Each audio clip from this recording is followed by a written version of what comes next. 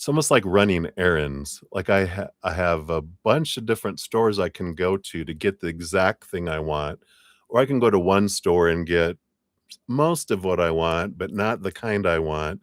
That'll do, blah, blah, blah. But if it's like, no, I can go to as many stores as I want to get the exact thing that I'm wanting. And as I'm picking up the things that I'm wanting, then I can leave and go to the next thing.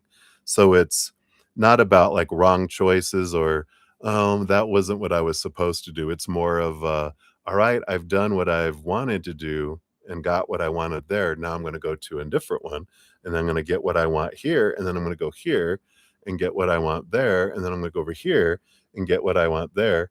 And uh and we like it because it's a solar powered car and the sun's always out, so we won't run out of gas. And we got refrigeration in the back, one for Chuck's body, right? But also for everything that needs cooling. It's always gonna be there.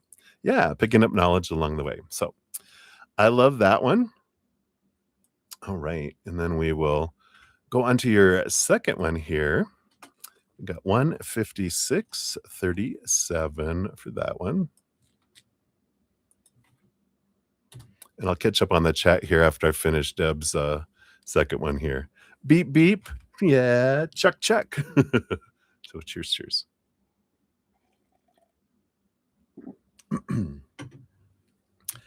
So we'll ask here first, Spirit, what's wrong with your Keurig machine? What kind of guidance can we have on that? And then we'll go on to what your husband has to say. Yeah, maybe he would be like, "This is his job. Where is he? He needs to fix your your coffee machine." Yeah, I like this. 9 cups. Look at all those cups of coffee. We got the 9 of cups, and we got the magician energy here too. What is this?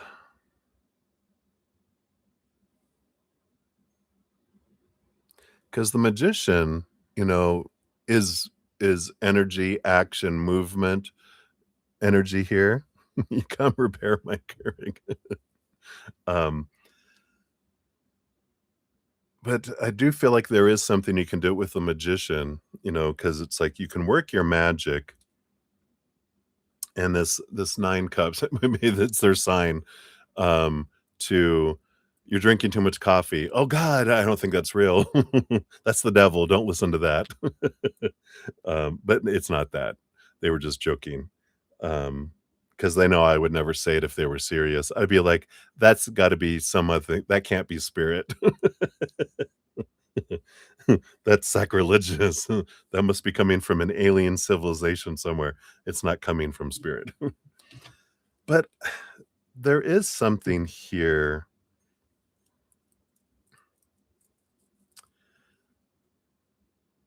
about, yeah, it does feel like there's a clog because 'cause they're showing me, like, pulsating, and that something needs to be cleared out.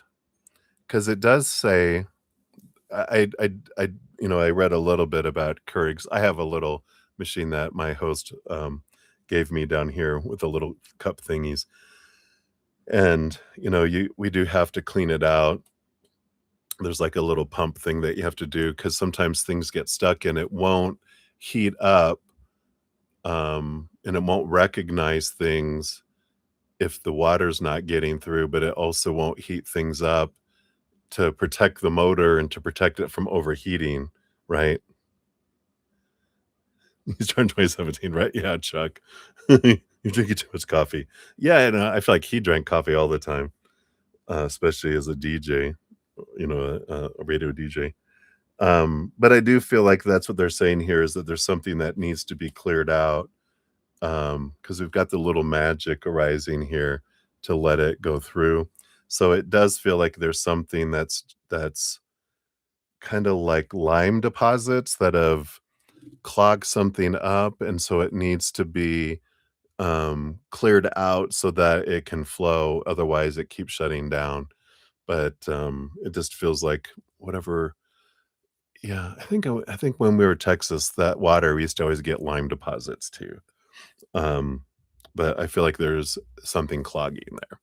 So, it feels like with the magician card, it is repairable, it's not anything that, you know, like, it's broken, it can still be used, so yeah, get to take a if you don't have the user manual still, you can usually find it online and just follow the user manual, they say will step you through some problem solving or troubleshooting is what they were trying to say. That's what they were trying to get through my head, and then it finally clicked. So, um, it'll be a nice little adventure. You can go like, "Look at my Virgo side is gonna be so happy." Right. So that's what we have for that. And then does your husband have anything to say?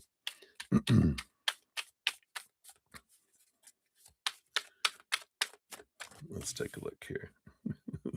Is he gonna chime in about coffee? We shall see. We got this and this, this, and this. All right. Oh. Bottom of the deck, we have the Knight of Swords, and he's, with this here, he goes, um, "I know stuff," is his message. "I know stuff," like how to fix your coffee machine. He's a handyman. I mean, because he likes doing his own home repairs and all that kinda stuff, so he's a smart fella and not a fart smeller, which is good.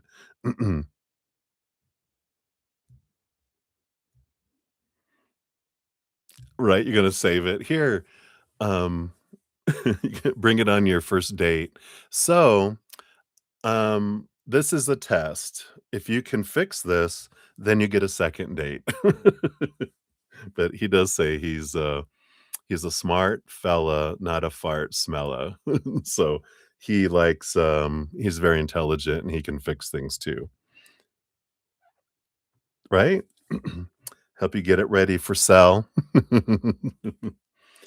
Had the King of Pentacles, so, of course, a good solid confidence in who they are, energy that's there, and also, financially stable and well off with what they've done, um, especially not I don't feel like, we were like, they haven't had kids, and, I don't feel like they have, like, alimony and all that.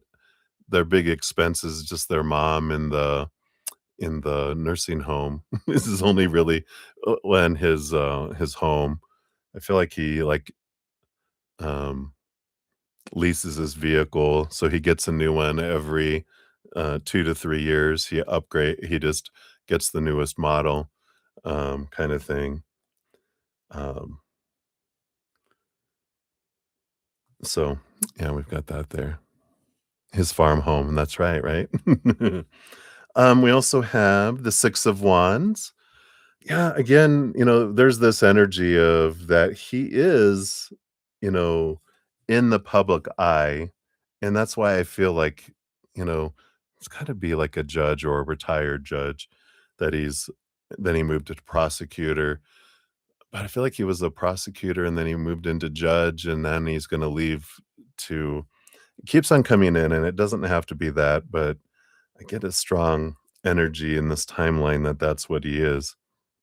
And he's gonna start a private practice so he can enjoy life instead of feeling like he's working all the time. And I got the 2 of Wands, kind of energy here. Feel like they're saying here with the 2 of Wands, and I don't normally get this, but it's like, um, you guys' temperament is the same or very similar to where, we either have frying pans or slow cookers, people that, like, heat up and cool down fast, and you're like a slow cooker, you'll it takes a time for something to really get you to where you're like, and the steam goes, and then takes you a long time to cool down too. Um, yeah, not a newsman, yeah. Uh, and they're the same way, slow to anger, but slow to cool off too. If someone drives them up to a point, it's not good. I'm the same way. I'm a very patient person, but if you do that much to go over the line, there's not gonna be a whole lot that you're gonna be able to do to repair that, uh, energy because it takes a lot to get up to that point. Um, so I like that you guys' temperament are both, um, slow cookers. Things can heat you up, but it doesn't go from 0 to 1,000 and you don't like that guy, um, yeah. Well, I feel like you learned to push the anger down so you don't stay mad, uh, here, but you push it down, over time, if all that madness then right? So, but I feel like, well, because you don't get mad like, whoosh, like this, right? Your madness is just and then just right? It's not like a fire where it's like a frying pan, right? So, the 7 of Swords, this is liar, deceiver, cheater, all that kinda stuff, and I feel like they've told you this before and they wanna tell you again that, they had that experience happen to them and they had seen it happen to, like, their mom, I believe, uh, and so they, you uh, know how it feels to be on the other side, and they're like, "That's just stupid." He's like, "Why? If you wanna be in a relationship, be in a relationship. If you don't wanna be in a relationship, don't be in a relationship." So I feel like he's saying, this is them, saying, "I'm faithful. I don't cheat," with that energy coming in. And then your last ones, we have the 2 of Swords. There's this power of story here. Yeah, I like this. It's like, you know and I feel like he's bringing this in here again because he didn't have this dream come true energy with a person until he sees you.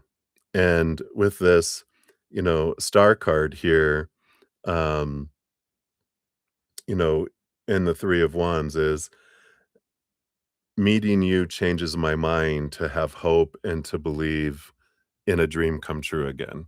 And I like that energy because this is the change of story that they were just kinda like, "You know what? I'm too old to fall in love again. Why?" You know? Um, "It's just not in the cards for me and da da da," but they're like, "When I meet you, I change my mind." And I like that. I changed my story. So that's cute. I love that. Um, I don't feel I feel like they drifted apart, so I don't feel like he experienced that with his ex-wife because that felt like they were married early and they did it for convenience, and it was mutual that they were going so I don't feel like that. I feel like his dad cheated on his mom, and I feel like when his mom dated other people she never got married, but she dated other people, they ended up cheating on his mom. Because I feel like she kind of experienced it quite a few times, and he got to see the pain that she went through. His was, like, I feel like before he got married, and he might have dated a few people here and there after their divorce, but he found out that they were people that were, seeing more than one person, and he was just like so I feel like was a lot of it was pre-marriage and then seeing what his mom went through, and then, just mediocre cheating after, um, his ex-wife. Right. So I feel like that is what they have for you with this one. Let's see what your fortune cookie brings in here too. Alright. So we got The Botanist, Parenthood and Legacy. So let's see what we got here.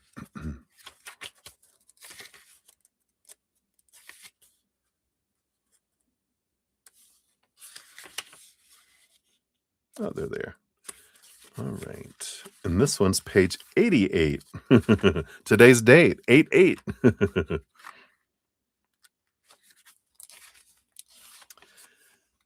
So beneath the thick glass panes of the greenhouse, sounds of the outside world are muted.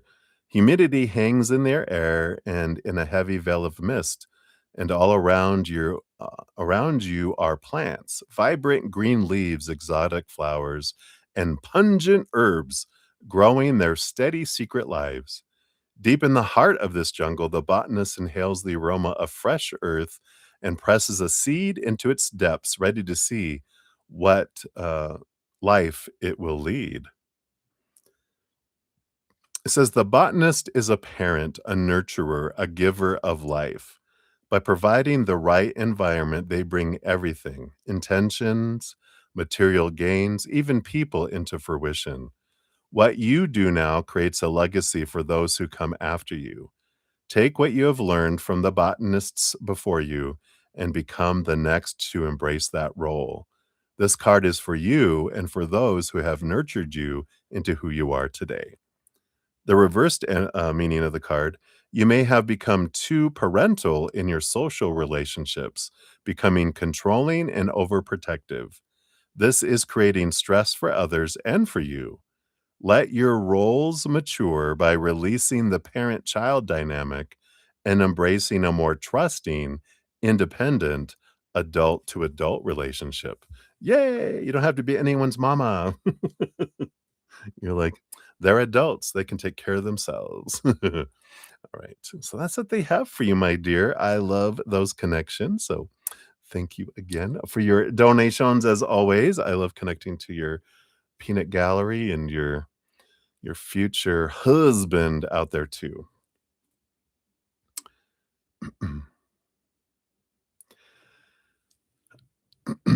So thank you, thank you, thank you. Yeah.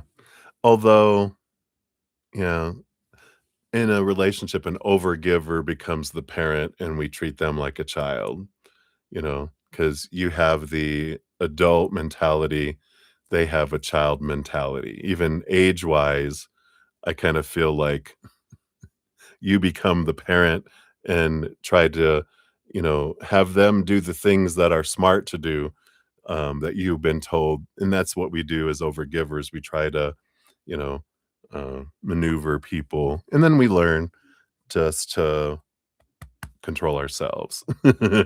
So, all right, let me catch up on the chat here, everybody, and we'll get back into it. I know we have quite a few out here, so let's get up here. So I left off here is when we started.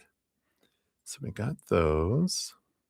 And then we got Lady J in the house. Hey, Lady J, good to see you. Welcome back. We got you number 13 for your first one here. Let's give that a love and a like. So your ex saw you've been out dating again. And all right. So let's do that here. And wink, wink. So we got that. And then for number 2, it'll be number 14 on the donation list here. Give that a love and a like there. I want to know, is your ex seen anyone? Boom, boom, boom. All right, get that here. All right, we got you on there. And then we got Twin Flame in the house. Hey, hey, Twin Flame, good to see you. You'll be number 15 on the donation list here for your first one. Give that a love and a like. And then your second one here, gosh, it will be number 16. Move that up. All right, we got you all set there. And then May, your additional one here, that'll be number 17. Give that a love and a like. And here's your question here. Boom, boom, boom. All right. And I think the rest, let me just scroll down here, I think is, yep, we got them all there. Hey, good to see you. All right. So I think I'm all caught up. So where we're at, we have Sean G up next, and then Rocky's World will be up after that. We got Ruby G coming in at number 8, and then May is number 9, Yadahu number 10, back to May number 11. Then we go to the Heater is number 12. Then we got 2 for Lady J, 2 for Twin Flame, and then back to May. Hey, Sean. So that is where we be at. So, Sean, your perfect timing, 2:16:01 is your timestamp. Boom, boom, boom. So thank you for your donation. And let's see what we got going in here via, of course, the Cash App. The Cash App. I haven't done it like that in a while. What happened? So N has been on your mind a lot lately. Is he also thinking of you, or is it just something? Is it worth it to reach out? All right, so let's see here. Is he also thinking of you? So we got here. And then if you reach out, what kind of energy would you get here? All right. Yeah, I feel like they are thinking of you because we've got the 6 of Pentacles and the 2 of Pentacles. It's kind of like this mirroring energy, and both of these are balance scales, like meaning, on both sides kind of energy. And you even got on the bottom of the deck the Star card, which is Aquarius balancing energy. So I do feel like it's kind of balanced there. If you reach out, let's take a look here and see what we've got going on here. Well, maybe. Maybe so. Because I feel like here, we have the 9 of Wands, which is a little bit of a barrier, but you got the Queen of Wands, which is, the ruler of the Fire and Wands suit with the King, right? But she has that Ace of Wands, and your energy of which you go about it is going to be what the determining factor is, right? You also have underneath it all the 2 of Wands, which is your power of energetic choice. So meaning that if you go about it as without expectation, right? If we go with expectations and need and want and any kind of lower vibrational fear energy or any lower vibrational energy, then that just draws that kind of experience in. And so then that's the kind of experience you would get. If you go in with gratitude of like, you know what? I'm grateful for this experience with them. I'm grateful for this with happened um and I'm going to reach out in that energy, then it can spawn another opportunity with this Ace of Pentacles with the Knight of Cups, movement of emotion, and create a new opportunity with that Ace of Pentacles. So it does feel here like it could be, but it's very important about the energy about which you do it, because that's going to be a direct expression of your experience. So that is that. Are you calling him right now? Are you reaching out to him right now? Wait, focus on gratitude first. Let's see what your fortune cookie brings in here too. This is from the 54 coping skills. Oh, your next chapter is the name of it here. And it says, your life isn't a single story, it's many. And this is a new page in your story. Write one sentence that feels true right now.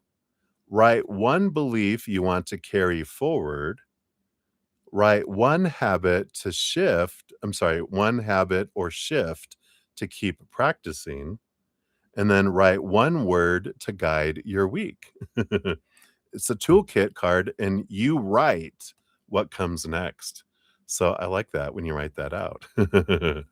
So that is what they have for you, Sean. Hopefully that helps, my dear. Thank you again for your donation. And shout out to your grandma. All right.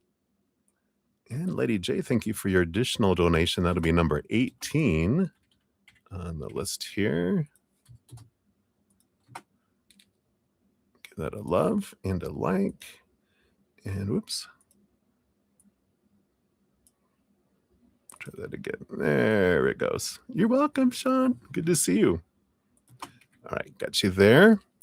Twin Flame, you had some Rocky Road ice cream. Oh, haven't had any in years. You know, meditate and reach out. Boom, I love that. um, Walmart has these. Oh, you had Rocky Road. I was seeing Neapolitan. They have these Neapolitan ice cream bars, like a dozen for like under $3. I'm like, wow, for the price of one little pint of ice cream, you can get a whole one. And my host hadn't had one in a forever, and she tried one. She was like, "This is like the best Neapolitan ice cream bar I have ever remember tasting." But Rocky Road's one of my favorite ice creams too. It's dangerous. Like if you get like a big gallon, you're like, "I'll just have a scoop or two or half." Oh, Neapolitan. Yum, $3.99. Oh yeah. Yum yum. All right. You got the gallons. Um, it can be a Pisces shirt for sure. I got it because it reminds me of Pisces. Because it's the two fishies, the dark and the light fishies that are there. Because I'm a Pisces moon, and I have a stellium in Pisces. I'm an Aquarius sun, Cap rising, and then I've got the moon in Pisces. I've got Mercury and Venus and Saturn, and then I think my Chiron is in it too. You're a Pisces Venus. Yeah, me too. I love it. So fun. Good stuff.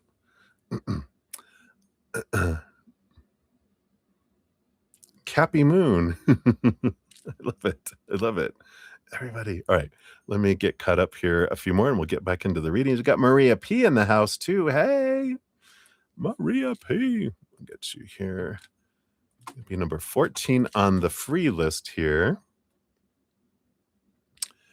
And then we got Marilyn in the house too. Hey, Marilyn, good to see you. Thank you for your donation. You'll be number 19 on the donation list here. Give that a love and a like. So you are all set. All right. So we'll get back into it here. We are on number 7. So we got Rocky's World up here, 223.28. And thank you guys for your patience. These will go a little bit faster. Some of the donations are lower amounts, so they won't be as long as some of the other deep diver ones we've been getting here. All right, Rocky, thank you for your donation. You said your friend Honey, I always love her name, mentioned that she was getting evicted to our group chat, which gave me anxiety. But then the next day she said everything was fine and then went to a concert. Yourself and one other friend are extremely suspicious of that, but the others aren't, and went with it. Was that situation she claimed trustworthy? So was she lying about getting going to get evicted, right? Or was it just attention seeking, right? So let's take a look here. So was Honey being honest or exaggerating or on drugs? Let's take a look here. Any of those are possible, right? All right. So the bottom of the deck, we do have the Hierophant. And the Hierophant here, that is an energy of seeing things from a different perspective, and a card of change. So let's see what these other ones bring in here. Yeah. I feel here because we have the Knight of Cups, so it was emotional movement. We had the 5 of Cups, she was feeling down, feeling sad, um, but from her perspective, I feel like she feared that she was gonna get evicted here. Now, that's her perception, what was reality here? We have the Ace of Cups, and we have the Tower. Yeah, I do feel like they were gonna do it here with the Tower. I feel like, um, because the Tower card is suddenly getting removed out of your life, right? So, I feel like she did feel, and it was gonna happen, but there is this, energy of the Ace of Cups, um, I feel like she shared her emotions and she shared whoever was gonna evict her, and she worked something out with them, and when she shared it in the chat, possibly someone helped her there too, um, so that she wouldn't get evicted, so it does feel like, you know, they were able to work it out and extend it, and then she goes to a concert, right? But I feel like even the concert, it feels like someone, was paying for them to go to that too. I don't feel like they, were doing that. Yeah, because underneath the Hierophant, we do have the King of Pentacles, so it does seem like someone stepped up to kinda help out and worked with the people where they were like, "How much to keep them from being evicted, and they can make up the rest," and I feel like they worked it out there, so it feels like she did get assistance from someone. So it did feel like it was true, that Tower card kinda sealed it for me. That energy is very clear, suddenly getting removed is eviction. So let's see what your fortune cookie brings in here too.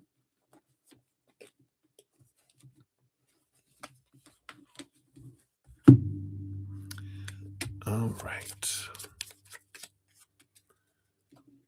And we have look for movement. Yeah, right. There you go. Uh, Still minds respond to noticing change. It says, watch something move. Leaves, a curtain, a fan. Don't name it, just follow the motion with your eyes and breathe as you watch. This is a sensing card. Let sight soften your inner noise. So I like that. I do feel here with that energy coming in, I feel like they at least kept her from getting evicted, but that when I read watch for movement, I feel like she is gonna end up moving. I feel like they bought her enough time to at least, stay where they're at, um, and so that they can look for something else. So I do feel like you're gonna see them move somewhere, else, but, I feel like at least they got him where she wasn't getting evicted that, you know, right now. So interesting, right? But I understand your concern about it being true or not. There is definitely some shenanigans that comes that way from our dear friend Honey. She definitely likes the fiery life for sure. All right. So that's what they have for you, my dear. Thank you again for your donation.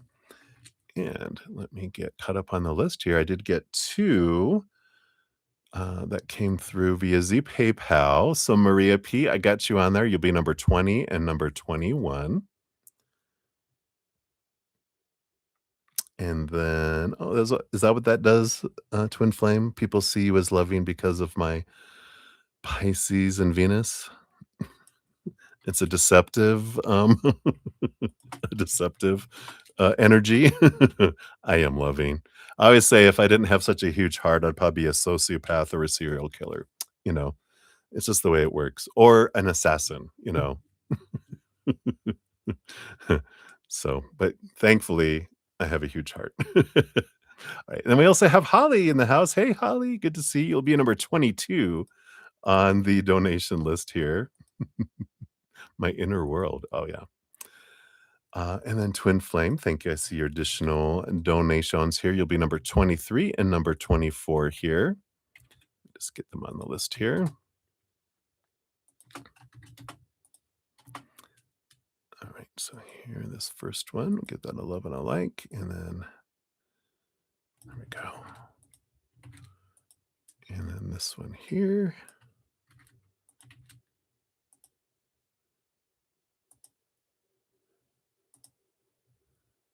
Oh, I didn't grab the question. That would help.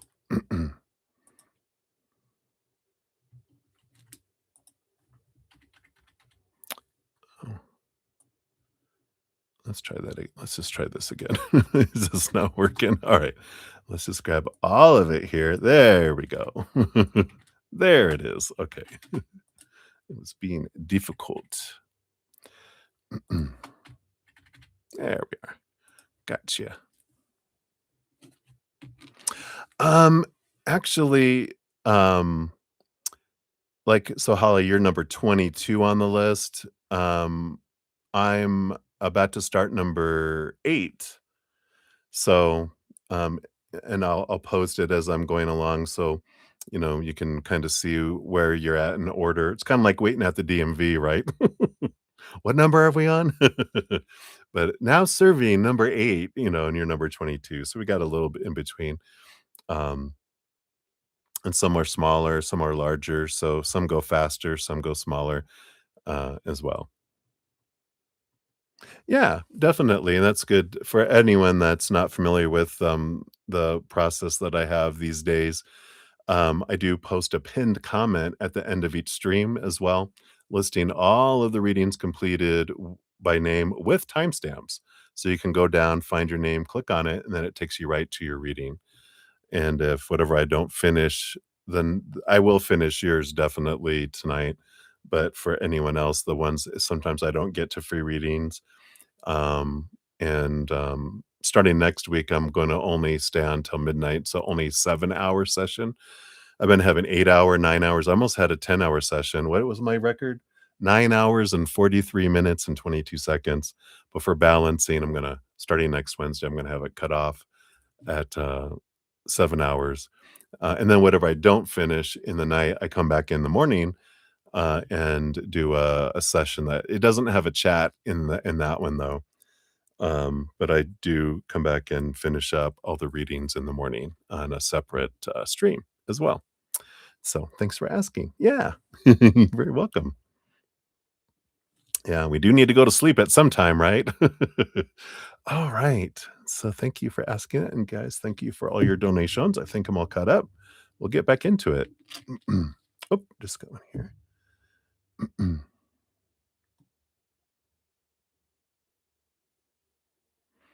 Oh, it's your Earth Day. Happy Earth Day, Michelle.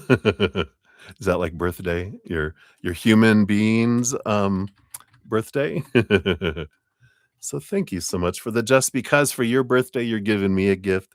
I am so grateful. You are so sweet and thank you for that. You're so generous.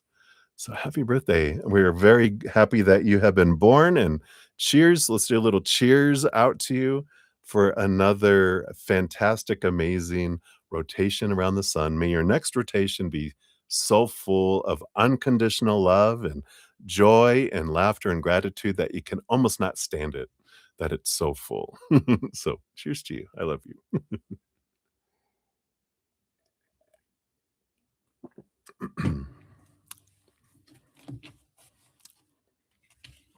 You are very welcome. A Leo, and you're a Lionsgate baby. Wow, that explains a lot. I love that. So many blessings to you.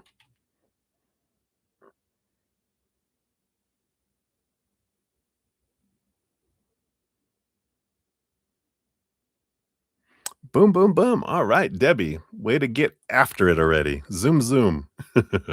All right. Thank you guys so much. I'm so happy that I have such an amazing group of Zen friends. I am truly blessed. I'm so grateful. All right, so let's jump in here. We got Ruby G up next. We got 234.55 for you, Ruby G. Thank you so much for your donation. So your son is with his dad. Whoop, whoop. Alarms go off. Your attorney wrote back and you'd like to know about the ex, child support, and custody. Your ex's um, point of view and in real life, right? Yeah, I love that. Yeah, see how it changes things. I'm excited. You say Scarface? Oh, that's funny. All right, so let's take a look here. We've got, so you wanna know about the ex. Let's see what's going on with the ex. Child support and custody. These are all from his point of view, and then in real life. All right. So, okay, so just overall about the ex. Yeah, he feels like his dream is coming true. He must be on some good drugs. Yeah, well, he has his dream come true on his mind. Bottom of the deck, we've got the Wheel of Fortune too, which I feel like they're really kind of focusing in on what that looks like, hoping that the wheels of fate turn in their favor and, kind of seeing what is my dream? What is this? And kind of has that really, excuse me, on their mind coming in there. I pulled it, and in real life, I pulled it in real life for him is too. I just did it. But we have the Hierophant, you know, um, yeah, no, he's not on drugs. I feel like he's thinking about his dream and has a lot on his mind about the dream come true, right?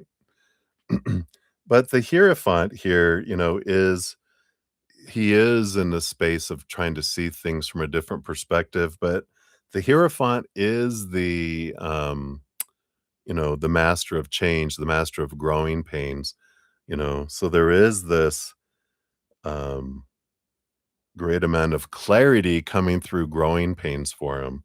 So I do feel like there's something that's coming his way here that's just going to kind of swirl conflict is entering his life to show him things here. So some big growing pains are headed his way. That's coming in, right?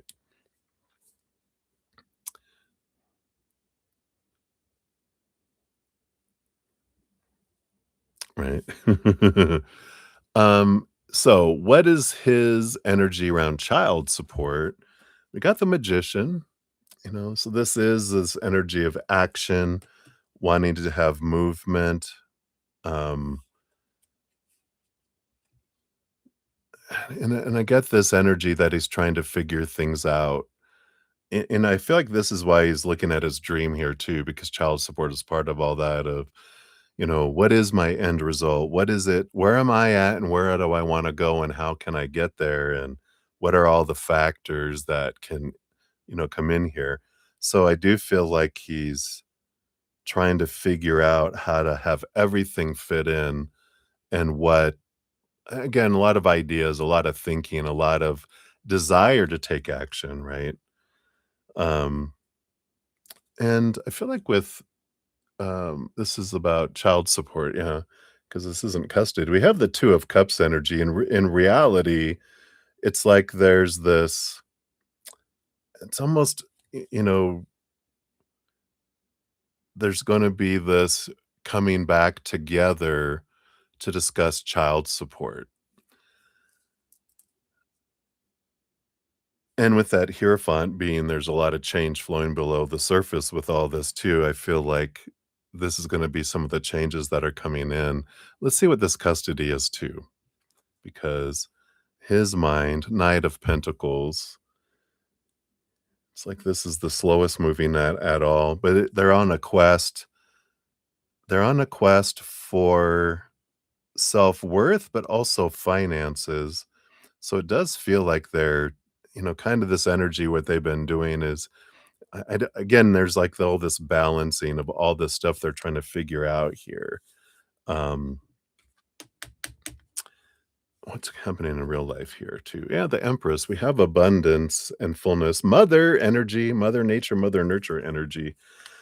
I have this in real life. It just feels like things are pointing towards more your dream come true than theirs. you know, which is, without being able to pay child support, then, well, you can't afford to support a child. If you can't afford to pay you guys what you're paying for the child, then how are you supporting a child? You can't. So it's like, um, for the sake of the child. And that's why I feel like with this Two of Cups, they're like bringing you guys back to the table, not in a lovey romantic, but they're trying to, I feel like they're going to bring things back up here. And I feel like that's what's, where we're headed here. I just get this energy of they're looping their mind, right? As they're thinking about all the things they think about, but they can't find any resolution because I don't feel like there are any, reasonable legal ways to for them to do all of the things that need to be done. And that's why I feel like they're seriously thinking about what is the dream and what am I willing to do and not do for my dream. And so I feel like there's a lot of that going on in their head right now, especially when they're, um, yeah,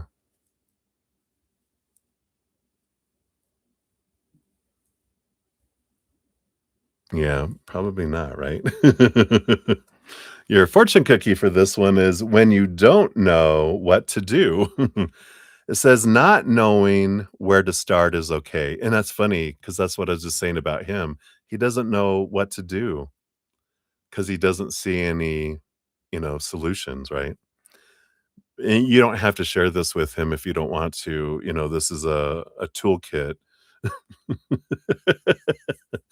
You're like, here, in case you're feeling overwhelmed, here's a little helpful thing you can use.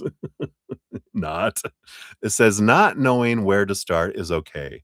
You don't need the right card, just a next step. So they said hold the deck in your hands, but you don't have the deck, but hold your hands together. Take one slow breath and notice where your eyes land first. It's supposed to be the card, but I feel like, if you have tarot, if you have other cards, if you have any kind of cards that you look at, whether they're gratitude cards or affirmation cards or oracle or tarot, hold a deck in your hands, take one slow breath, and then put the cards and see where your eyes land on. First, use that one, or simply pause for a moment longer. The toolkit is it says begin without needing certainty. So I feel like it's just all about beginning without knowing where everything's going to end up. And I like that for you for this one. But yeah, I'm feeling like with that Empress card, I just feel like things are unfolding, and the more that they continue just to do what they do, the worse they're making it for themselves. So, what's good is that you just bring your energy back and focus on what you can control, which are your stories, your emotions, your actions, right? And your energy. You can't do anything about theirs. And that's okay because maybe it's meant to be that they do that, right?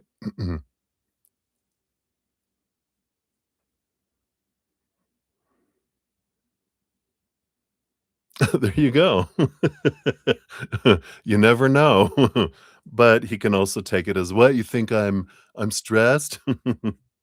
Well, it's all your fault. Blah, blah, blah, blah, blah, blah." You're like, "Okay, never mind." Maybe we'll just use that for yourself. Alright, so that's what they have for you, my dear. Thank you again for your donation. The journey continues, right? Alright. Then we're circling back. Let's see, I don't think anyone else Is anything here, right?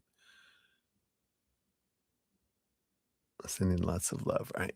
All right, and then so we have May for your first one here. We're going to do 245 even. So for your first one here, this is the shorter one.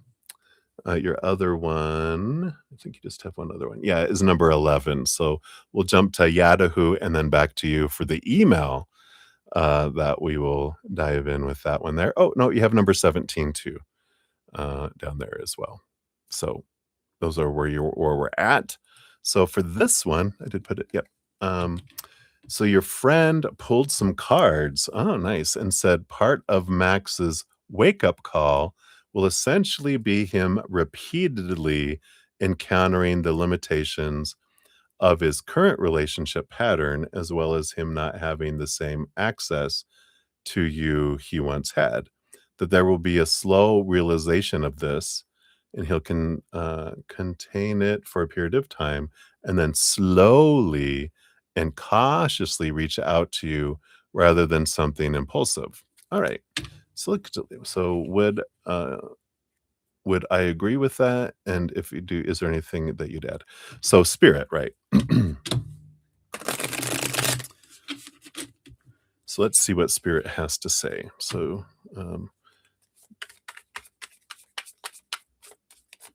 is this what comes through in the cards here? And what else to add here?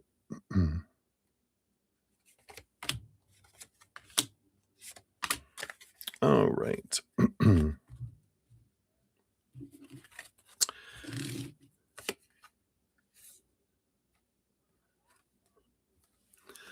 So we've got the Wheel of Fortune coming in, which is the major arcana number 10.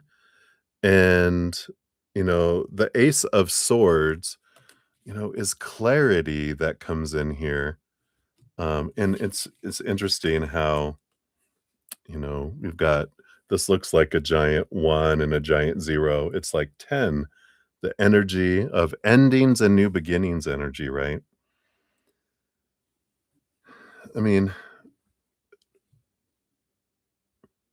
we've got this, energy on the bottom of the deck, which is the 6 of Wands, right? It's a victory energy, but the Wands energy, fire, right? We're always talking about fire with Max, and we got, you know, there can be mutual attraction, physical, energetic, passionate attraction energy. But we'll have to see here with this, these other cards to get clarity to see what this ending and beginning energy is, because doing a big 1-0 really big seems like a big message. But I feel like underneath it's like, but this awakening that they have, I mean, did your friends say that it was romantic, or are they just, you know, only able to still give fire, right? So we'll see here what this brings in. Because we have the star card. I feel like these three cards go together. The judgment card, along with the 9 of swords. So the nightmare and insomnia energy that comes in here with all this. So temperance, not temperance. We didn't have temperance. What did I think I saw temperance? Is there temperance down here? No, there's not. Um, the judgment card, is this being pulled and drawn somewhere, uh, and kind of like this calling energy, this pulling energy, you know, I get so much the star card, Aquarius mental energy of a dream come true, wishing upon a star, being drawn. The 9 of swords is about letting go of expectations, right? This energy of um expecting um someone to be something that they're not, right?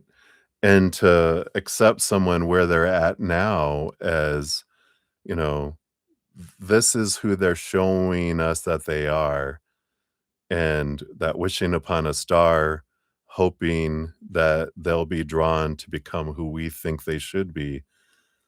I feel like this 10 is put an end to it more energy than, you know, it can be a new beginning, but these other cards that we have here kind of don't take us in that direction.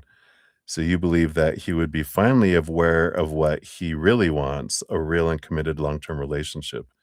Yeah, and that's why you're dating. Yeah, exactly, right?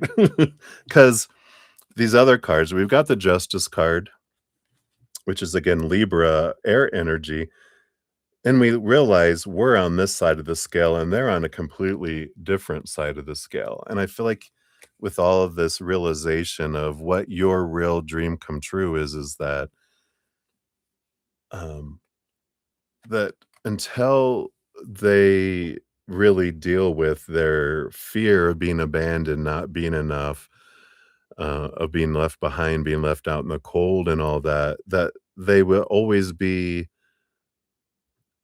a member of the royal court of wands energy, right? Because that's the only way they know how to express, you know, what's going on, I mean, their emotions and those energies. I mean, with the bottom energy going, if you're looking for passion, then they're your man, but if you're looking for more, then they don't know how. And even because I kind of feel like even if they have this realization that your friend talked about, right? Of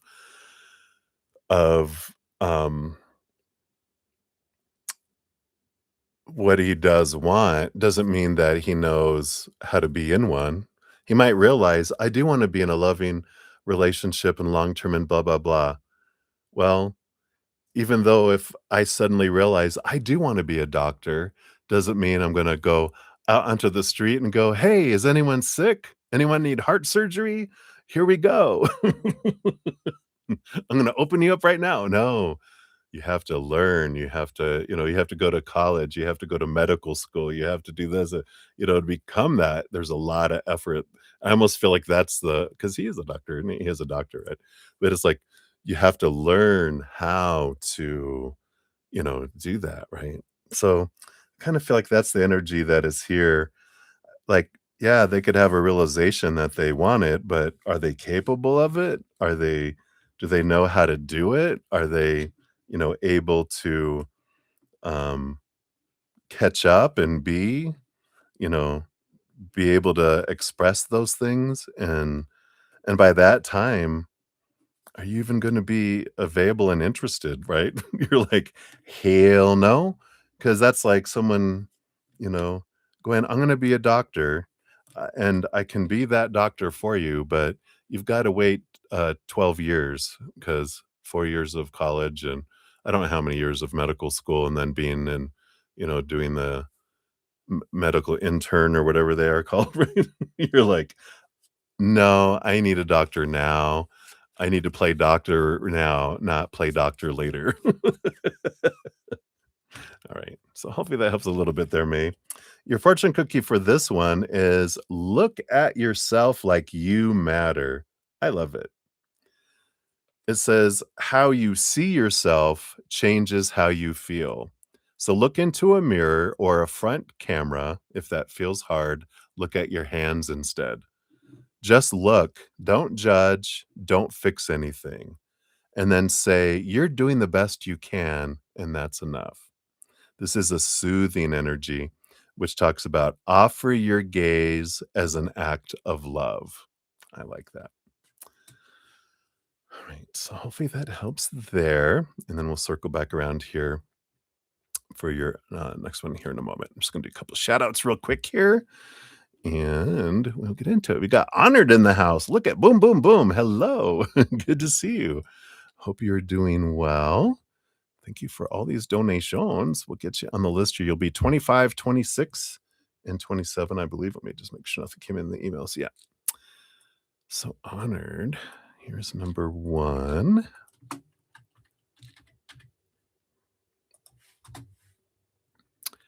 And then number two.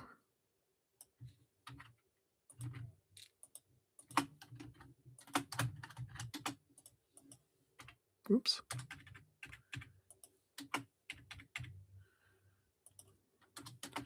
And add in each other, question mark, right. Got that on there, and then number 3 here for you.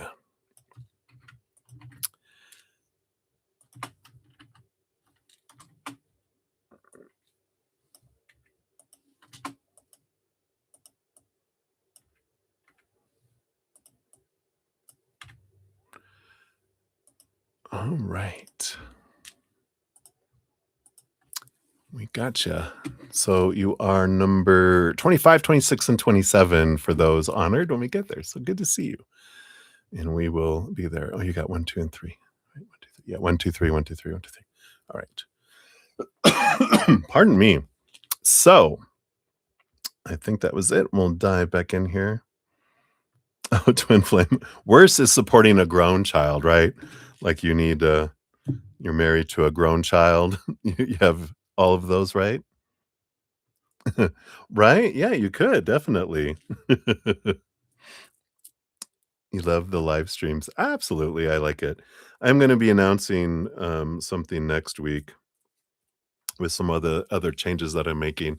I do lives, like personal lives, but I'm gonna have a reduced price on some lives that it's like this, but you'd only see my hands, because I'd have the camera down where you're only seeing it here, and it's just by chat, like how you guys chat now, instead of because my lives are where we're talking back and forth, and I see you and you see me and all that, and um, uh, those are my personal private readings, but I'm gonna offer personal private readings where, um, I can see you chat there, and I'm doing the reading down, on the table, and that's what you're seeing. So that, I don't have to be awake and look not awake, but look pretty and be, you know, all presentable. So, be on the lookout for that next week if you're interested. But we'll be doing that, but for those, it's even like, these are still probably less than those would be, depending. So, alright. Let's get back into it. Sorry, got distracted. So Yadahu, you're up 257.45 coming in here. Boom, boom, boom. And we don't get community, don't get everyone else here too. You know what I'm saying? You know what I'm saying? All right, Yadu, thank you so much for your donation. I appreciate that. And you'd like a general read. Let's see what Spirit has here for you. All right. All right, thank you. What else?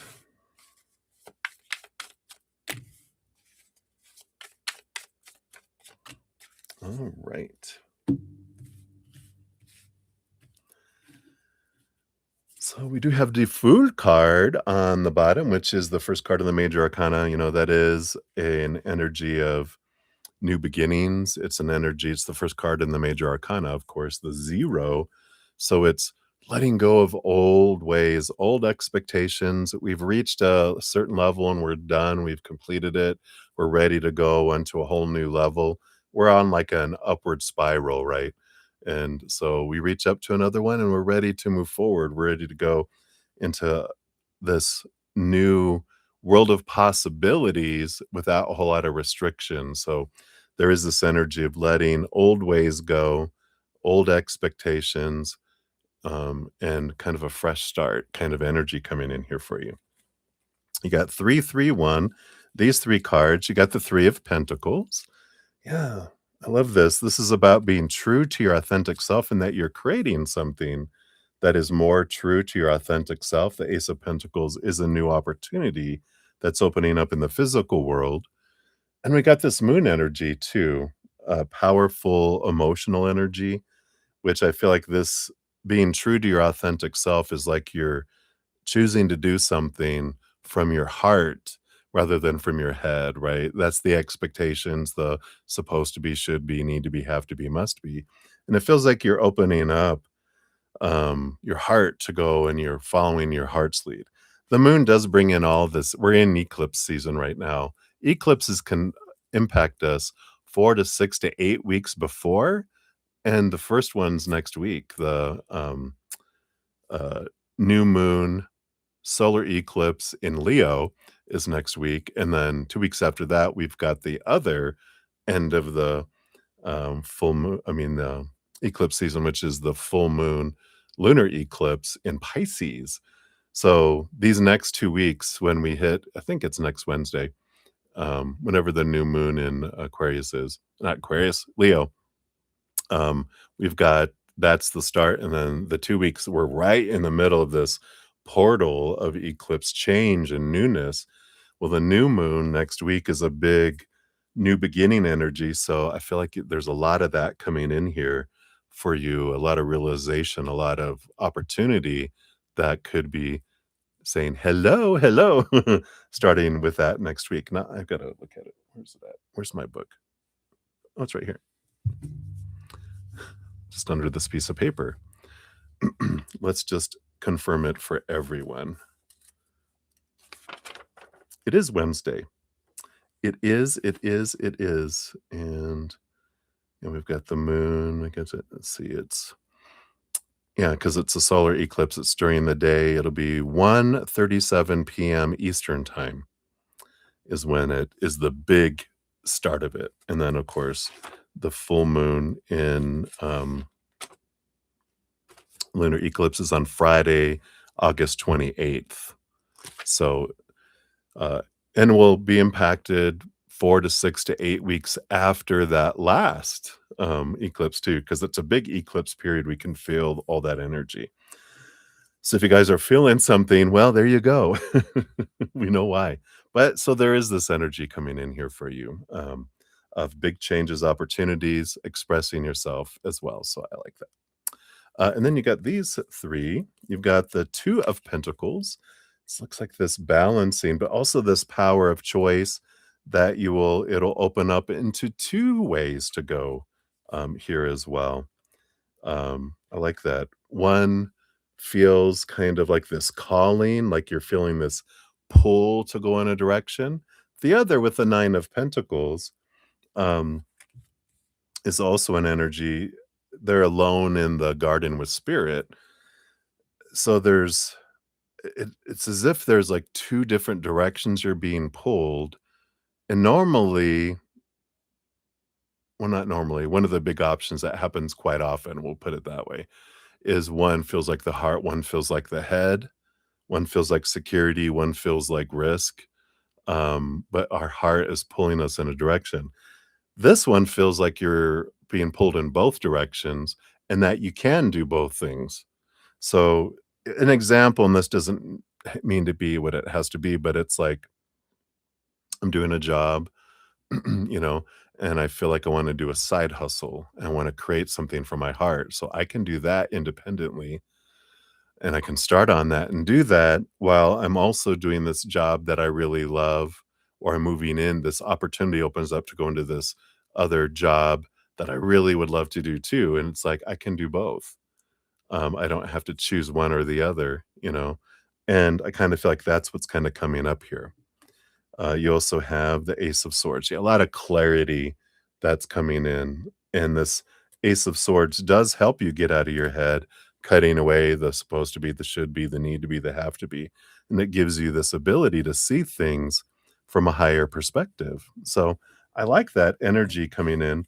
You know, with this change of mindset, you do move from choppy waters to calmer waters. You're able to see things differently, and it does activate something as well.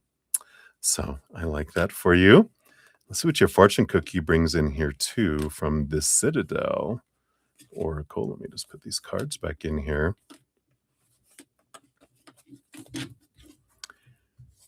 All right. So we've got 4 left of these. I'm just going to shuffle all these up. I'm going to put them up here in order 1, 2, 3, 4. And I feel like here,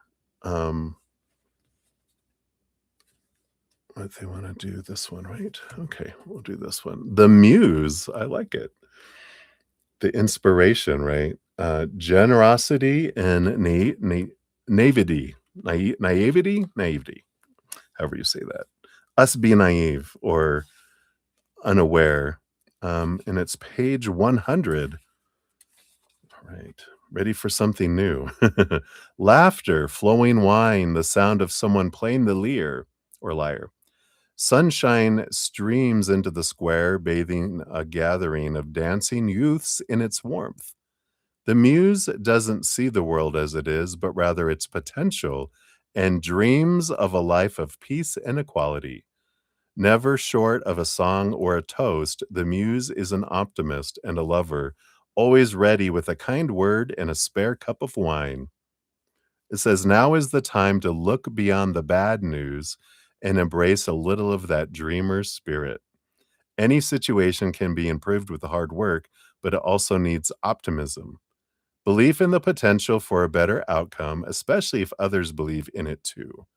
Being jaded is being jaded is for the world weary. Embrace positivity instead. The reverse meaning is a dream is a wonderful thing, but don't get too wrapped up in it. There's still danger out there, and being too naive about the reality of the world can trip you up along the way. There's a balance to be found between optimism and realism, right?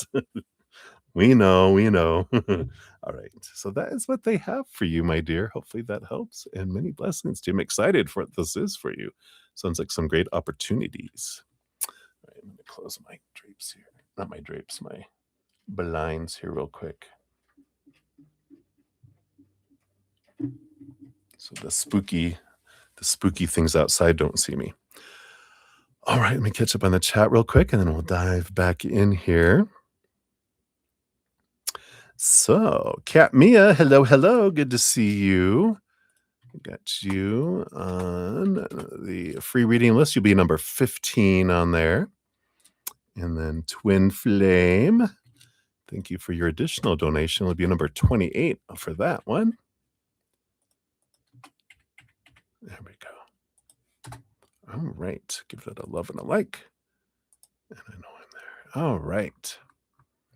So let's get up there and we'll get back in here. So we got May circling back, 30730 for yours. Thank you so much for your additional donations there. And we'll scroll down here.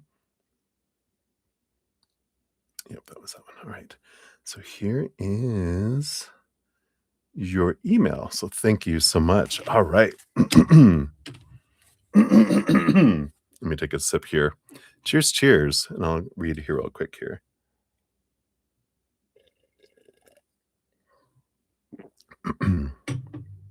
Right.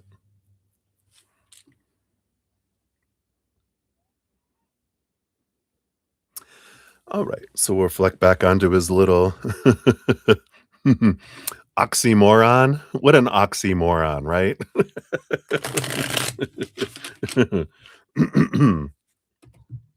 So does he see how you could think he's lying since both of those things can't be true, right? So let's take a look here. And how does he think you currently view him? Right. And how everything transpired. Okay.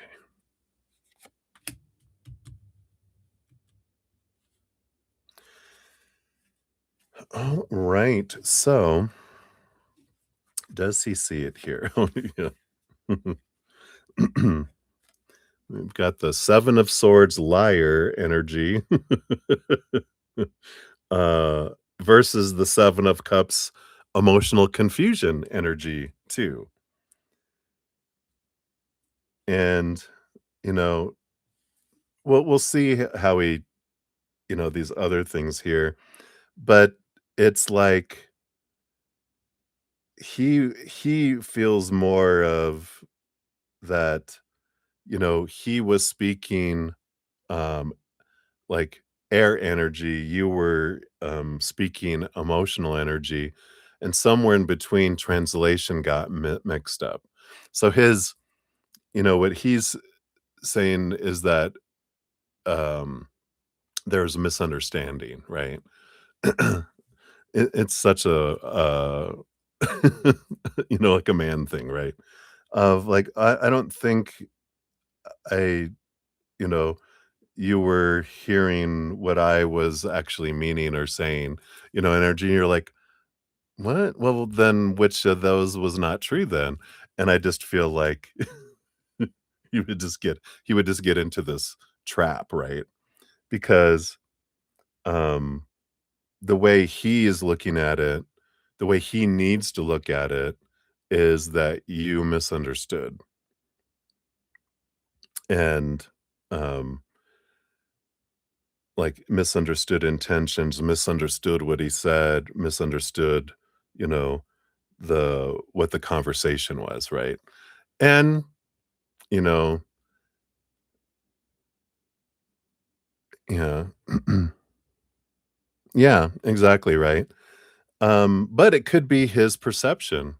He could have said one thing, in a moment with an intention and forget he said it, and then did it, um, and then, you know, changed, the, um, and then changed their intentions later.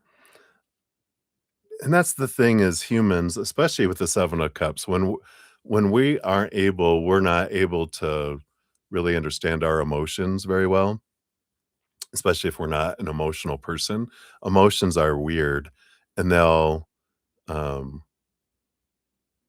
it's like the heart, when it's given a chance, will go, "Blah, blah, blah," and the mind goes, "Shut up," and the mind doesn't remember that the heart said something, especially when we're back into our fears, back into our mental, where we're you know, if it's like the heart was able to hit the, control button to speak out there, like they grab the microphone, "Hey, just wanna, da, da, da, da, da, da," and then the mind is like, "What are you doing? Give me that back. What did you say?" "Nothing." You know, and the mind doesn't know because it was separate from the heart, and and then they don't match up, so almost can feel like sometimes mixed messages come in because we're living from 2 different places, and, um, if we're usually speaking from our heart, when we go and speak from our mind, sometimes we're like, "Oh god, why did I say that?" Right? Because we go into fight or flight mode and we speak something, or vice versa, right? In his case, vice versa.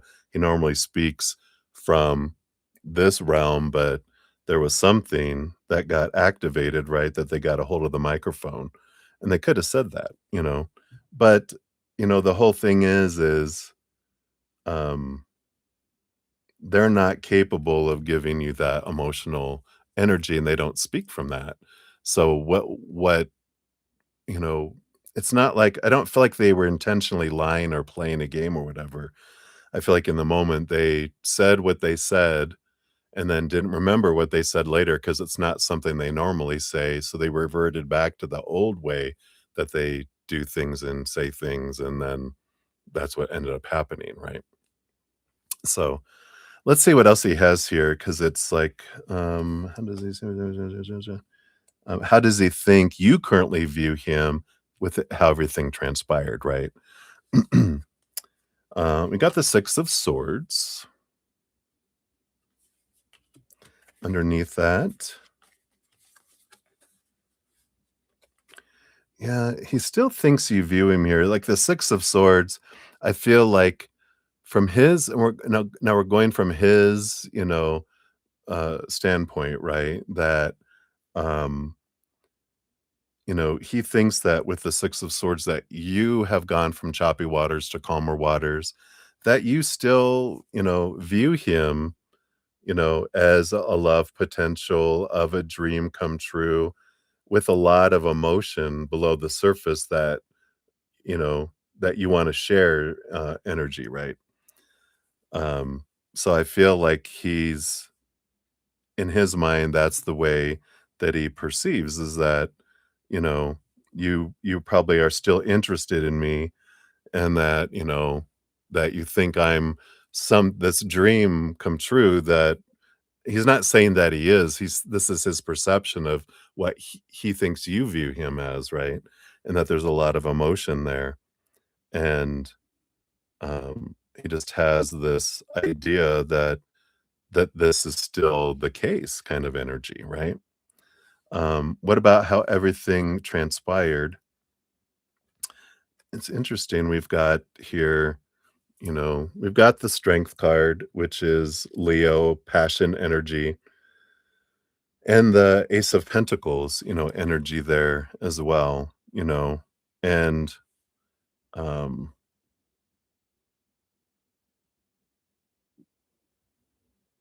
yeah, I mean, I feel like this is then I can't get past the energy if he's thinking about um the passionate encounter that we had, that's a big, um,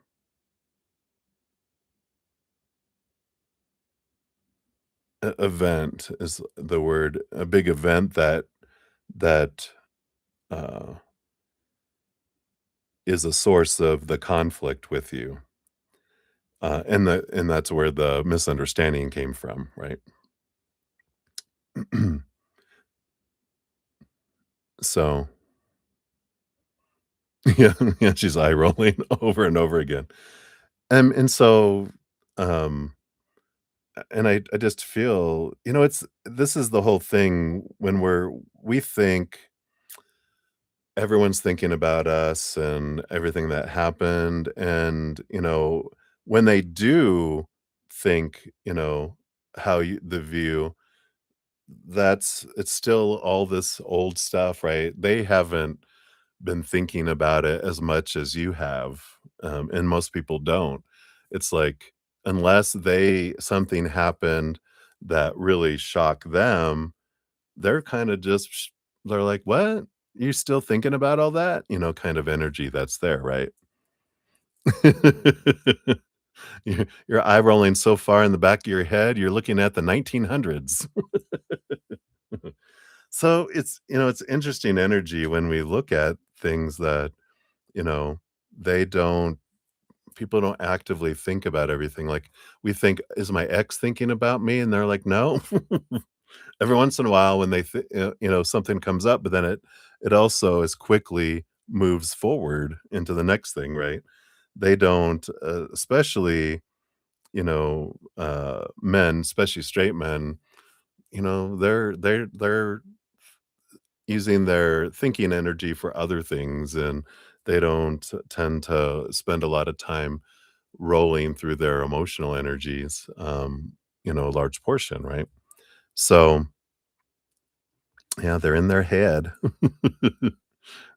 quite a bit there. So, you know, I feel like they didn't spend a lot of, um, you know, reflection and, truth seeking and all that. They kinda just looked at the case file and said, "Yeah, that seems to sum it up. Let's just sign that off and file it away, and let's go on to the whatever's next going on in my life right now." They're not on this reflection, kind of, journey like we do, right?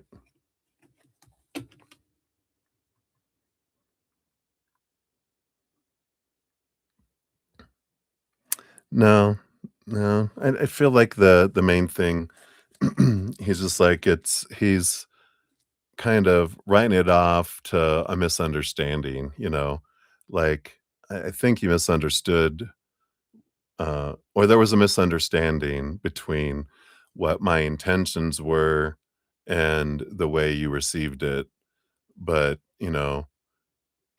if that's the way I came across, that's not what I meant, so, the fact is the fact, I don't want a romantic relationship with you. That's kinda where their energy would come from, right? So, let's see what else we have here too.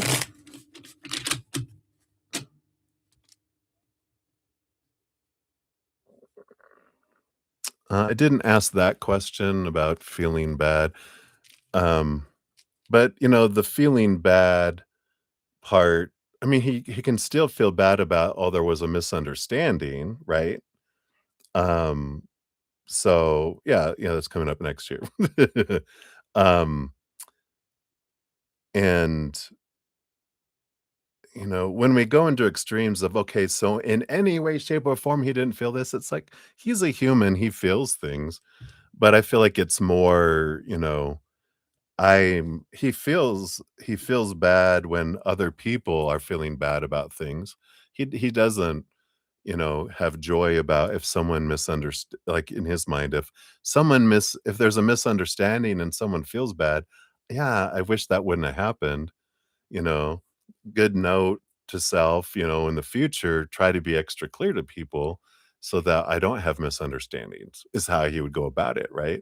Doesn't mean that you know, um he's not gonna be like, "Oh god, I'm such a heathen for doing this," that's not who he is. He would look at it and analyze it in a, "Okay, how can I keep that from happening again? I don't want my actions to be misinterpreted and have someone, look at things differently." That's how his mindset would be, right? So so your friend said that Max feels some minor regret for how things transpired. Yeah, so I'd agree. So that would be that. What could he feel a little regret about? Right. That's kind of what we'll go into to clarify here.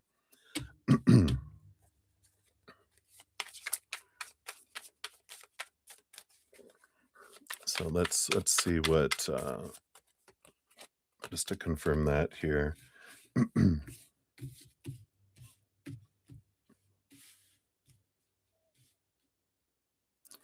And I don't see a romantic future with you. I don't want kids. Does he regret specifically? Okay, so does he regret that? Well, that's that. And the kids. Does he regret specifically what he said? Like, or just how he said it?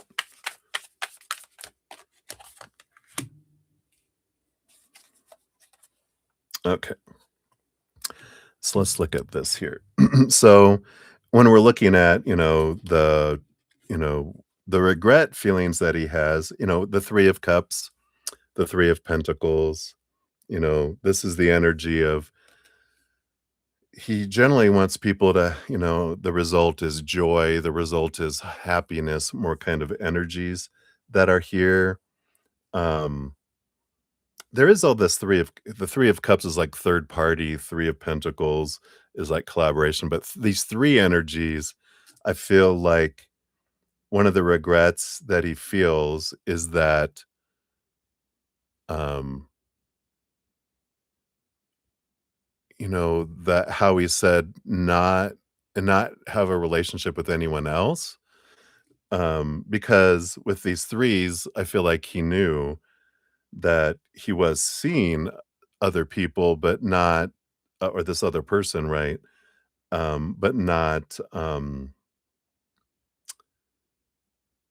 feel like how that would be perceived because he's like, "Well, but I wasn't at that time thinking like I mean, went all to all that already. We're not gonna regurgitate all that about the, you know, romantic, because I'm not being in a romantic relationship with someone, and then he's regretting going, you know, um I wanted to spare your feelings and make sure you knew that I didn't want a I don't see myself in a romantic relationship with anyone else.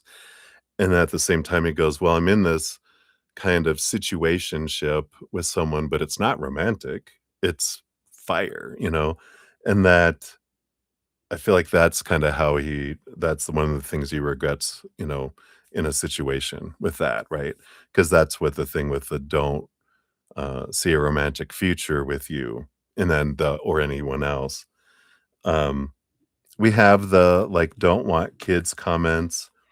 There can be regret around that, with because it's a choice energy, the chariot. He's like, it's a choice um that is for each individual, and it's important for people to know that. But the page of cups, he's like, I guess I could have said that differently. Um maybe a little more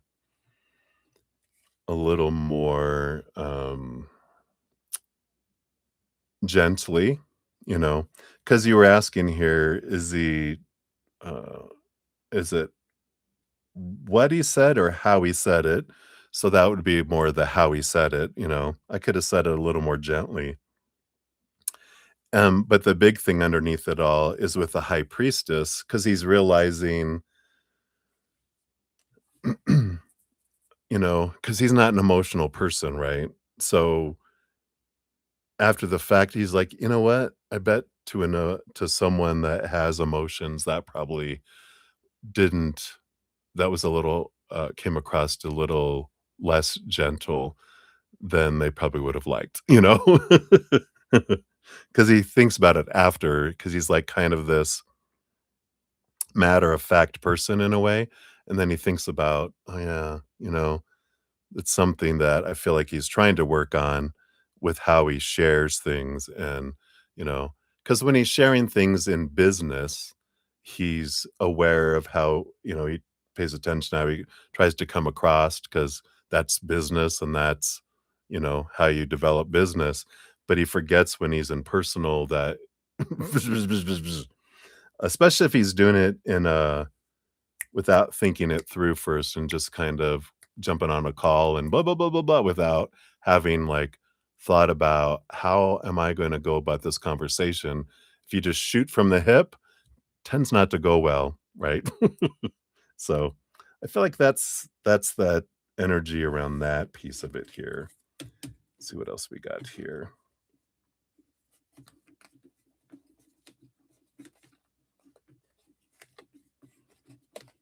All right, let me just move this down so I can see where I'm at. All right.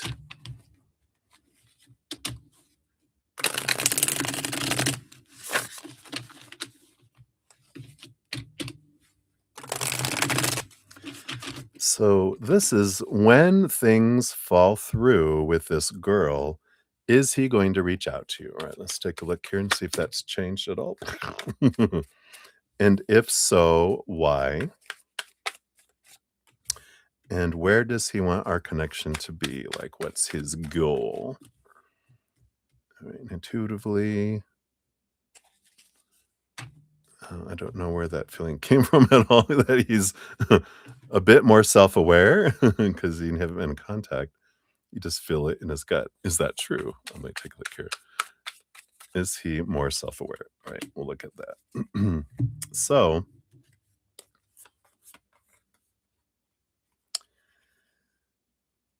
um, when things fall for this goal, is he going to reach out to you? With the high priestess energy here, that's more of you know, that would be you off in your high priestess temple away. I don't feel like that is that, you know, that he'd reach out, because he hasn't, changed enough yet, right? We got the devil card. He would be more in his head, more thinking, investing his fire, because he's still fire, right? That ace of wands, he'd be focusing his fire on thinking about things and work. Oh, there's the devil card with his Saturn work energy. I feel like he would just pour himself back into his work, with that there. Um, so I don't feel like he would. And so he wouldn't have a goal, energy that comes in here. Yeah, because I did ask questions. If so, why? But we've got the Eight of Cups, which is walking away from relationships that don't serve. So that would be a no, that he has walked away from the relationship.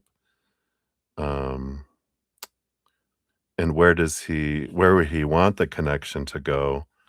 The Seven of Wands, here's that fire energy. I got to be me. I got to be true to who I am. I can't dim my light, ask permission to shine, defend who I am and what I want. I'm fire, kind of energy that's there. So that kind of sums that up, right? Um, and intuitively, you're feeling like he's a bit more self-aware. Is that true? We got the moon card, which I feel like he's aware of his emotions that are below the surface. I feel like with this, um, new moon this eclipse season, the new moon in Leo that's happening, fire energy, right? And then the full moon in Pisces, both of these eclipses coming up. I do feel like everyone is feeling their emotions and feeling expanded. So maybe that is what you're picking up on. I don't feel like self-awareness, like, "Oh, wow, you know what? I'm an asshole sometimes," you know?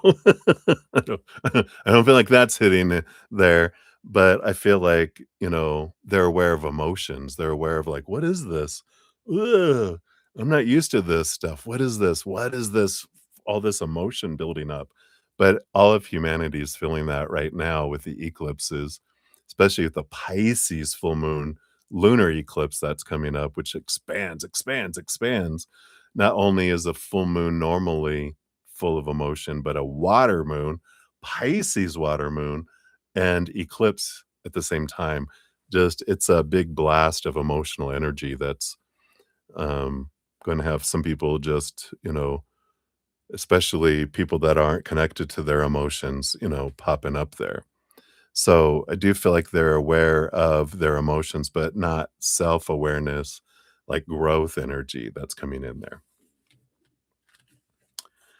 And you wanted to know, is he slowly opening up to be willing to do the work to grow? Let's take a look here and see what comes in with that here.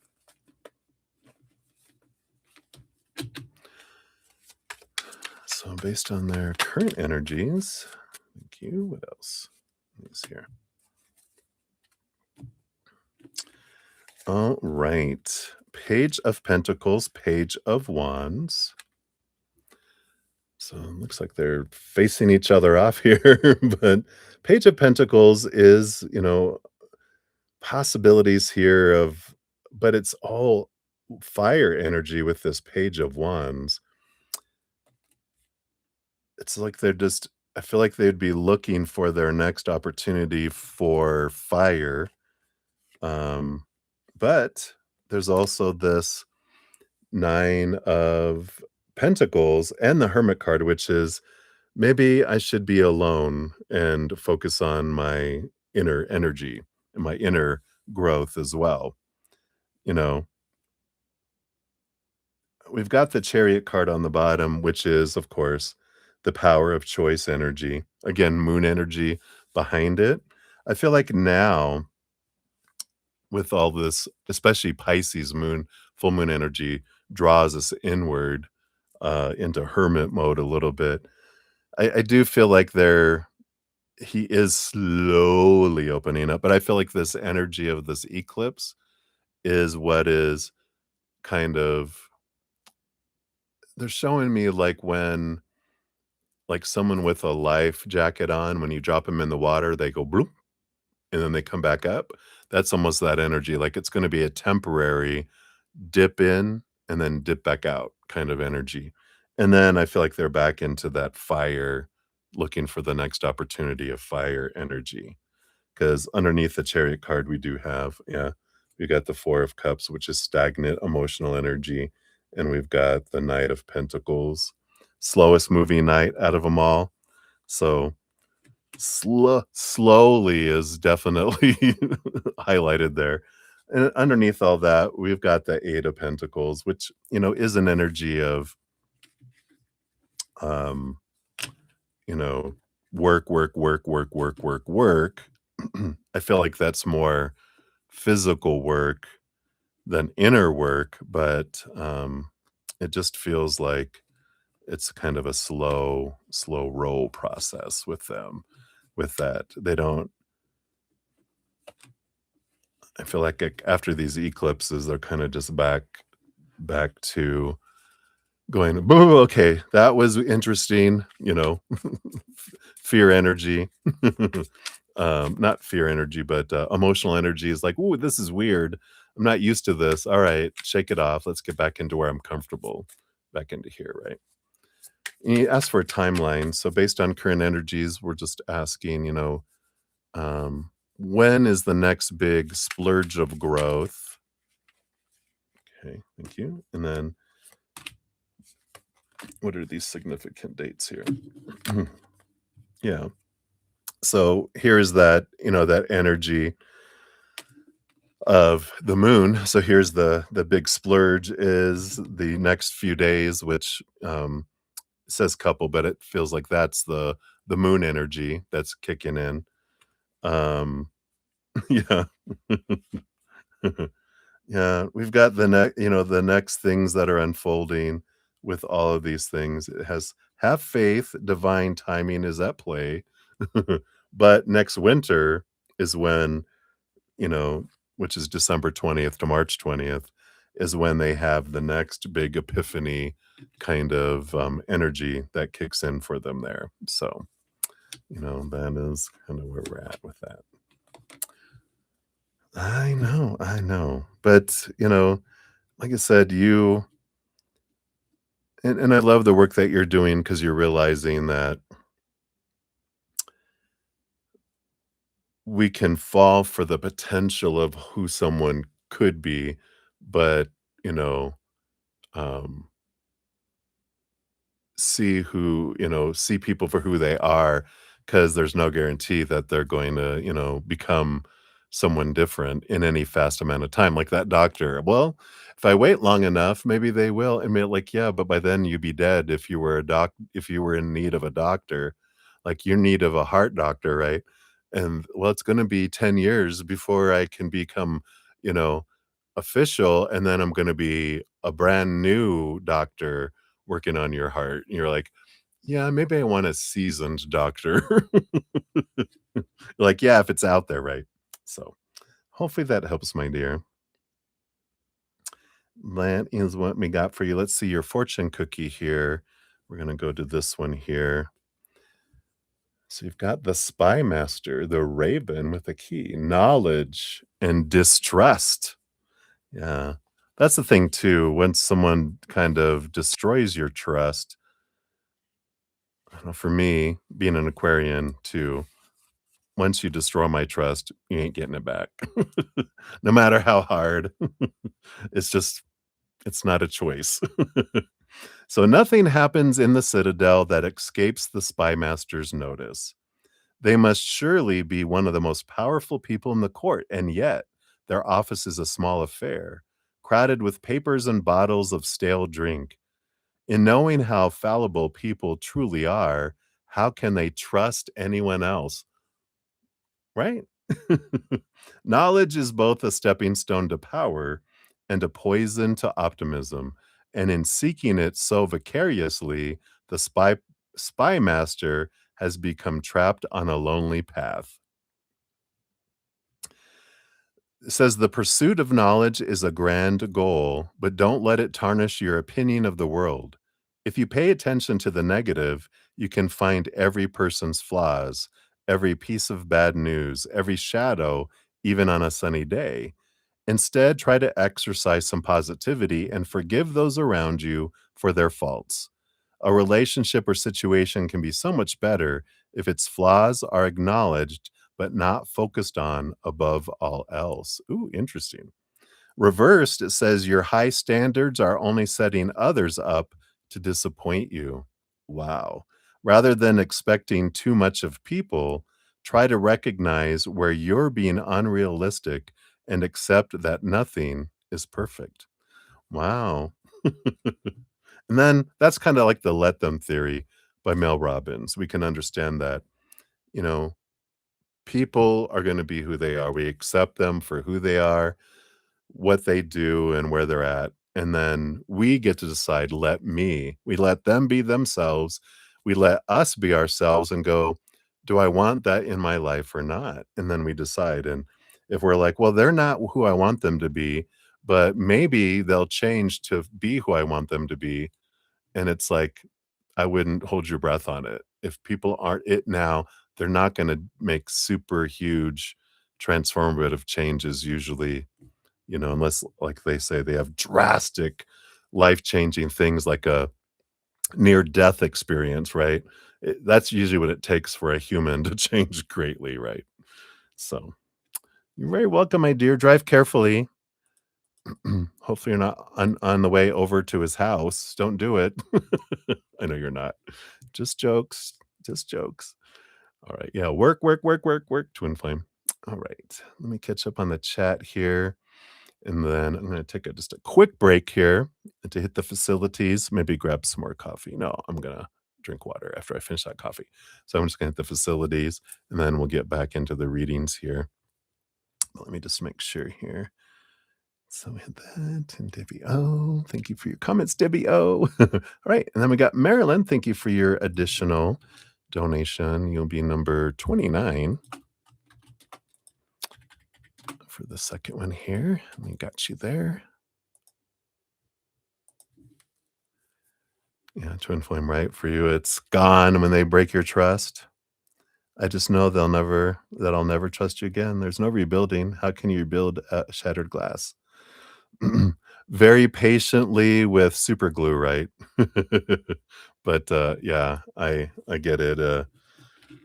My first relationship after they cheated on me after 6 months, I tried for 2.5 years to trust him, and after that amount of time of you know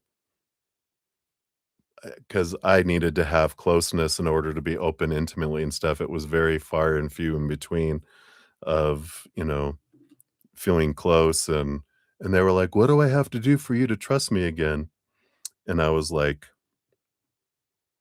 this was back in the days of we didn't have cell phones yet. They were big old cell phones, right? That were thousands of dollars. Well, they're thousands of dollars now, but it would have been like much more back then. And so, do you have to carry a pager?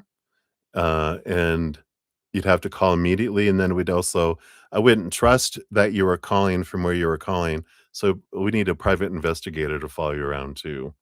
And they're like, "Really?" And I was kinda joking, but then I was like, "No, that's really true." And I realized, you know, I think this is over because I don't think I'd ever trust you again. So it's best for you to go on to be with someone else.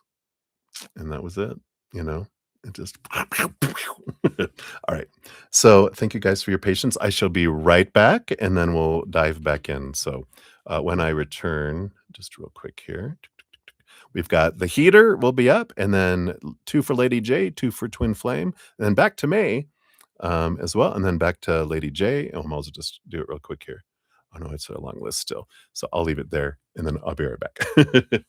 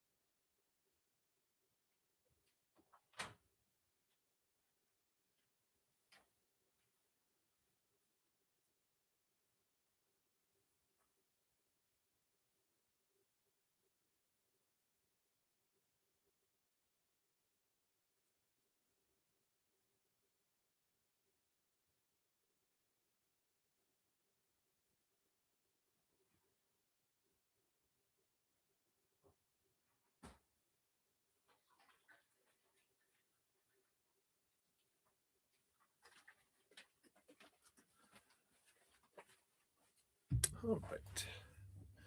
Thank you guys so much. Went and grabbed one of my protein drinks too, since it's getting to be dinner time. My stomach's gonna start growling here. All right. I think we are all set. So let's dive back in. So the heater, you are up 345.40 for yours. Thank you so much for your donation. So you had a dream that reoccurred for 3 nights in a row after going to a religious building. Was it your murder in a past life? Ooh, look at that. Let's take a look here. See if it's past life energy or if it's an old emotional emotion trying to be processed by spirit, or let's see what we got here. So is that from a previous murder, from a past life? Let's see what we got here. Got the King of Swords and the Two of Pentacles. This doesn't feel like past life energy here because the King of Swords, this feels like a balancing of a mindset of something, of a memory more so. The bottom of the deck, we've got the Four of Wands, which has to do with like a gathering, can be like,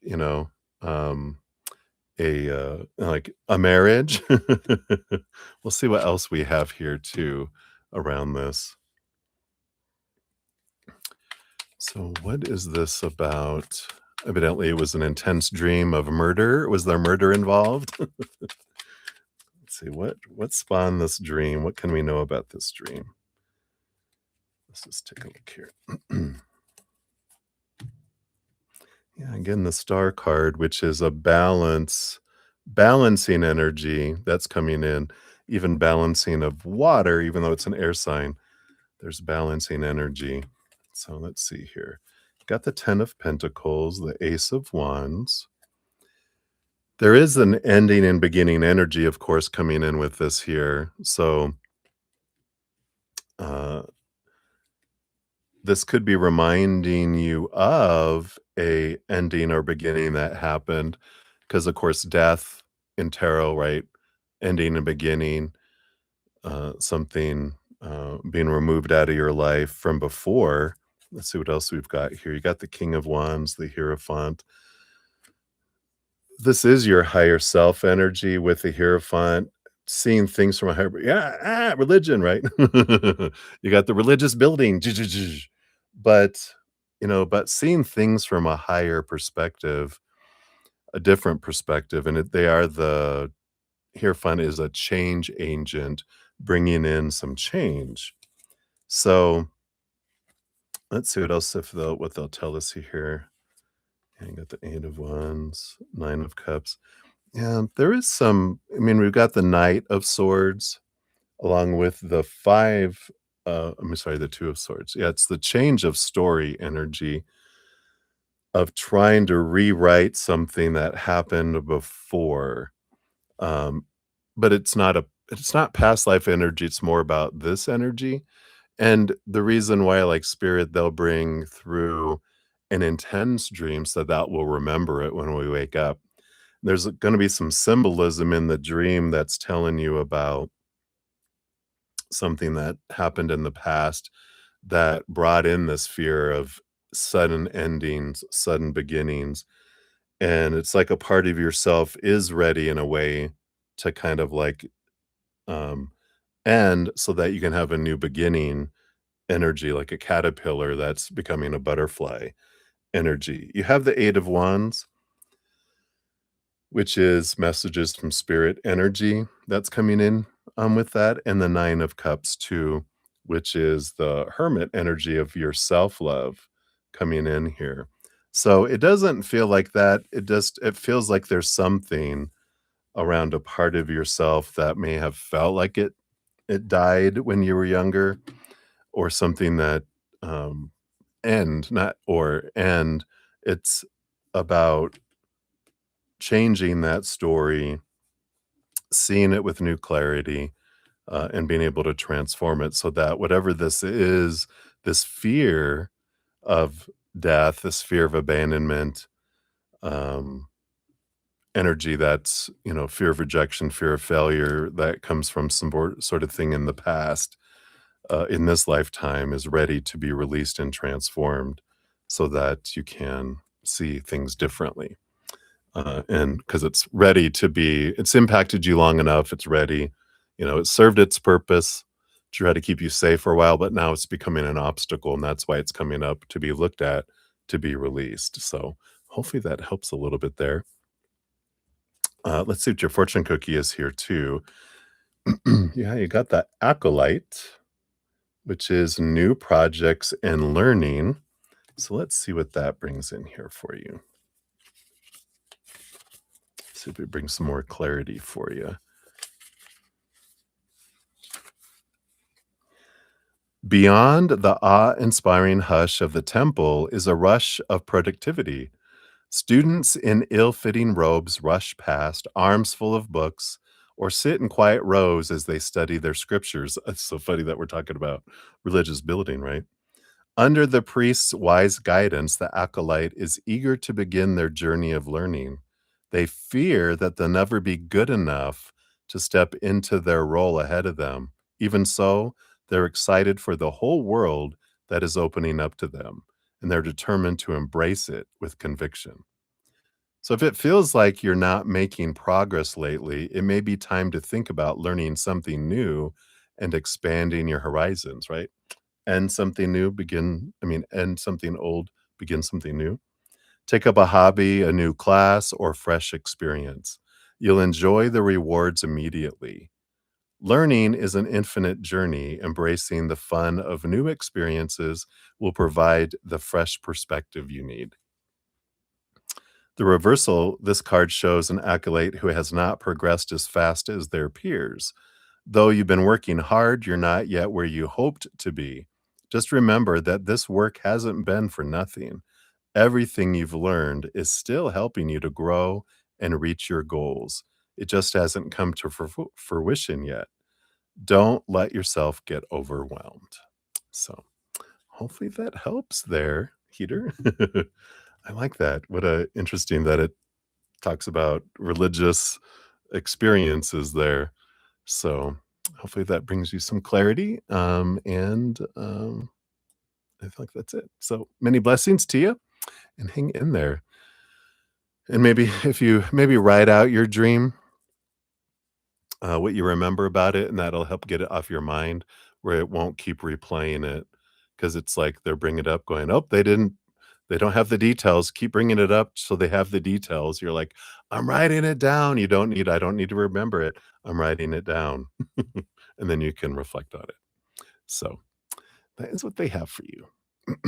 So many blessings. Let me take a quick sip here of my dinner, then we'll dive more in here. We got Lady J times 2 coming up. So cheers, cheers.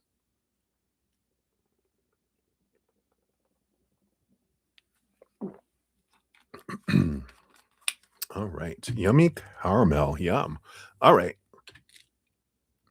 So Lady J, you're 35402 coming in here. So there is your timestamp.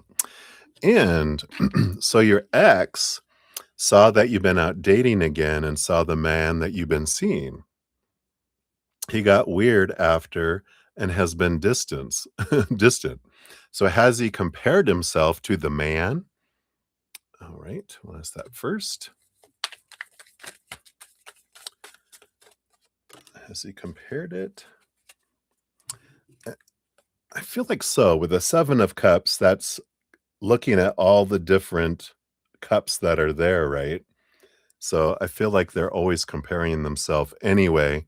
So I do feel like they were comparing themselves to that man and other men too.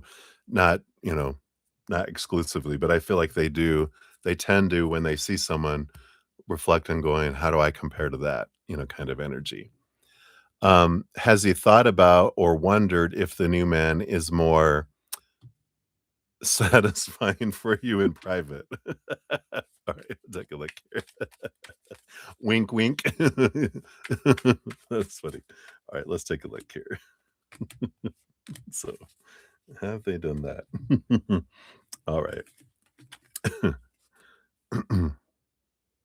I love that you can ask wild questions. You got the Queen of Cups, the Four of Wands. So more emotional, more, marriage material energy. Interesting. What's below here? We've got the Seven of Pentacles and the Hanged Man.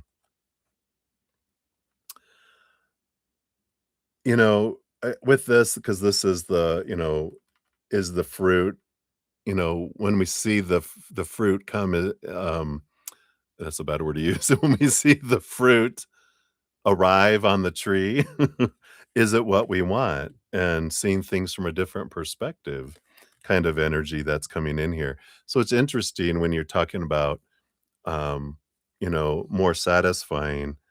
I feel like that they're not really focused in on that piece specifically, but the Queen of Cups is, you know, what is the emotional connection, I wonder, that you have with them? And are they marriage material, And, um, that Seven of Pentacles is like, once you get the fruit of the labor there, I bet, um, you know, I bet you're not gonna be, uh, you're not gonna like that. It's not gonna be what you're looking for either, kind of energy that's coming in. That Hanged One, usually like the hung man, right? The hanged man. Right, right. Um, the energy I'm getting is like, um, I bet they won't, like, match up to what you're wanting either. Sorry, got a crack. Um, I feel like they're like, but they're not, I bet I feel like they're hoping, right? But I feel like they're kind of in their mind going, "Yeah, they're not gonna be able to give what you need emotionally. They're not, someone that you would marry. You're gonna get tired of it because in the middle and you're gonna let them go," kind of energy I feel is what their thoughts are right now, right? Um, and there's something here about, needing to see things from a higher perspective. I feel like they have this mindset that you have high expectations, and, if they couldn't reach the bar that, you know, that this one can't, kind of energy. Like, they're not gonna be able to meet them all. They're gonna fail in one of these areas. So, I feel like that's kinda what more when they do think about it, that's what they're thinking about. It doesn't feel like they're, wondering about, "Are they a better lover or not?" kind of energy. And here's your fortune cookie. Let's see what it says here. Yeah, I know, right? So we got say, "This is allowed," right? Pain gets louder when we tell it to go away. So put a hand on your chest, whisper, "This is hard, and it's okay to feel this." Whoa. Repeat it 3 times and let it feel a little more true each time. It is a soothing card, which says, "Normalize what you're feeling." That card did not go the way that I had planned that it was supposed to go. We can reread it, not in the gutter, and get a different experience from that, but, um, it I don't feel like they wondered if they satisfy you more. I feel like they probably thought about that you in bed with them, though. But I don't feel like they were like, I wonder how I compared or whatever. I just feel like they were like, imagining it. So interesting. So that's what they have for that one, Lady J. Let's move on before I get banned. Hey, Donna Marie, good to see you. Let's see. I don't think anyone else came in right. Intrusive thoughts. I know, right? All right. And then for your next one here, we've got 40038.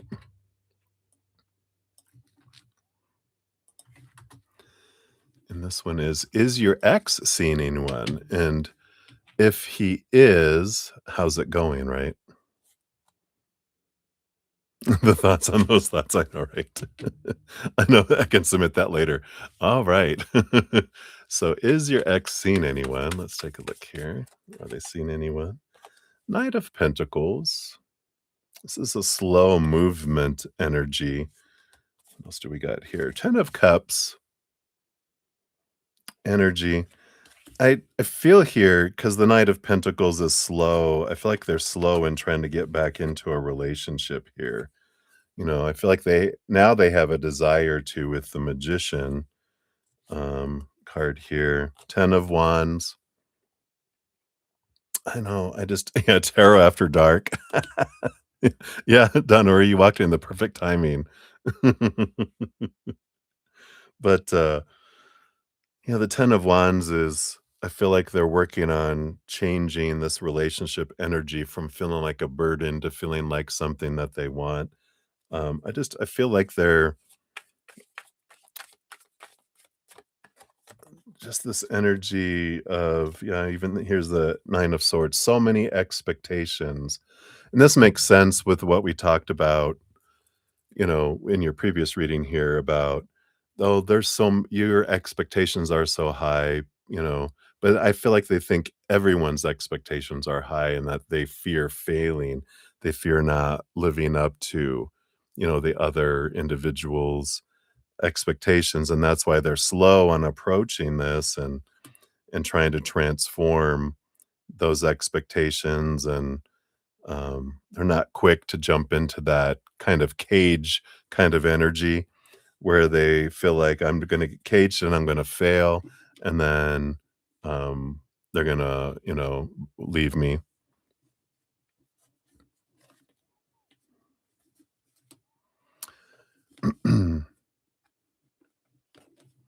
Yeah, I mean, I feel that's fair. That's part of it. Obviously, that that's all of us humans, right? We were like, "Oh, they're not gonna be able to live up to it either." That's our hope because when we're in our fears, in our human, we're comparing ourselves to everyone. Where do I stand in the pecking order? Am I on the verge of being, I'm on the, if I'm not in the top 10, I'm gonna get cut. So am I in the top 10? We're comparing ourselves, am I worse? Are there worse people than me? Okay, good. That's the main thing first, is there worse people, than me? Are there people that are not meeting up to things, worse are people failing more than I am? Okay, good. I'm not on the chopping block. There's other people that'll go first. So now I'm gonna see what do I need to do? What about the people above me? How close are they? How far above are they? Am I able to overcome and pass people up in the position, it's kind of like the pecking order kinda we do as humans to see where we are until we find our self-worth in here. When we're looking for our self-worth out here, we're in constant contrast and comparison to others in the outside world, right? So, yeah, I mean, definitely that's part of it there, but they also have this, you know, a big part of it I feel is like they think that all these expectations they had growing up that the bar is really high, that hardly anybody can do this. They're gonna fail too, the end like me looking at them is like, yeah, they're not gonna be able to meet those standards either, right? Right? Yeah, because he probably felt he was gonna fail, right? And then that's when he needed to get out. All right. Do one n now that we're talking about his relationship, Do one soft thing. Comfort doesn't have to be deep, it just has to be kind. Choose one small, soft thing. Change into warm socks, drink something soothing, dim a light. Say, "This is for me. I matter enough to feel better." And the soothing energy of this is offer care through gentle action. Oh, these cards are just hitting, yeah, are hitting in ways that they were not intended to hit when they were created, but obviously they're hitting perfectly for right now. And I just need to shut up because the more I talk, the worse it gets. All right. So, Lady J, you have number 18 will be coming up here for you in a few. All right. So, Twin Flame Rescue us 40607. All right. It's okay. My channel's set not to allow people under a certain age, so we're okay. So, Twin Flame, here is your first one. Thank you so much for your dual donations. You have 2 in a row here. So, and we didn't have any earlier, right? I'm thinking of a previous day. So, moves Alex will make towards you in the next 6 months. All right, let's take a look here. I feel like I need to shuffle to freshen the cards real quick. I have to move from the heat of that reading into the heat of the next reading, right? All right. So, moves Alex will make towards you in the next 6 months based on current energies. Thank you. Thank you. What else? Thank you. All right.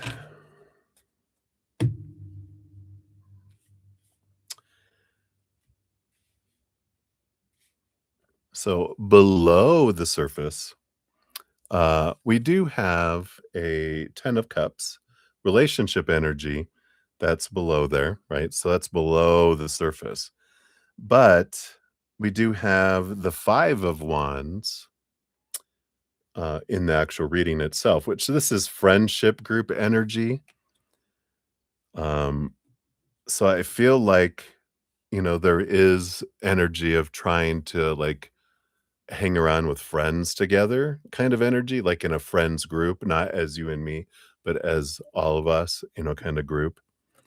We have the Queen of Wands. So I do feel like that they will take action towards you here. Let's see what this other one is here. Is it, yeah, and they have the Nine of Cups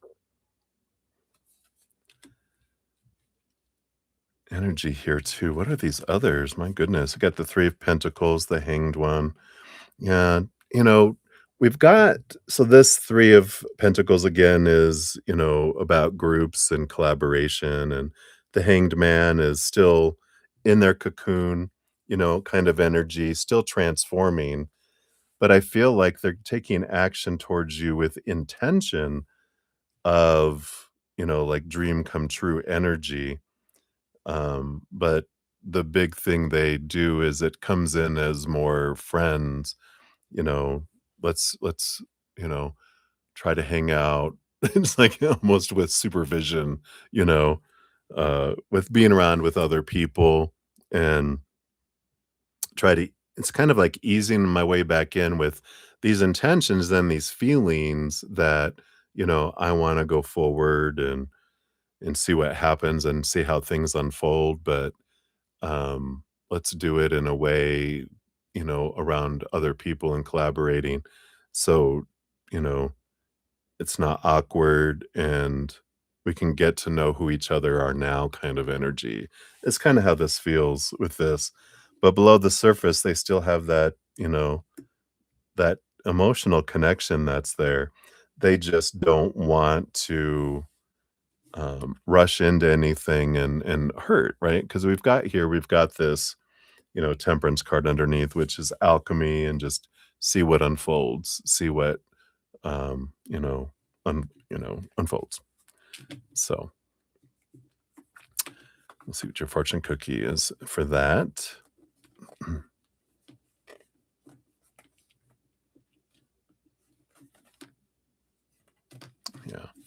And it's over the next 6 months, right? So, there's gonna be some change that's coming in and, but again, it's what you will see is friends, maybe we can just talk around friends and, uh, not like, go to friend events and then when you're there, they talk to you kind of energy, you know, um, not like, "Hey, you and me, let's go with the friends," it's, them going to friends things, and if you're there, then they interact with you because they wanna kind of go slowly and see where things unfold. So, yeah, and then you have wrap yourself like a blanket. So your body responds to the shape of safety. So cross your arms and hold your shoulders, or wrap yourself in a real blanket. Squeeze for 30 seconds and let your body soften, right? This is a soothing card. Create physical safety cues. I recently got a weighted blanket, and oh my god, um, it's amazing. I think I got the 20 pound, and it was just like, it just feels like, and I sleep in between 2 body pillows, so I have the body pillows just far enough apart so the weighted blanket weighs down on me, and I feel like I'm like it's in this little sandwich. Anyway, so that's what they have for that one, Twin Flame. I feel safe. You have a weighted hoodie. Oh, nice. I almost need to close that. I think it's getting cold. Too funny. All right, and let me catch up on the chat real quick here, and then Twin Flame will go to your second one here before I sl smack this around here. So, we got, Donna Marie, you absolutely can. We'll move you on to the free reading list. You'll be number 16 on the free readings. And we got Dason in the house. Hey, Dason, good to see you. Yeah, we can absolutely, should you stay on modified or get unmodified? All right, we'll get you on there. You'll be number 17 on the free readings. And then Lady J, uh-oh. Dun, dun, dun. And this is the question I get banned on. I'm just kidding. We'll keep it PG. PG-19. All right. And your questions are down here. Oh, no, not at all. We're all adults here. At least we better be. That's the way the settings are, so if someone's, underage, they're here on, because they're lying. Alright, so I got you, you're number 30 on that one.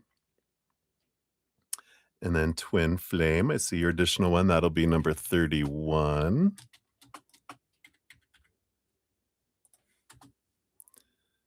Got you there. And then Lady J, follow-up. Is this the cigarette question after the other one? So, following question. Alright, and we'll get that 11 a like there. Mm, okay, and I got that. Yes, entertainment. We get to be, uh I live vicariously through all of you guys, so, I enjoy enjoy your questions. Alright, that'll be number 32 for that one. Alright, let me take a quick sip here, some more of my drink here.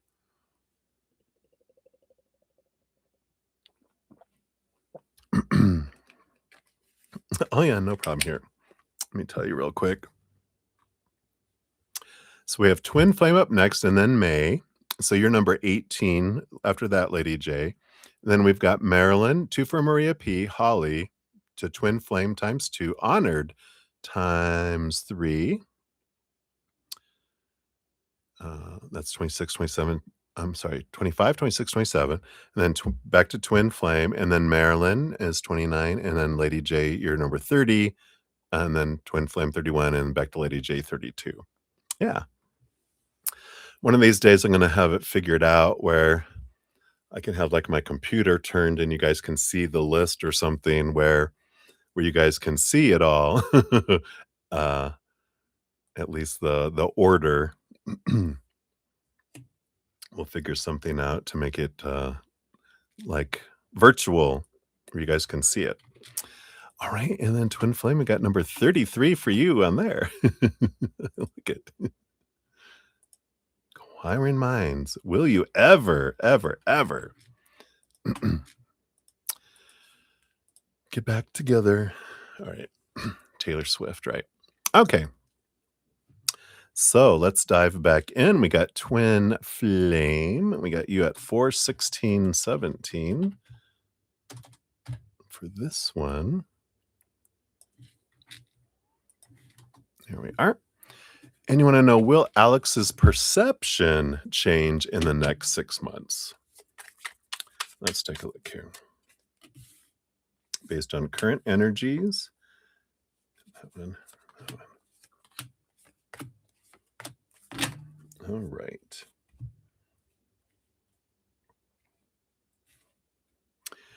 It does look like they're working on their self-love down here with the Ace of Cups. And of course, everything in the outside world is a reflection of us. We don't see the world as it is, we see the world as we are. So as he's changing and his self-love, then his perception of the outside world changes and his perception of individuals changes too. So I feel like that is a yes. Let's see what this is. Yeah, I mean, we've got the sun and the moon energy coming in here. And especially, I mean, that's such eclipse energy that's coming in because that's the eclipses are all about the relationship between the sun and the moon that comes in here, right? So, yeah, yeah, I know that's you meant perception of you. So it definitely does. It, changes the perception of everything in the outside world. So yeah, his perception of you is changing, because his perception of himself is changing, right? Um, I do feel like they're realizing, that like you're like the moon and they're like the sun, kind of energies. Um, it's like you know, um, fire, he's fire and you're like water kind of energy. And I feel like he gains a perception, of of the difference, "Oh, okay, or you're the sun and he's the moon, all right?" What matters is that you guys are different. He understands that you're different. My god. Do you want me just give you the cards and you could interpret it? Oh, he's a Cancer moon. Okay, I see why. But, there is that energy, that there is a difference. I know, I'm kidding too. There's a difference, that between you, and he's realizing, "I was expecting you to be like me," and and he feels like you were expecting, him to be like you, but he's realizing, um, rather than assuming, it's best for me just to get to know who you really are, because I was projecting onto you, and you were projecting onto me, and I feel like it's important for me to get to know who you really are kind of energy, right? Yeah.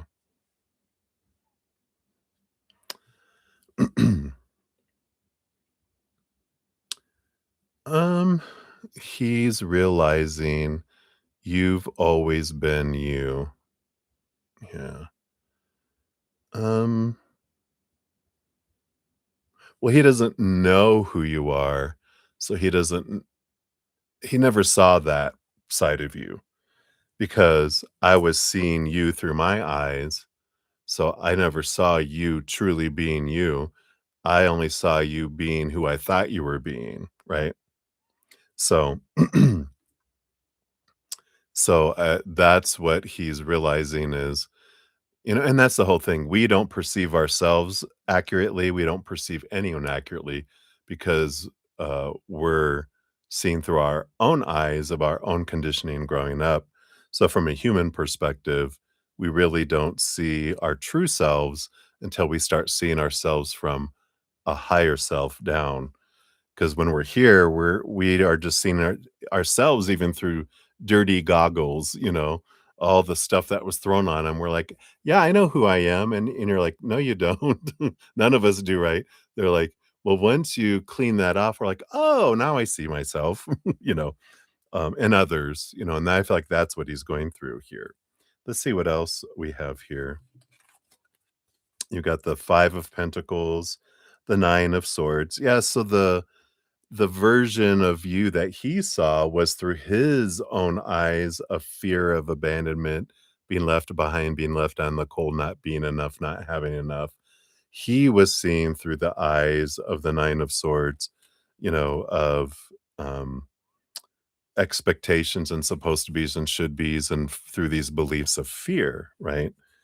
And I feel like what he gets to know you as and how his perception changes, he sees the 3 of Pentacles. He sees more of the true authentic self of who you really are. And the Page of Wands, it's even more attractive to him than the version of himself. I'm sorry, the version um, that he saw before from his projection of himself. I think you got that. So I like it. And they do start to realize, and they're like, "I never really saw you clearly."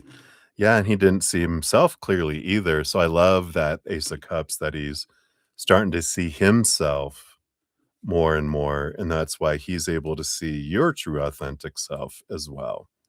So, I like that. Maybe he is going to AA or, some sort of, thing because they'll help people see their higher self through a lot of those programs. I like that. I'm proud of him too. Um, the fortune cookie for this, imagine the friend version of you. Wow. So it says, you'd never speak to a friend the way you speak to yourself. This is his energy, right? Imagine you as a friend sitting next to you. What would you say to comfort them? Now say it to yourself with the same tone. And this is a soothing energy. Borrow your own compassion. So that is, as he's being more compassionate on himself, he's able to be more compassionate on others because he is seeing things more clearly. So I like that. All right. So that is for that one. And we got April in the house. Hey, April, good to see you. We'll get you on the free reading list. You're number 18 on the free readings when we get to those eventually, sometime later tonight or tomorrow morning. Yeah, I like it. Very good stuff. All right. And what do you mean it had good energy? Do not my other readings not have good energy? What do you mean? What do you mean by that? I'm just kidding. They always have good energy. We just get to choose to see it or not, right? Sometimes. I know whenever I pulled tarot for myself in the past, it's like, "I don't like those cards," and they're like, "Why don't you like those cards?" Because 'Cause they're making me look at myself. I don't like these. Yeah, felt peaceful. I know. It was a good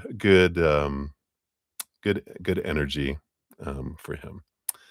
Alright. And then we're looking back. We have May up next, so 4/24/45 is for May. So, May, thank you for all your donations this evening. So grateful. So, you want to know anything else to add with how he's feeling about things and thoughts on the guy he saw that you've gone out with a couple of times? All right.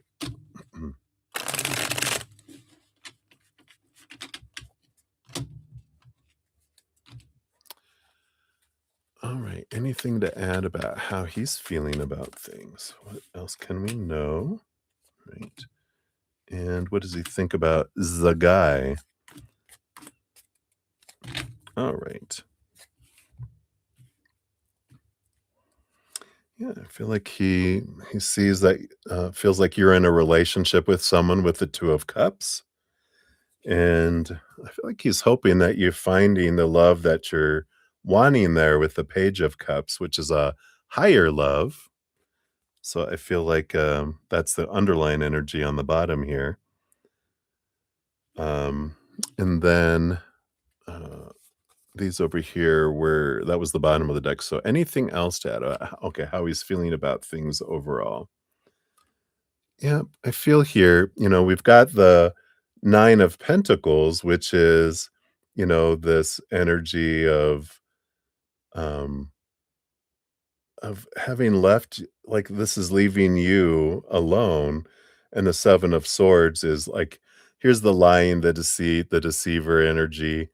And, here he's walking away, leaving you behind kind of energy here. And I feel like, you know, underlying energy, 6 of Pentacles, this um, energy of the scales, they're like, this is better for you, kind of energy. Because they're like, they're glad that you have found someone, you're with someone, because they would feel,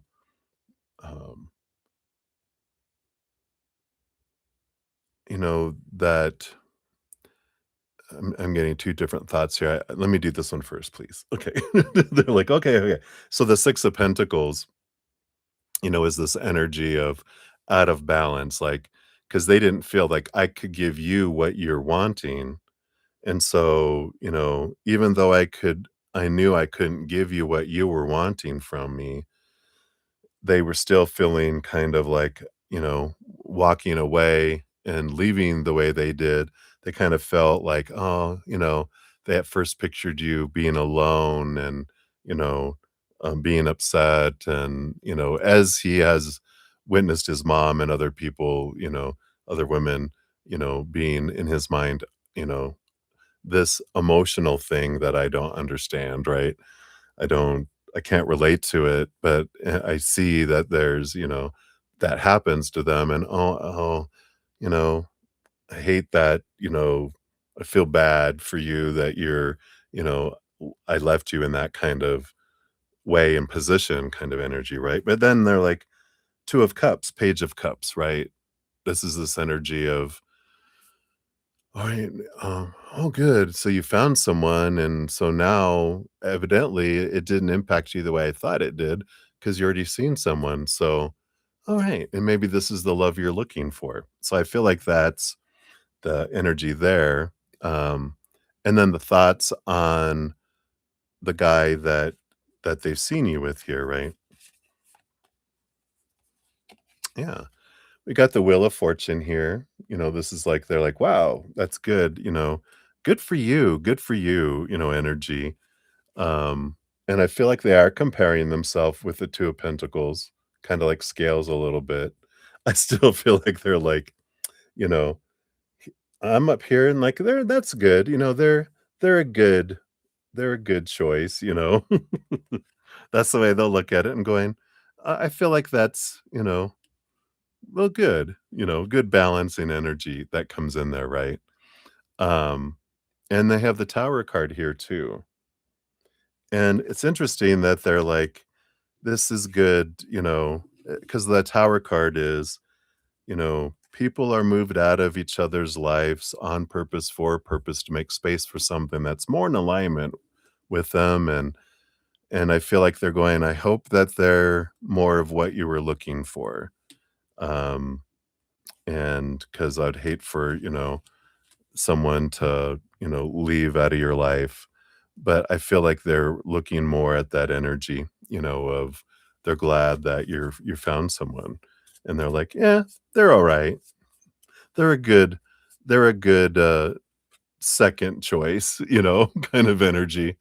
Because I feel like they're a little bit of a, they think kind of a little highly of themselves on the outside, right? But truly on the inside. that's different energy, right? I feel like that's more of a, um, I couldn't match up to what I couldn't be who you wanted me to be, right? Kind of energy. Um, and, so I have to present myself that way, right? Snob. People boast, it's important to know that when, you know, we as humans tend to start off feeling low self-esteem about ourselves, you know, and we see other people as higher. And we usually do 2 things, like, if this is us and we feel they're up here, we're gonna try to boast our way up to here, not really believing what we're boasting. That's the snobby, but it's boasting, right? We don't like when people boast and are arrogant. That's the way we perceive it. 'Cause what we 'cause we think they're up here and we're down here, and when they're boasting, we're just thinking they're trying to make themselves even better, right? So if we don't have a solid sense of ourself and think of us all as equal, then, we're gonna see people like we're down here either boasting to make themselves better or destroying us, meaning, you know, saying things about who we're not and blah, blah, blah to push us further down. But when you look at this, when they feel we're up here, they're just trying to bring us down to where they think they're at, or build themselves up to where they think we're at, or both, right?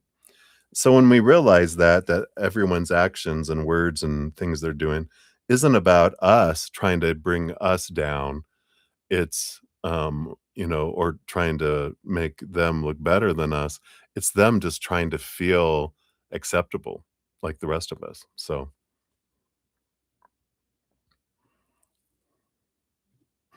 oh, you can confirm that you're snobby. All right. And then your fortune cookie here, May, you got what patterns keep repeating? So when life feels like deja vu, it's often a loop. So think, what situation or emotion comes back again and again? What's the trigger? What role do you play? What part do you want to change next time? Because awareness is power. You don't need to fix it now, just see it. This is a reflection card, of course. Awareness is the first interruption. That's how we interrupt the cycle, is being aware of the cycle. You know, like, why do I keep drawing in people that are showing me that I deserve to be cheated on, that I deserve to be spoken down to, that I deserve to be fit in between the important things in other people's lives. That's what that's what I experienced in my 5 longish term relationships, and they were all pointing back to me what I needed to see about myself so I could be freed from it. So I like that. So hopefully that helps, May. That is what they have for you. So many blessings. Hang in there. Thank you again for your donations. Yeah, Lady J, you guys are so funny. Hey, Chels, welcome. Good to see you. It's your your homework for Therapy Monday, not to be snobby. No, to the patterns of the cycles, right? Tracking my triggers for the past week. Fun stuff, right? Yeah. Identify the triggers. All right. Let me drink the rest of this and we'll dive back in. We've got Lady J back up again here in a moment, and then Marilyn, 2 for Maria P, and then Holly, and then Twin Flame. We got a couple more, and then we move into Honored's 3. So we got a lot going on here. Getting data. I know, right? Cheers, cheers.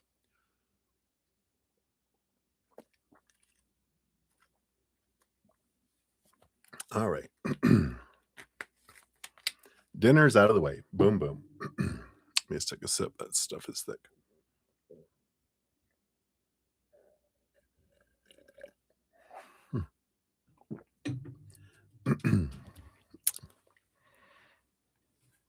Spoiler alert. Yeah.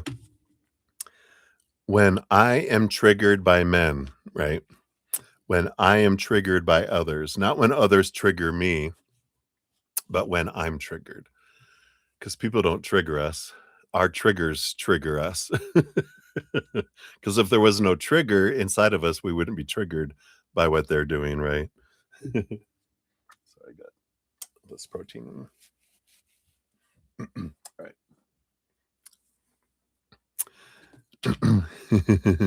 Guys. All right. Debbie. It's the truth. You can roll your eyes all you want. It's the truth, because that gets our power back. When we think other people are triggering me, then I'm out of control. When I bring it back to me and I am the one that gets triggered by what goes on out there, then I get to have control over that, not them.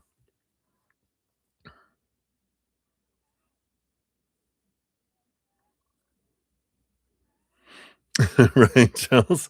What could possibly Yo, fuck, never mind.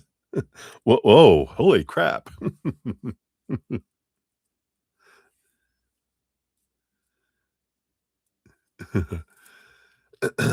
Absolutely, my rose. You can, the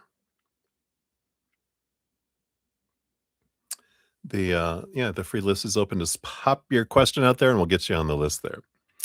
I'm still on donations. We got quite a list. I've got 33 on the donation list here, and uh,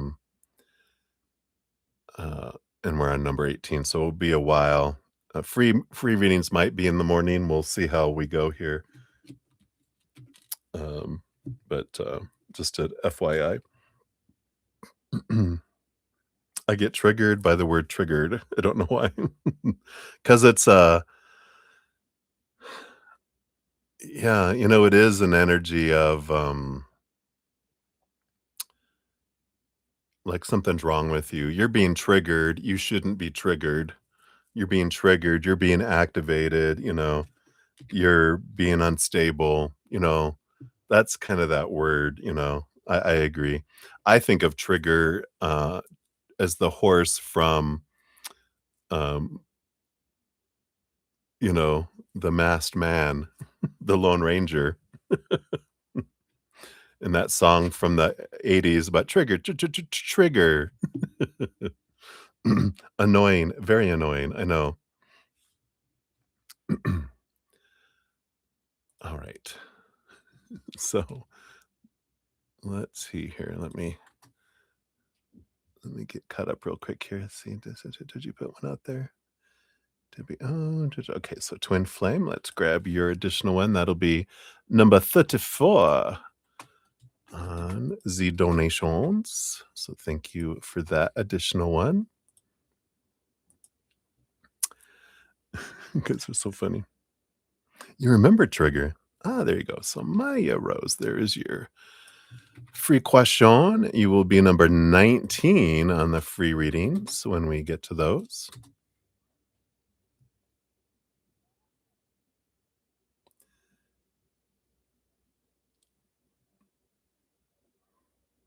Just for, yeah, right. All right. So let me get back up here and we'll get in here. So, Lady J, we are back for number 8 on number 18. So 43849.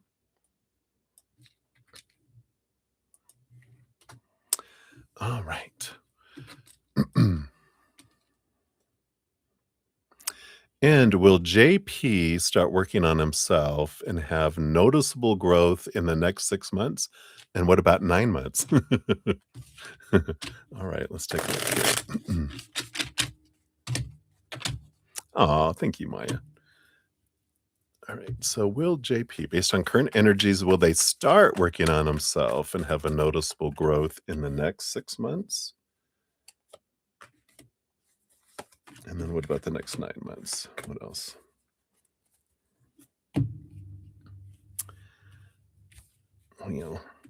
The bottom of the deck, we do have the 9 of Wands coming in here, which is it's kind of a block, well, I mean, let me hold it up a little longer. We got the 9 of Wands. It's like they're blocked. They're trying to move through it.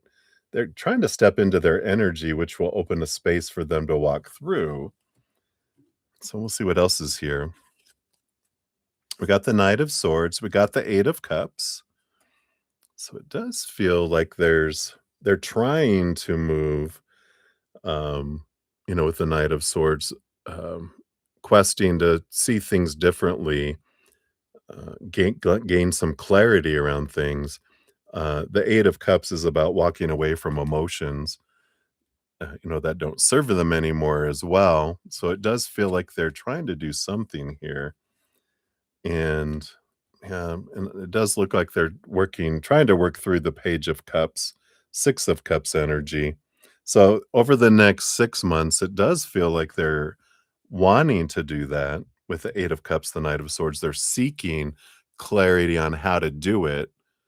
And then, like, the 6th month to the ninth month, that with the Six of Cups and Page of Cups, they actually start working on moving old emotions and transforming them.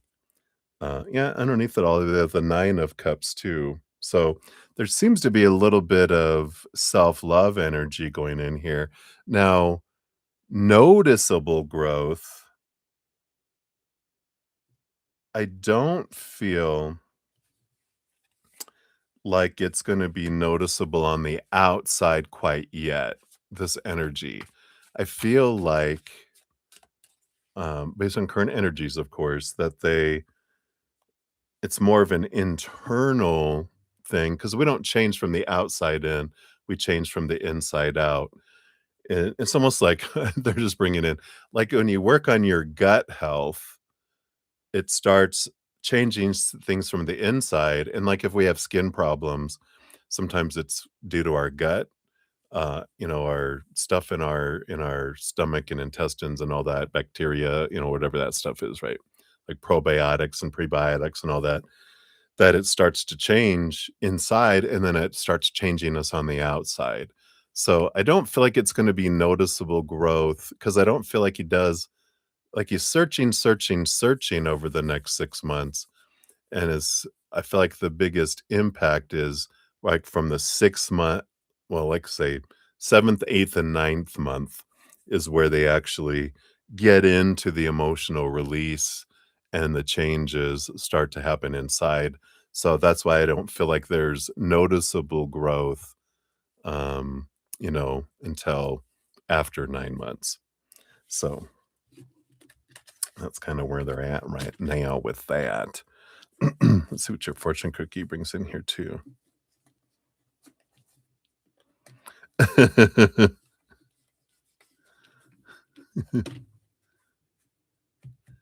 Whoa.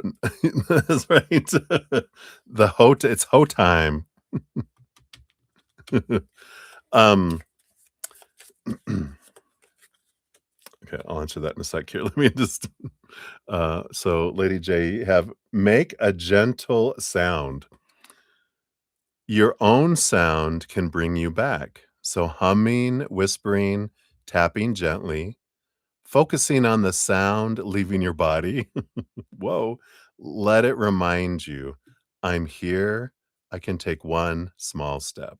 It is a sensing energy, which is use your voice to stay present. So I like that.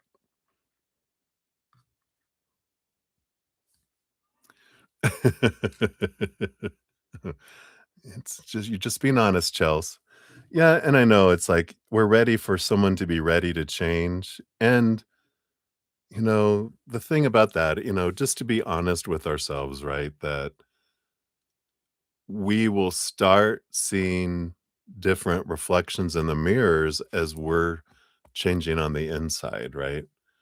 So we'll start drawing in the perfect mirrors at the perfect time, those that will reflect what we want to see, right? So, as we're because I know with mine, like I said, my relationships are like, why do I keep drawing the same type of person toward me? Oh, it was for me because they were all showing me what I needed to see about myself so I would see it and I could be freed from it. And so eventually, and it progresses as we're growing throughout our experiences with these relationships, we actually we're raising our vibration. So we're not drawing in someone down here, right? We move up, whoops, we start drawing someone from here. We move up, we start drawing someone here. We're not drawing in these people anymore. We're just drawing in, and then eventually we're drawing in someone that matches that energy, right? You're, the multiple personality of the zodiac twin flame. But it would be interesting to kinda look at, um,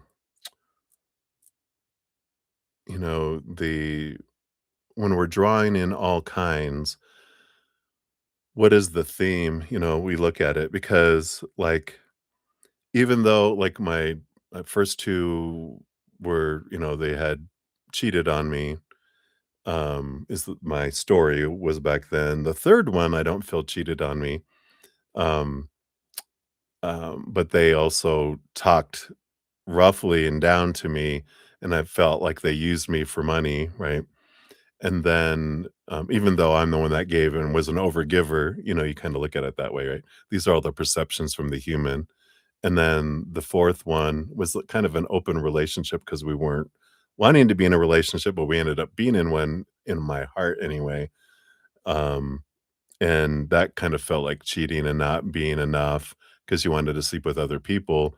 And then, the 5th one, even though it wasn't any of that, after I had 3 years of being single and, experiencing a whole bunch of different things and growing, the 6th one, I didn't have any fears of being cheated on. They were really super nice and wonderful and everything.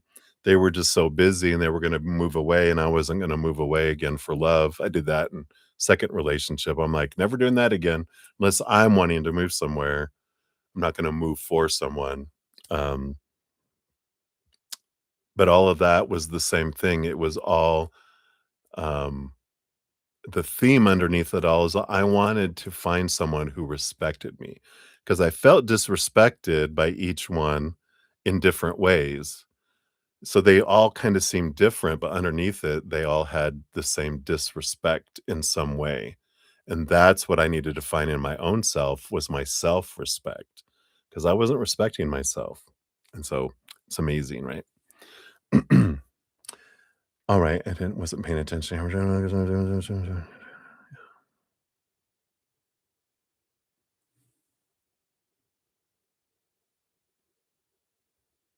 Exactly, Chelsea, I love that. Focus on yourself, look at yourself, grow, have fun along the way before I'm a mom. And then you can understand your teenage child and go, "Oh, trust me."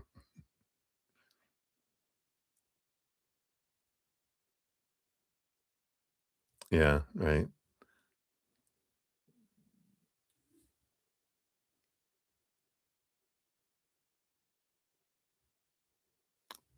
There you go. You're so funny. Alright. Okay. Yes, I'll let you guys continue as I move on to some readings here. So, Marilyn, you're up next. We got 44844.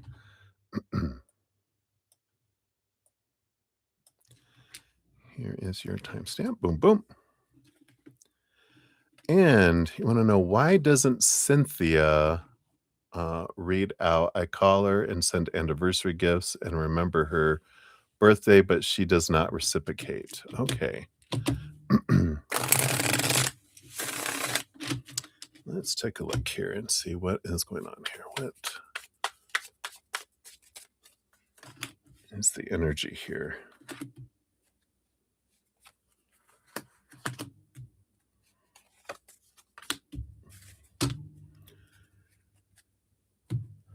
Alright. So we have the King of Swords on the bottom of the deck, which is a very, of course, mental energy, both mind, but the King of Swords gets a second sword behind the scenes. So it's 2 times the mental energy, not in the heart, but in their head. So, that underlying energy is just like they may not be one that, um, like, that's not their love language. They're not in here. They're a lot up here. So they're doing things from the mental standpoint, not the emotional things.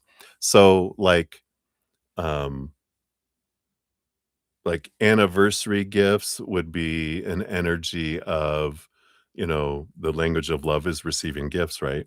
So is your love language, does that how you, um, when people send you gifts, is that how you feel that you're loved? And then, uh, remember the birthdays by saying that you care.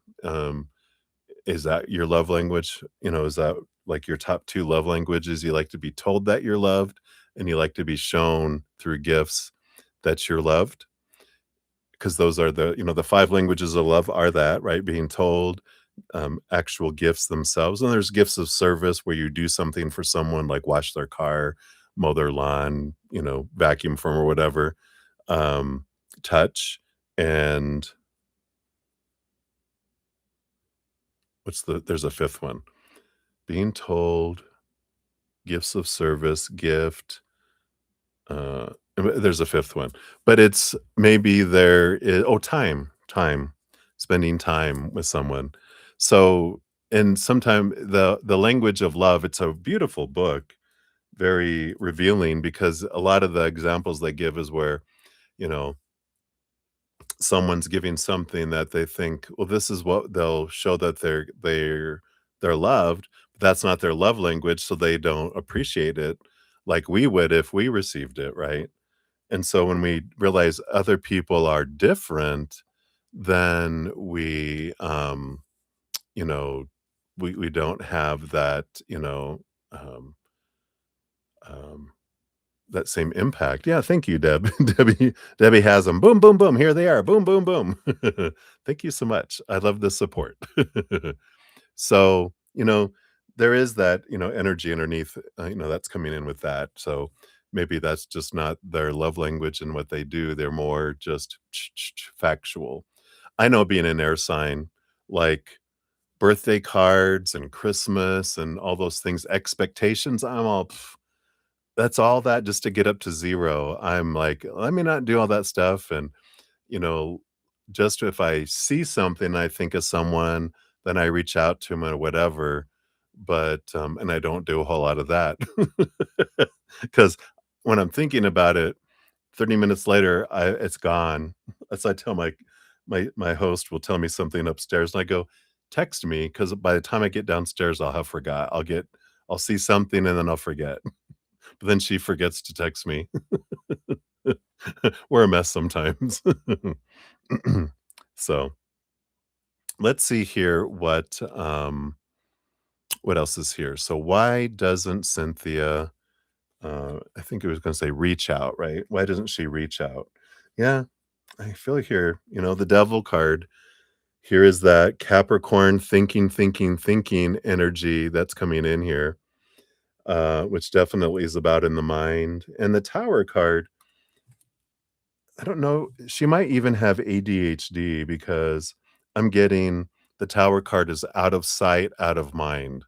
It's like the Tower card is something removed out of our life, but the energy I'm getting is that if you're not active, like, here in front of me, then I forget that you're there kind of energy, and so they don't reach out because they're hyper focused in what's happening in the moment, not, in the outside. Um, we have the Queen of Pentacles, the Queen of Swords. Oh my gosh, yeah. So, I feel like here's the Queen of Swords, that would be her, and you're like the Queen of Pentacles. Mother nature, mother nurture, and the rules, the mind, energies. It's like you guys are different, and it's when we realize that about people and that they're not, that's not how they roll, then we're like, "Oh, okay." When we get curious and we realize everyone's so different, everyone sees things so differently, it really, changes things there too, right? Um, let's see what else we have here too.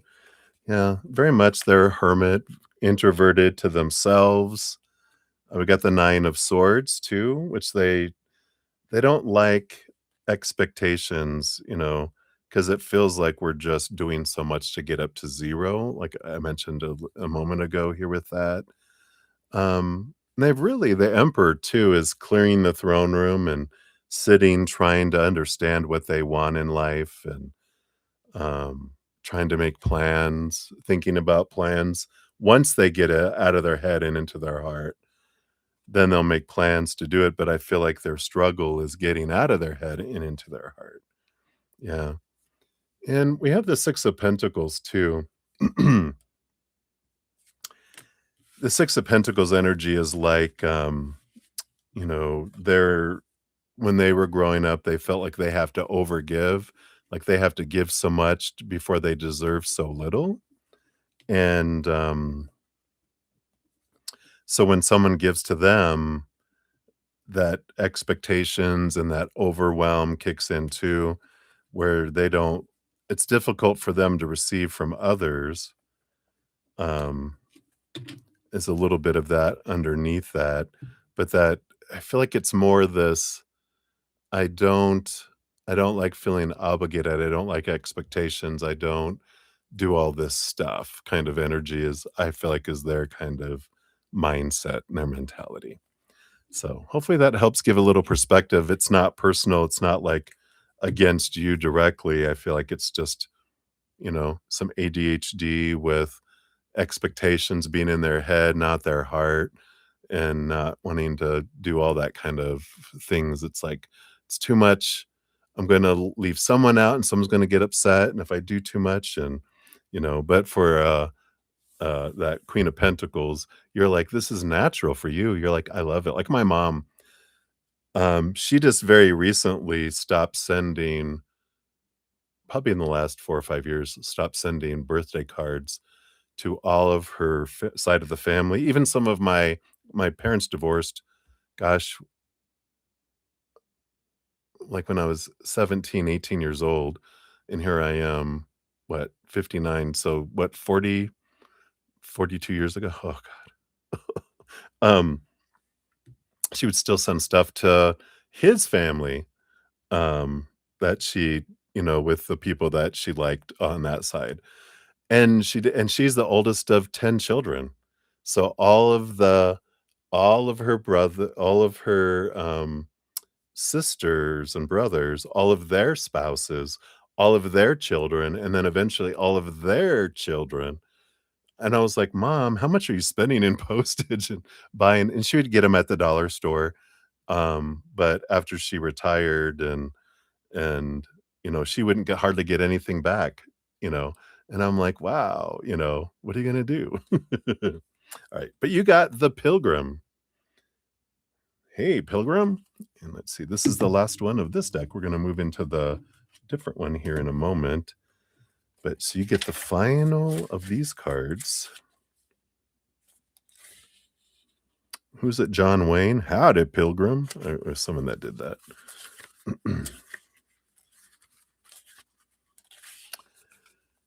So a lantern swings in the darkness, shedding light along the path. Footsteps tread the cobbles, slow and steady, and as figure passes, you catch a glimpse of a wizened face and a tired smile.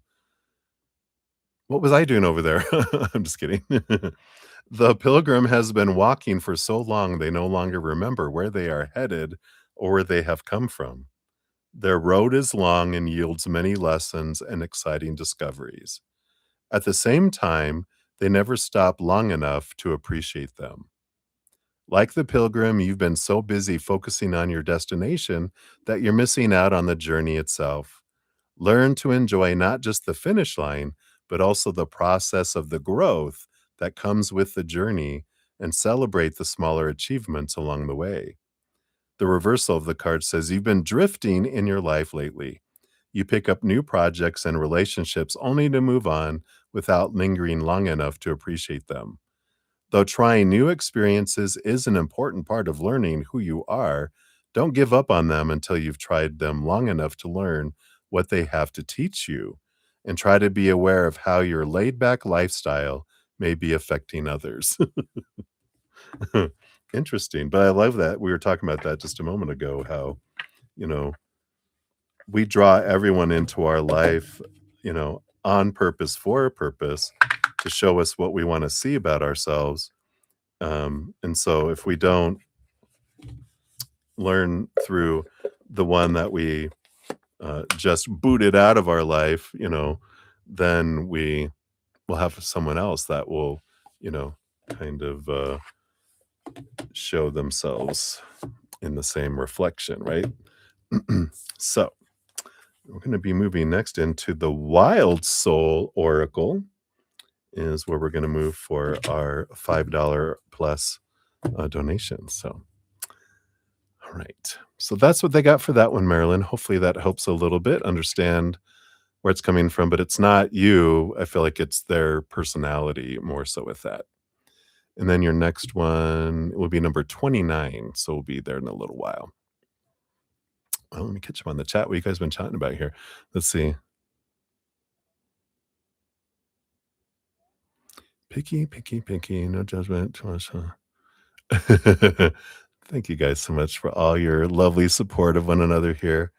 I might need to come back and read these later. I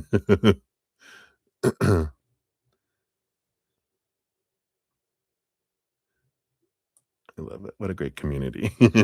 All right. And then I do have here, we did get yours, Crystal Ray. Hello, hello. You'll be number 35 on the donation list here. I think this is you here. Yep, it sure is. I got your questions over there.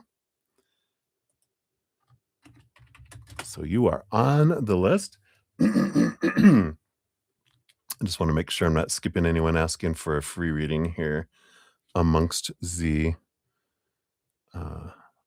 conversations you guys are having here.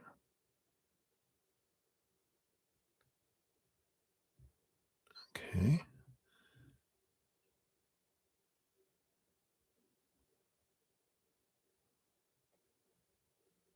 Oh, the Taurus is after you hard.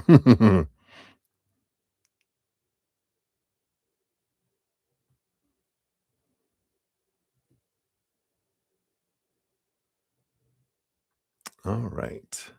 I think I'm caught up there. So I don't think there's anyone I missed. So we will continue in here. Up next, we got two for Maria P. 50240 is your first one, Maria, here. Hey, Jamie G. Oh, I almost missed you there. We'll get you on the free reading list. You'll be number 20 on there. Let me just grab that because that timestamp is my little check-in so I know where I'm at in the chat. Bam, bam, bam. All right. So, Maria, you're down here. This should be your one here. Yes. All right. Excuse me. So, you wanted a general for you and Wally. All right. Let's take a look here and see what we got going in here. So, thank you again for your donation. All right. So, we got these here. All right, what's going on here for you and Wally? We got the 9 of Pentacles on the bottom of the deck, which, this is a little bit of an energy here of, it is that aloneness, it's that self-sufficiency, kind of just, spending some time with spirit, getting to know who we are and our own self kind of energy that comes in there, right? So it feels like there might be a little bit of more of alone time than normal coming up. Let's see what this is about here.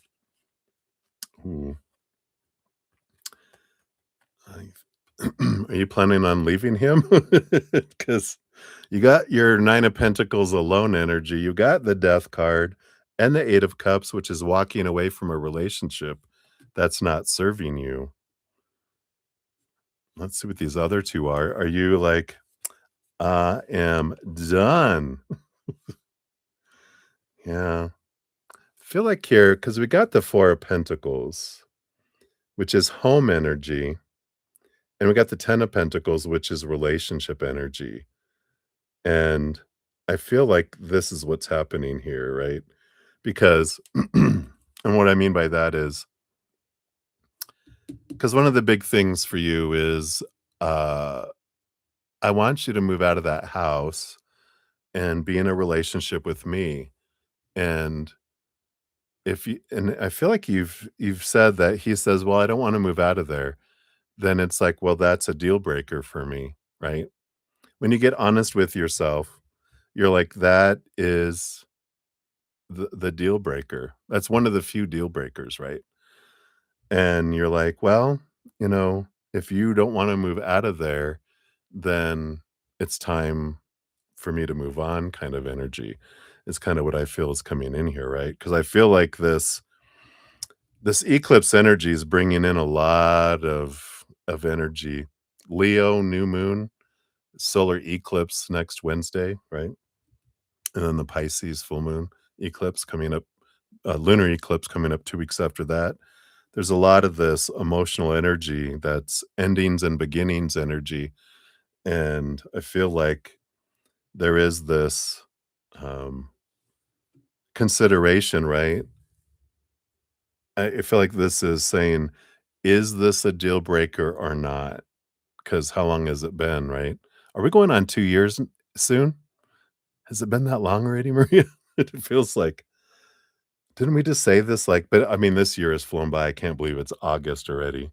So I think it's been 2 years you guys been dating, and he still lives there, and I feel like recently he said, "Well, things aren't gonna change over there. I'm gonna stay there." You know? You're like, "Okay, well, that's good to know now," you know? Um But I feel like that's the energy coming in here is, you know, uh, is that a deal breaker for me? And I know the thought of being alone, sometimes will keep us in something that we'd rather be in a hell that we know than heaven we don't know because we're like, oh, it's too scary, right? But something to consider. And I feel like that's their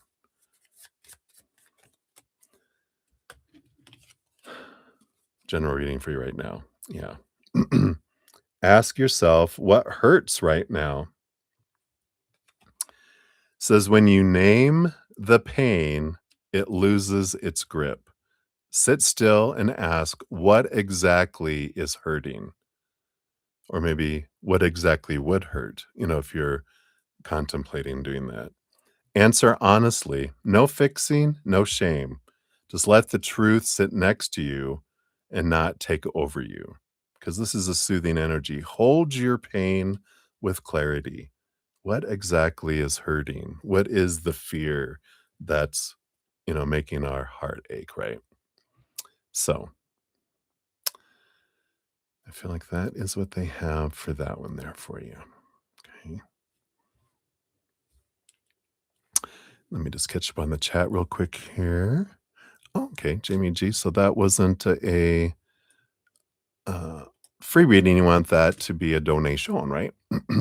So that'll be number 36 on the donation list. Let me grab you off of the free readings here.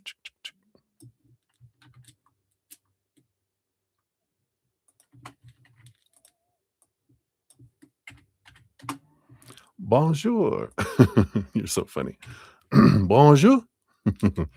All right. So thank you for that, Jamie. Give that 11 a like.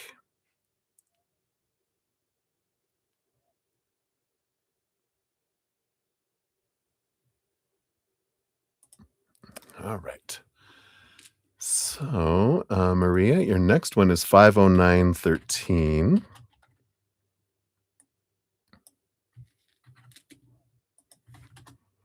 we go. And then I go and do this one here.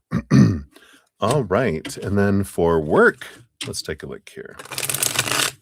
So, you want to know Laura's thoughts on you today at work?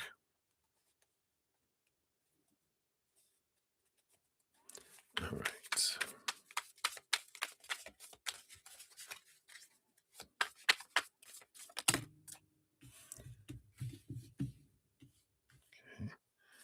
And you came to work for the district this Saturday. Let's see what we can tiptoe in. All right.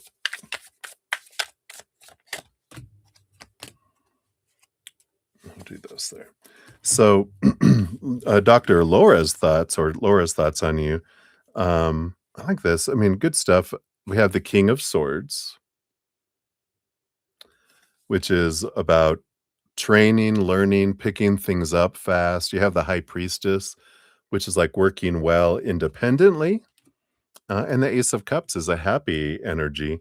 So I feel like she was happy with the work that you did because it's like you just kind of jumped in, picked things up, worked independently, and she liked that. Um, Working for the district this Saturday, what else around this? I mean, really, the Sun card, you shone bright here with the Sun card. You have the Wheel of Fortune too, which is an abundance energy. Again, something that just looks really good. It was a tuna for you. So like things were looking really good for you there.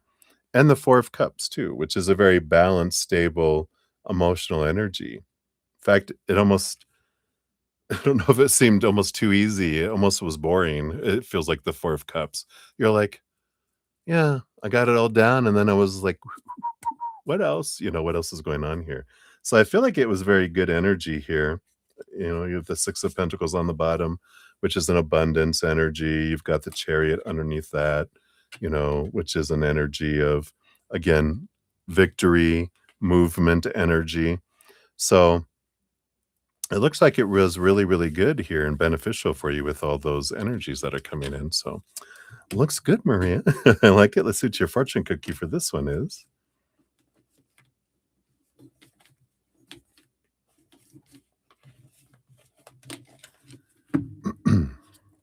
Right, we're almost done with these cards too.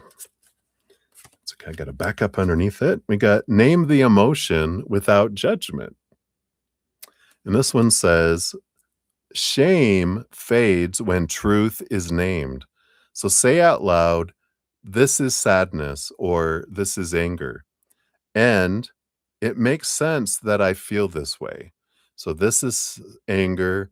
It makes sense that I feel this way. This is sadness. It makes sense that I feel this way.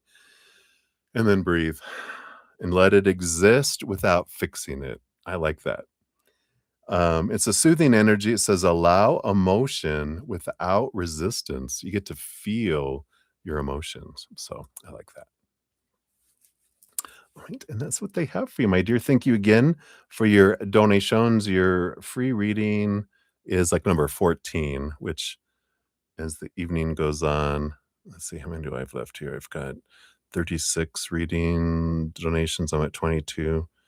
That's what, 14 more? We'll see if we'll get to free readings tonight yet. All right. So hang in there, my dear. Many blessings to you. All right. I know, right? What a great, like I love that you guys have somewhere where we can all relate to those men. Jeez. And trust me, straight men, gay men, it don't matter. Not a whole lot. just just saying. I'm just telling you. All right. So we have Holly up next, 51352. So Holly, those men cheaters. All right, Holly, thank you for your donation. And you want to know, will you talk to Rameth again? All right, you had a good day today. All right, very good. Let's take a look here.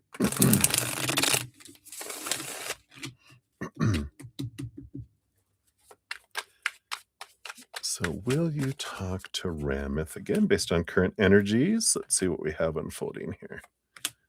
All right. Sorry, itch. So, we've got the 10 of Wands here.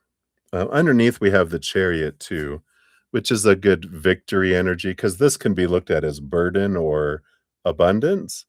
And with the Chariot card, that's a victory energy. So that is a good one here that's coming in, right? So we do like that energy that's underneath the reading. Yeah, I like this here. You do have the Lovers card. So that is a good sign here that you will talk to them again. 8 of Wands is a lot of energy of passion and movement and energy and things happening fast. So I do feel like you will talk to them again very soon. I like this too. There's a little bit of the 7 of Cups, which is like kind of that emotional confusion, and but the Death card coming in here, it's like it resolves the emotional, you know, things that come in. I feel like there is, a wonderful energy of um, calming the emotions, this comfort level that comes in here. Yeah, and you have the Hierophant, which is, it's an energy of change and movement and growth energy. So it is a good energy to come in here. Now, I feel like you'll learn a lot with Rameth here, but I do have to say, because I don't wanna say it, but they're saying, "You just need to say it," because the Hierophant also is the stepping stone card. They're the master of growth and change, but they're also the master of stepping stones, which means they're not your forever partner, your soul partner that you'll be with forever. You'll learn a lot together, you'll grow a lot together, but I feel like they're just a stepping stone, on the way to your soul partner. So you'll learn a lot, and you'll see a lot and work through a lot with them, um, but they're not gonna be who you're with forever. So, enjoy the growth, enjoy the experiences, enjoy the moments. Um, and you don't have to attach long-term energy to it. You just get to enjoy it and learn and grow from it. And then when you're done with it, then you're done with it, right? But I feel like that's the kind of energy that's coming in there with that. I know. Why do they wanna tell us those things? But I like it because then you don't put permanence in it. If you know you're just a foster, to a dog, you don't get as attached to it knowing they're going somewhere else, but you get to enjoy them, and you get to teach them to fetch, and you get to teach them all sorts of stuff. Uh-huh, and you get the unconditional love of the doggy, and then you're like, "Alright, this is someone else's, bye." Anyway, trying to make light of it a little bit. I know it's not that funny, but at least we can laugh together at it, right? And then it says, "Smell something real." These cards sometimes. It says, "Scents speak directly to your memory and emotions. Grab some natural tea, some fruit, your clothes, soap. Inhale slowly, close your eyes.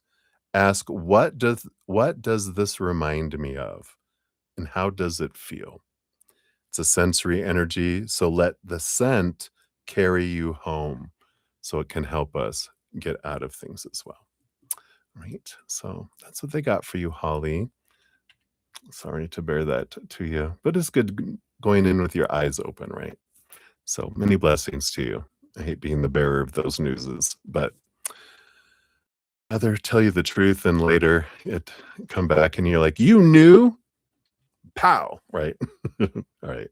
Much love to you, Holly. Thank you again for all right. Let me take a look here.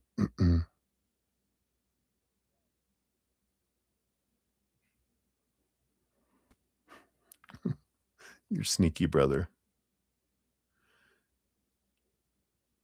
Okay. Right? We were on break.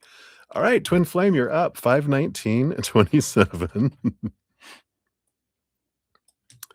So here is yours, Twin Flame. And you want to know, do your spirit guides suggest that you move on from Alex? Are they bringing in someone new or bringing him back as a new person? Like in Pet Cemetery when they brought the cat back? All right. So do your spirit guides suggest that you move on from Alex? What's the energy if you do move on from Alex versus if you don't? Look at that. Is there someone new that's coming your way? Yes. Are they gonna bring Alex back as a new person?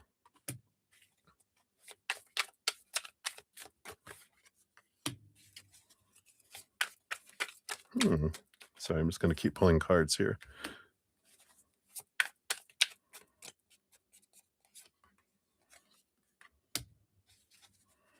Interesting. So, if you move on from Alex, that was the question, right? If you do, that's what I said first, right? If you do, and then if you do not? If you do, you do have the 10 of Pentacles, you know, you do have this energy. I know, right? Like practical magic. I love that. I can't wait for the next one coming out. And then if you don't move on, yeah, you have the Sun card here. It's like if you do and if you don't, there is abundance energy here for you. Are they bringing in someone new? Yes. And they aren't bringing them to you. You know, it's like when we look at this energy of um our life coming toward us, it's not like we're sitting at a table and spirits bringing us like here. It's not like one of those restaurants where you don't order, they bring you the food that you're going to eat. Too bad, you're going to eat this. We are ordering and bringing everything into our life, so we can say, um, what can my spirit guides let me know about this energy? What can they tell me if I move on from Alex? What kind of energy do I experience, right? Um, and if I don't, what kind of energy do I experience? And um, am I drawing in someone new into my life, or am I drawing in back Alex back into my life as a new person? And so when we do that, then that's where we can gain, clarity around things, right? And I like that. So when we're saying, um, am I let's see, what kind of energy would I experience if I moved on from Alex? It's saying, yeah, you would find a relationship with the 10 of Pentacles, right? There is a relationship out there, and am I drawing in someone new? Yeah, you have the Ace of Cups, which is, yeah, you are drawing someone in new, right? And like, well, what's the energy if I don't move on from Alex? Well, you have a bright sunshine energy. It does shine a bright light, meaning um, it's going to bring a lot of clarity. It's going to bring a lot of, um, that inner child energy. It's going to bring up a lot of things. So it's going to shine a lot of light, right? Um, and so when you ask, either way, will I be happy? Right? It's like, well, your happiness isn't determined by the outside world. Your happiness is determined by your choice, right? So it doesn't, matter what comes in the outside world. You're going to choose how you feel, right? And it's like, I don't know, will you? Will you choose that or not? But let's take a look here because, the other thing was like, if you draw, you are drawing in someone new, but you're also drawing in Alex, right? Because you have the 6 of Cups. You're drawing him back into your life. And the Sun card is for clarity, right? Um, he's looking at things differently, right? He's leaving behind old ways of thinking, and he's drawing in, seeing things differently. So he's moving from choppy waters to calmer waters. He is transforming. He is, with the King of Pentacles, getting a new sense of his worth, right? So he is coming back as a new person, right? Um, so these kind of energies is that you have this opportunity of a new person coming in, 10 of Pentacles. Um, and then this, with Alex coming back in, The Sun card is it shows a lot of clarity, but it doesn't show relationship. You're drawing him back into your life as a new person, but there's not relationship energy there. It's just they're there and they're evolving and they're changing. But it's like you have a relationship too. So you're drawing them both in. You're drawing someone new, and then you're also drawing Alex back too. And you're drawing Alex back because you're focusing in on him. And the more we focus in, we draw someone back toward us. But that doesn't mean they're going to come in as the person we want them to be, right? Yeah. It would take someone really hotter for you to move on. That's funny. Yeah. Um, yeah, because the hotter will transform for you as well. So hopefully that helps a little bit there. Let's see what we got here. Yeah, find what you can still control. You can't, you can't control Alex, right? So, it says, "When everything feels out of control, look for one handle." Whoa! Name one thing you can choose today. It can be tiny, like what music to play, how to sit, when to breathe, and then choose it on purpose and let it be your anchor. The soothing energy of this card says, "Build calm through agency," which is, you know, um, purposely, uh, being purposeful with something specific, right? So hopefully that helps.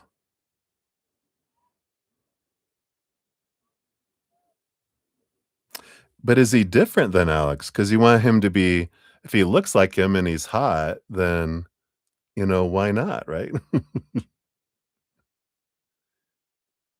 I've eaten a gummy. You guys are so funny. Alright.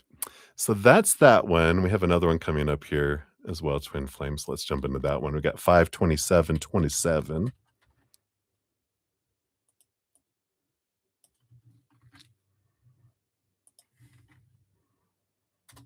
a dud. Maybe because you haven't let go of Alex yet either.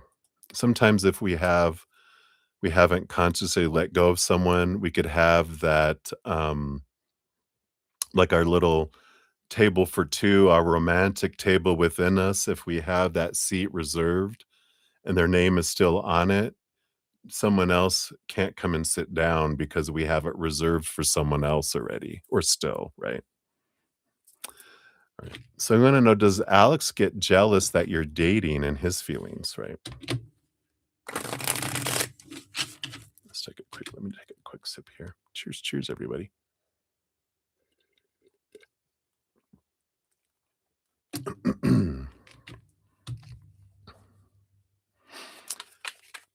You tell that daughter? Oh, I love that. She is lucky to have you. You're giving her well, she'll listen, right? That's the thing, right? Once we hit 14, we stop listening and we start watching how people live. We learn from watching people, not listening to them. All right, so does Alex get jealous that you're dating?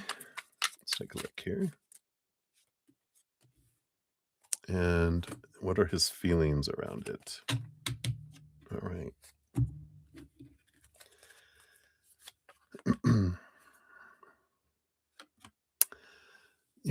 We got the Hierophant energy here, the Four of Pentacles energy. What is this energy with these guys, right?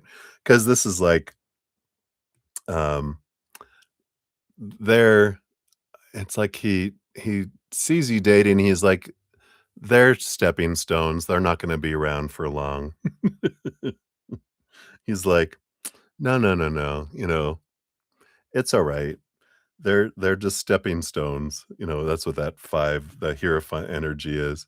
The 4 Pentacles is, you know, it's like, Alex sees you as this confident person with this 4 of Pentacles, um, and, there's this, they won't, they won't be able to keep up.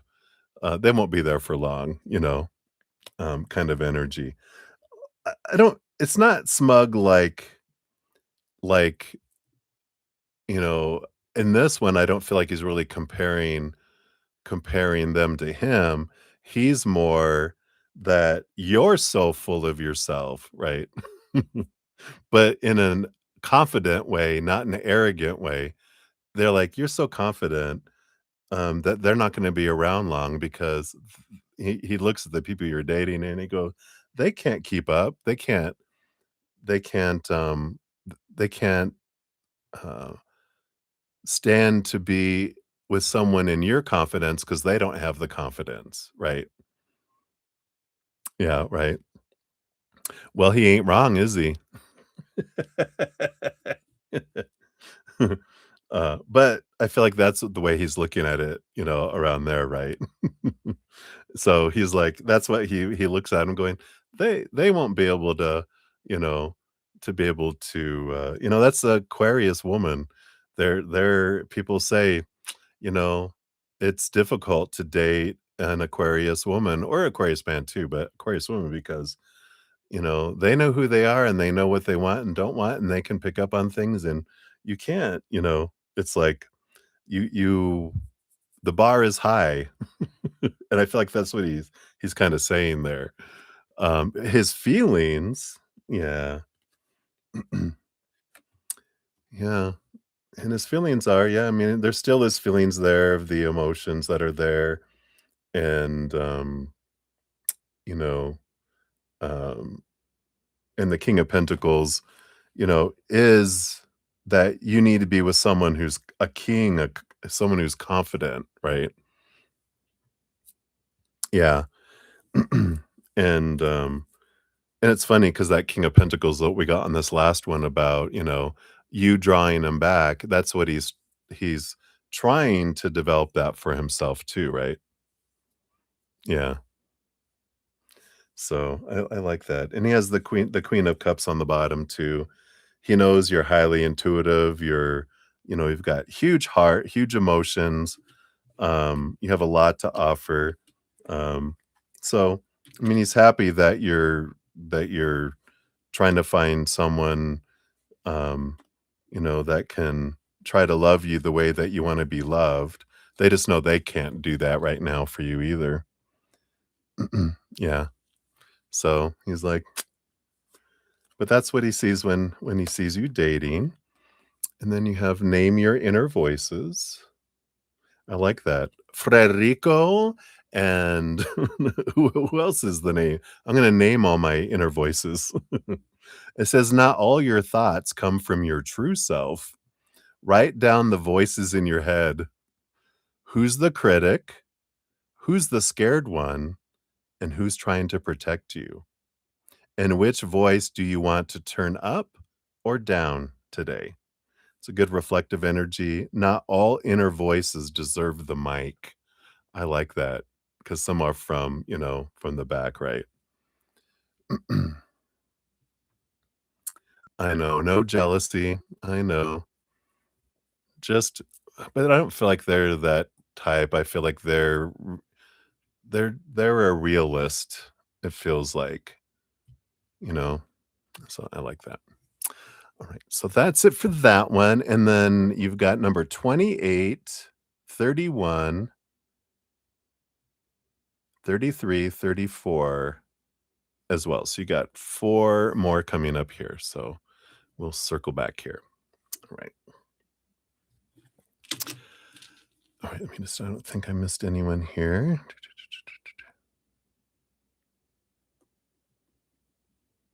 Oh, he is jealous? Oh, just no jealousy right now? I feel like that's where he's right now anyway. Um, because it feels like they're more being a realist with things in their life right now, you know? So, interesting. All right. So we have three coming up for Honored. So, Honored, thank you so much for your donations and your patience in getting to your readings here. Got 534.56 is for the first one here. So we have got three questions for this one. So let me do it this way. Let me do some quick.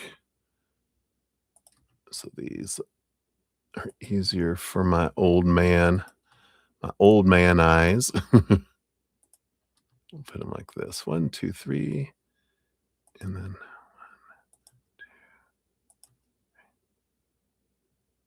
there. All right.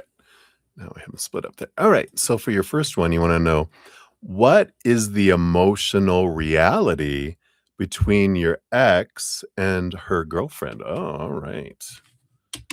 Let's take a look here. The emotional reality. The thing we can't see, but spirit can. Reality, true reality, right? So we got those. And I do want this one too. Oh, that one. Okay.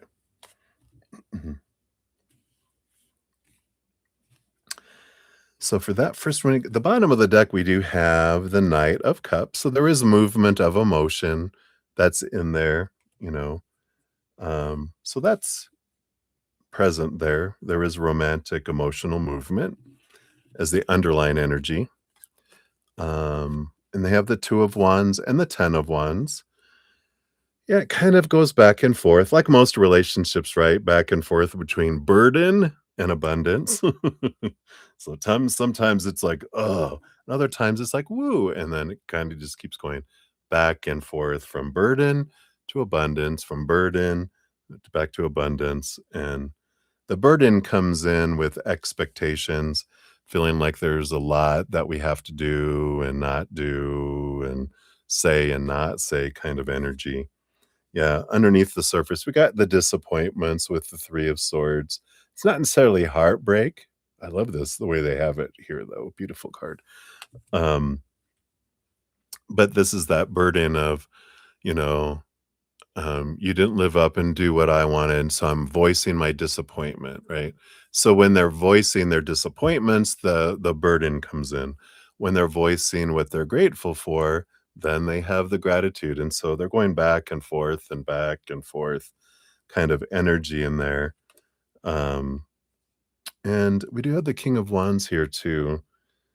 It does feel like here there's kind of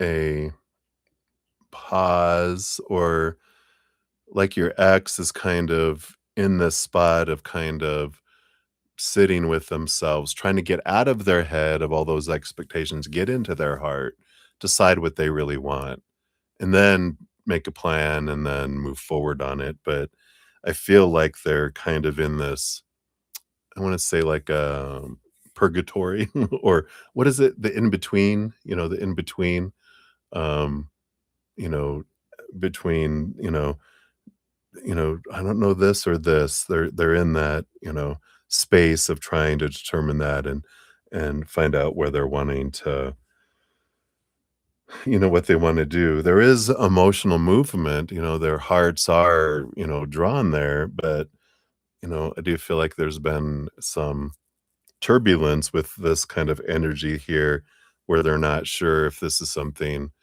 Is it worth the burden? How often am I in burden and how often am I in abundance? And we're doing the cost benefit analysis. It feels like your ex is doing with them, just to see, is this really, you know, a balanced relationship, or is it, headed towards bankruptcy? So I feel like that's the first part there. You want to know, what are the energetic patterns that she is receiving from her girlfriend and vice versa? These are great questions. I like the approach. So what is the energetic pattern she's receiving from her girlfriend first? So what is she receiving from her girlfriend? Okay, we got those. That, all right. And then what is the girlfriend receiving from your ex?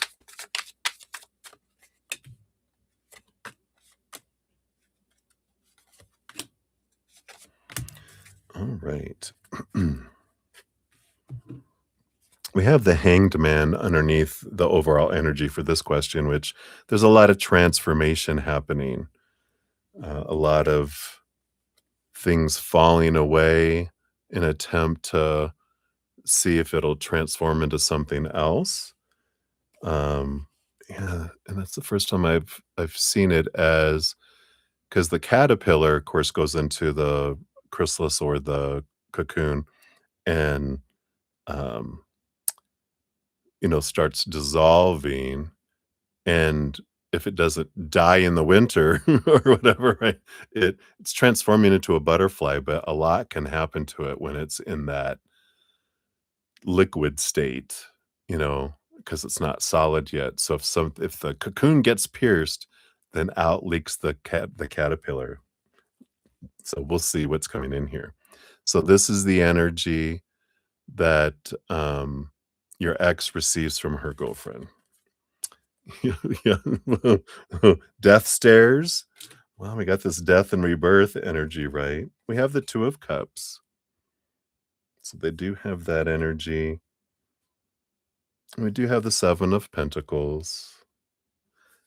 Seven Pentacles is sometimes the last thing that grows on the fruit tree, is the fruit. But there's this energy of um like you plant something and you're getting the fruit and you're like, kumquats, is that really what I wanted? I think I really would rather have avocados so I can make guacamole, it's that kind of difference. And that's the kind of energy I get in here because I feel like they get a lot of I want to say ultimatums because they do bring in Five of Wands energy, which is conflict energy. And it almost feels like there's this, they have this great Two of Cups energy that they bring in. They bring in relationship energy, but they also bring in is um, all or nothing kind of energy with the Death card. It's like the relationship is either thriving or it's failing, and there's not a gray. And that's why the Sun of Pentacles is maybe this isn't what we wanted. Whoa, why be jumping to, all or nothing? We can be like, it may not be everything we wanted, but let's look at how much of it is that we wanted, right? Is how we can look at it. But there is a lot of conflict that energy comes in there. I know. Um, and then um, and then what energy does the girlfriend receive from your ex? Got the Five of Pentacles. Yeah, there's a little bit of this fear being abandoned, being left behind, being left out in the cold, not being enough, not having enough. And we have the Six of Swords. I feel like they try to communicate, they try to get them to see things from a different perspective. So we can move from the choppy waters to the calmer waters, move from argument to peace. I feel like her girlfriend might, and then she tries to talk her off the ledge kind of energy, tried to be the peacemaker, the balancer, the King of Cups balance between head and heart. So she feels more of the balanced one than does the girlfriend. King of Wands brings, and that was the energy we had in the last reading, right? The um, trying to decide what to do and weighing the options. In fact, that energy is they bring in that energy of, is this what we want or what we don't want? Well, I feel like they do bring that energy too of analyzing and see what's going in here. And they have the Lovers card, just like they have the Two of Cups, they have the Lovers card. These are the two energies. So they do bring relationship energy in there. But there is the Seven of Swords. So it's like your ex does bring in an energy of not telling the whole truth to them.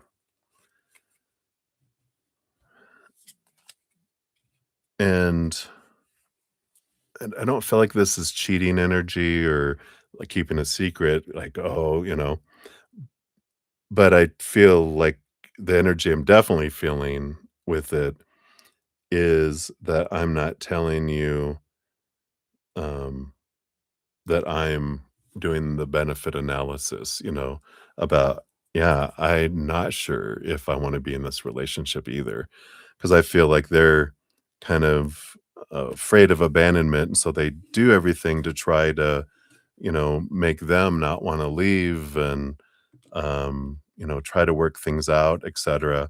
But inside, they're like, "I don't know if I how long I can keep doing this," and I don't feel like they're honest in telling them that. They get enough of that from their girlfriend that they're just like, "No, I'm gonna stay positive. I'm gonna be one that balances us. We're gonna keep this going. We're gonna keep this alive. I don't wanna fail. I don't wanna, feel abandoned. I don't want them to leave me." But then on the inside, they're kinda like, I don't know if I really want to keep going myself." So, and then the third part of this one is what does she truly want from her girlfriend that she's not getting?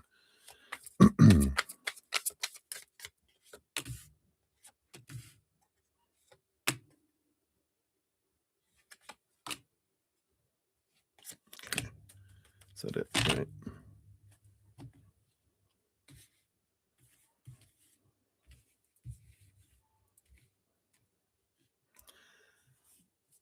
On the bottom of the deck, we do have the 8 of Cups, which is not leaving behind old relationships, old emotions. I feel like she keeps on bringing up, "Well, they hurt me and they did this and this and this." And I feel like they keep comparing their actions to what other exes did to them. And so they're, bringing that up. And what I feel like one of the big things that your ex wants from them is don't compare me to those others and go to counseling. you know let those old emotions go. That's not me. I haven't done anything those things to you yet. Keep it up. Keep accusing me of being like them and I will. Or not even accusing but projecting on them, right? What else? 6 of wands, 6 of pentacles. Yeah, I feel like it is out of balance. Here's that equal passion, equal giving and receiving. I feel like your ex might be kind of an overgiver in a way, and the girlfriend isn't, you know, e equal. It's I'm having to give a lot. It's almost turned into like a parent-child relationship, energy, a little bit there. Yeah, and then I feel like the passion seems to be empty here, in comparison to what the ex wants, because the Ace of Wands wants passion, excitement with this relationship, more fire, um, and I feel like it's because the girlfriend maybe be so, emotional that they're not, um in the mood because they're sad and they're drawn into those lower vibrational emotions because of that, energy that's there. Interesting. Let's see what else we got here. Yeah, more passion. We need the fire, the sun card, We need that Leo energy. Um, yeah, and then we've got the because here's the 7 of swords again coming in here. But we got the 2 of wands, which is that plans and planning and, you know, energy, like, for the future and different things like that, and that comes in with that 7 of swords because 'cause they're like they want the girlfriend to want a future, wanna make plans, wanna do this, but they're the one that's always having to do that, right? It's like, I'm the one that always have to save it. That's where that 7 of swords comes in right from before is, I'm not sure if I really want this to keep going, and and I feel like when they're not trying to do these future plans and doing things, instead, they're pointing to, like, you know, "You're gonna leave me like everyone else. You're gonna leave me like everyone else," and, that fear of abandonment can be real for all of us, right? But I feel like that's kind of energy that's coming with that. Wow. Wow, wow, wow. Okay. There's some days that I'm so just very glad that I'm single. let's just let's just admit, most days, I'm just very glad I'm single and alone and content in my monkhood. Oh, uh, uh, I almost feel like we need to let's cleanse the third eye. Okay. All right. So honored. That's for the first one. Let's give you your fortune cookie for that one. From the Wild Soul Oracle. Let's see what comes in with this one here.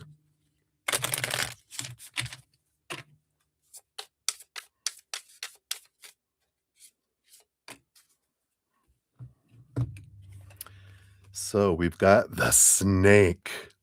Dun dun dun, which is transformation. Uh-huh. Oh, what number is that? I think they're in order anyway, aren't they? Yeah. Okay, good. So the snake, a symbol of transformation and rebirth, is known for shedding its skin and emerging anew. In many cultures, snakes are revered for their ability to represent cycles of life, death, and rebirth. This card suggests that you or they are in a period of transformation and growth. The snake encourages them to embrace changes happening within and around them, or you can, I'm changing it to them instead of you. Knowing that they are leading to a new phase of their life. So the direct energy is embrace the transformation that you're undergoing, let go of the old, and welcome the new with open arms. A reversal energy, if it resonates, you may be resisting necessary change or clinging to outdated habits. Consider whether your fear of the unknown is preventing you from evolving. You can apply this to yourself. Anyone can apply this to all of us or specifically to them. And you can do all of it to see how it resonates, right? Questions you can ask: three, what transformation am I currently undergoing? Am I resisting necessary changes? And how can I embrace the new phase of my life? So I like that. So we got the snake for number one. All right. And then we'll move into your next one here in a second. Let me just grab some quick updates in the chat here. We got a couple more donations. Thank you, Twin Flame. Maybe number 37 and number 38 here.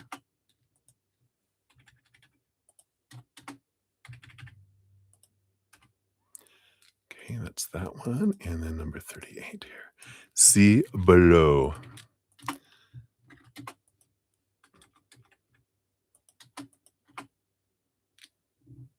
All right, got you there.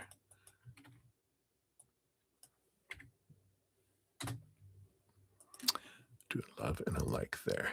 All right, we got you. All right.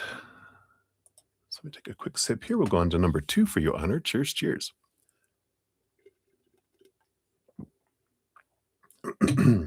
All right. So for this one, we got 553.22.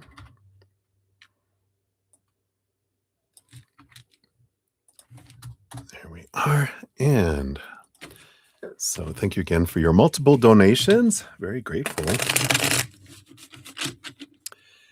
And so what's the real underlying energy keeping them together? All right, let's take a look here. Six of Pentacles, maybe? That's my codependency awareness energy, but we'll see here. So what's the real energy keeping them together here? We'll take a look at that first here. Yeah, we've got the Magician, which is kind of willpower. You know, it's determination, trying to manifest something, trying to make something happen, right? Let's see here. We've got the Knight of Wands. Yeah, it's the passion energy. Because I feel like it was very fiery in the beginning when in your previous reading, when it was like one of the things that's missing, you know, was the passion. And I feel like in the beginning it was just, and sorry if you don't want to hear that, but they were like, wow. Because when you don't have a whole lot of expectations, it's like, wow. But then when other stuff kicks in, then it's like honeymoon is over, right? You're like, oh wow. So I feel like having experienced it, hoping and trying to, with the magician, to make that come back, right? We have the world card, they're hoping for an ending of a cycle, the new beginning like that snake, they're hoping to transform it back into something or into something that, was passionate before. Yeah, Queen of Wands energy again. This is like that it is determination energy, but it is, knowing that that passion is in there, we can get it back out, to happen. Yeah, the 2 of Cups, really dedicated to partnership. Let's see what comes with that. Yeah, the 5 of Wands, interesting energy there, and the 7 of Cups. With those combined there with the relationship,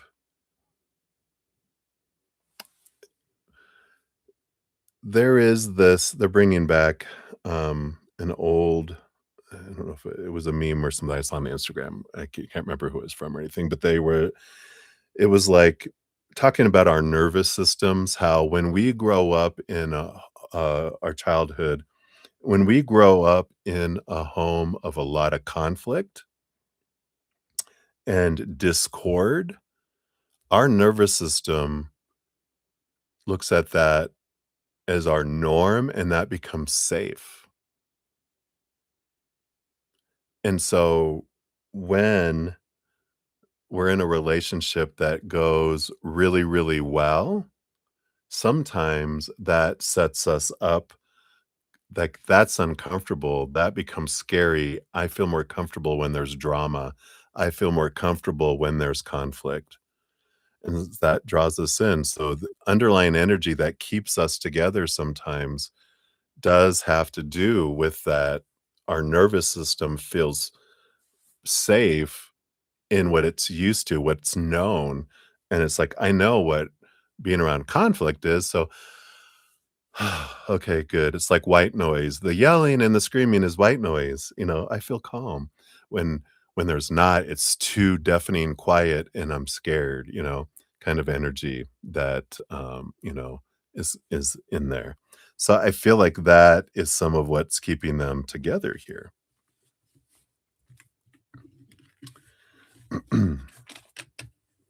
So, I feel like that's for the first part, and then for number 2, it's what's the biggest hidden stressor, weakness currently breaking them down? The voodoo doll that you have under your bed of the ex. No, I'm just kidding. Honored. What are you doing? Those don't really work anyway. It's just a joke. Oh, you went through that twin flame, you had to shed a layer, you had to go. Oh, yeah, right? Yeah, I'm glad that have shredded that. Alright, and so the second part here, let's see what we got here. So, the biggest hidden stressor weakness that's breaking them down. Okay, Mickey.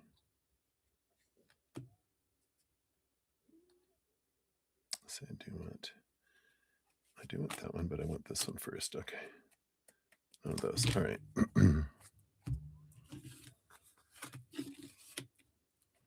Maybe it is a voodoo doll. No, I'm just kidding. We've got the 9 of Wands, which is like a barrier that's there. And that is like, so that just represents the hidden barrier. It just feels like there's a wall there. So we'll see what that is here. You're listening with oh, I thought you said you're listening with your eyes, Debbie. I'm listening. My eyes are getting heavy. Good night. Yeah, good night. Sleep tight. Thank you for hanging out. And I know my voice is getting, making you get sleepier, right? Yeah, I understand that, twin flame, yeah. Wow. You definitely chose a wonderful roller coaster adventure this lifetime. All right, let's see what this is about. We have the Ace of Cups. So, what is the biggest stressor, the weakness? The lack of self love. Yeah, and you have the Ace of Cups on one end, the Page of Cups on the other. And so there is this energy that's here, you know, that, when when we don't love ourselves, right? Um, it's like we can't love others more than we love ourselves, nor receive love from others more than we love ourselves. So, when I love myself this much, no matter how much love I push through, drip, drip, no matter how much love someone gives me, drip, drip, that comes in as well. So, there is that, that's the one of the biggest hidden stressors and weaknesses. They don't realize that that's why they can't feel fulfilled is because that's there. They think it must be that other person. If I can't feel love, it must be because they can't give me love like I need it. And like, well, you mean intravenously bypass your self-love and try to put it somewhere else? That's the only way it's gonna get there, right? That there's not a way to do that, that I know of. What's in the middle between all that, right? Yeah. We've got all the 9 of swords, all the expectations of saying that you need to do all these things. That shows me I'm lovable, and when they don't do those things, then I feel like I'm unlovable, right? So there's a lot of that that's, beneath the surface there. The Ace of Swords is seeking clarity around it. That's another one of the hidden stressors is I'm not aware of it, and I'm not doing anything to discover it either. I'm just repeating the same cycles with the 7 of Pentacles. I keep doing the same thing, expecting a different result. I keep planting the same seeds. I keep getting the wrong tree, but I think it's the ground, not the seed that I'm planting. The ground isn't giving me the tree I want. Like, what seed you put in there? I don't know, but the ground just isn't giving me what it is. So it's not taking accountability that there's a common denominator in all of my relationships that are not working out. Thus thus it is me, you know? So I feel like that's the biggest thing with that. And then what's the biggest unspoken truth, that they are keeping, from each other? What's the biggest unspoken truth that they're keeping from each other? Okay. Move to better soil? Well, it doesn't matter if you're planting, um, kumquat tree seeds, it doesn't matter what soil you move it to, it's still gonna be a kumquat tree. If you want an avocado tree, you gotta change the seeds you're planting, right? That's the whole point, right? It's like, "Oh, yeah." So, what's the biggest unspoken truth that they're keeping from each other? Okay, what unspoken truth is your ex not sharing? And then what is the biggest unspoken truth that, the girlfriend isn't speaking?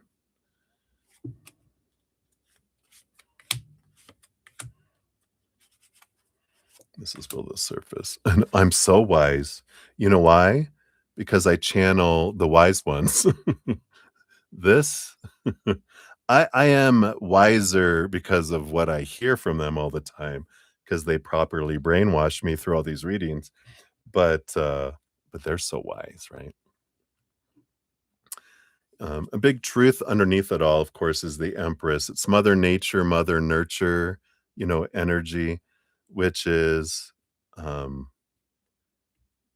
a truth that's below what their unspoken truths are, is that I can't fix anything out there. I can only fix what's in here. And we're trying to control everything out there, trying to fix how we're, seeing things and feeling things and our energies. And we're trying to fix it out there. And it's like, um, the source is in here. So turning inward and nurturing and focusing in on evolving our own heart and our own worth is where the change happens, because we don't change from the outside in, we change from the inside out, and I feel like that's a lot of that. Below the surface of the Empress, we have 3 cards, 3 cards, 3 cards, which the Empress is the number 3 in the major arcana, so we've got all this 3 energy that's popping in here. Yeah. Well, we've got the 5 of Pentacles, the King of Pentacles, the 6 of Pentacles, so, yeah, there's all that overgiving energy, the fear of not being enough, not having enough, being abandoned, being left out in the cold. It all comes down to our self-worth with the King of Pentacles, which one of the big things he teaches is that we're taught to look for our self-worth, the foundation of it in the outside world through the 3 buckets of relationships with humans, situations, and things. And all of those are unstable. People change, people walk away, people pass away, right? Unstable situations like jobs, education, social status, marital status never stay the same. And things break down, deteriorate, blow up, burn down, stolen. All that energy, it's all unstable, and when we define ourselves by it, we feel unstable. So everything points us back to ourself. That's like the big unspoken truth of humanity is, you know, we're told for our adventure, like, "We're so hungry, I'm looking for self-love and self-worth." It's out there, really? Well, let's go look. There's 3 buckets. Go on those adventures. And we get back and we're like, I can't find it anywhere. Why? I'm so tired. I'm so exhausted. Why can't I find fulfillment? Why can't I find that unconditional love out there? Why can't I find this? Like, oh, because it's in here. Go look upstairs. You're like, oh, there it is. It's been here all along. Yeah, surprise.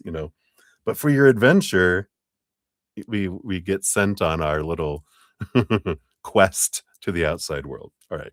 So, what's the unspoken truth that your ex is keeping from the girlfriend?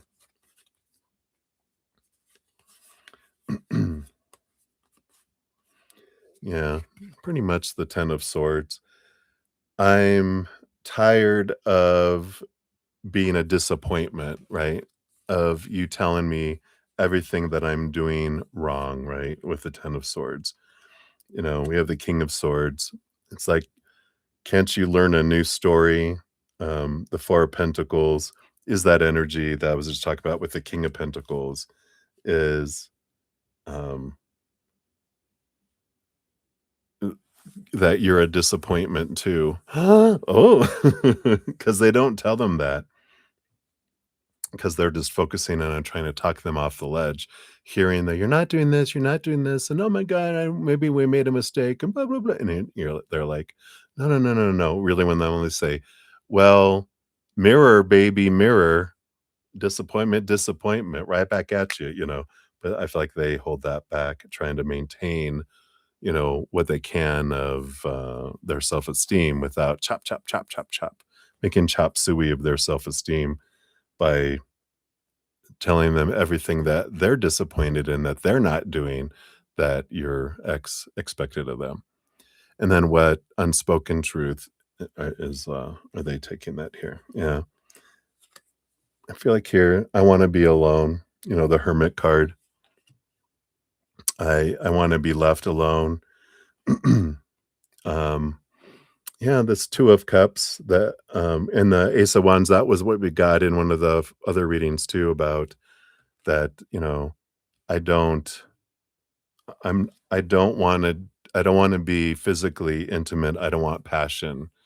I wanna be alone, I wanna be left alone kind of energy, because when they're in their emotional lows and they're feeling that sadness or that inner anger, they're not open to be vulnerable, and they need to be able to feel safe, and they're not feeling safe on the inside because of all this anxiety that they have within them. So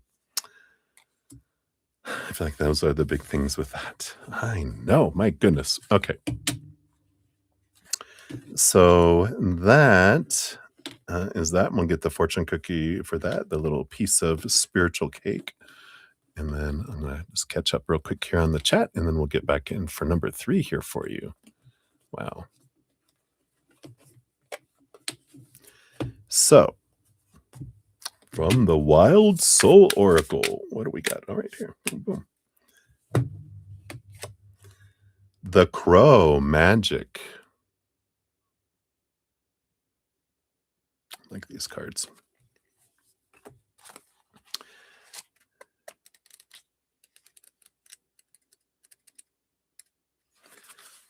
The crow, known for its intelligence and mystery, symbolizes magic, transformation again, and hidden knowledge. Where there's all that hidden stuff you were talking about. Isn't that crazy?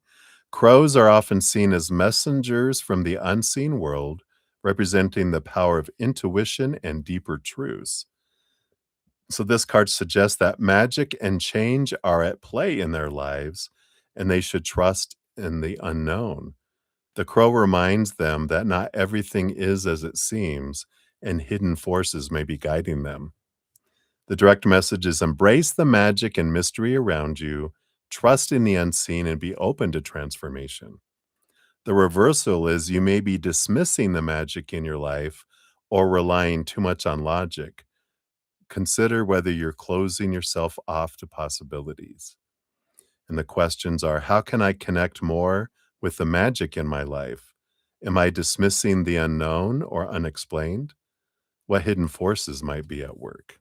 All that hidden stuff that you were asking, that's crazy. But so that's for that one. Let me take a sip here and catch up on the chat, and then we'll go into your third and final one so far, right? All right. Excuse me. I'm just going to grab a throat lesson here too.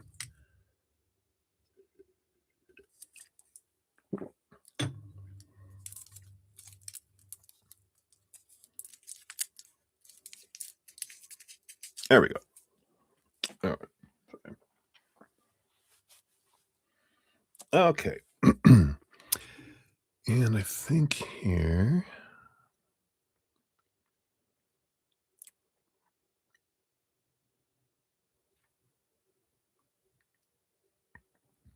Roller coaster, your new emoji.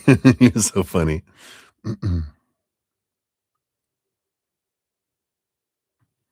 All right. And so, Lady J, thank you for your additional donation. That'll be number 39 on the donation list here. Give that love and a like. And we'll grab those here. All right. Here we are. Let's check my emails. Okay, we're good. All right. So we're moving on to number 27. So honored. We got your third one. 61256 is for number 3. And then you want to know, what does your ex truly want from you? All right. Let's take a look here. Murder. No, I'm just kidding. Help you bury the body? No, don't do that. Just jokes. Just jokes. Don't do it. Right. Let's see what they have here.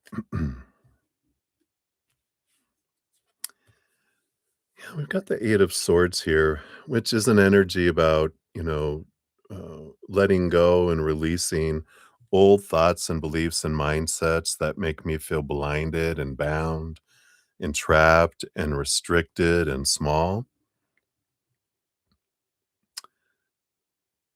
In a way, it's almost like, you know, is this role reversal?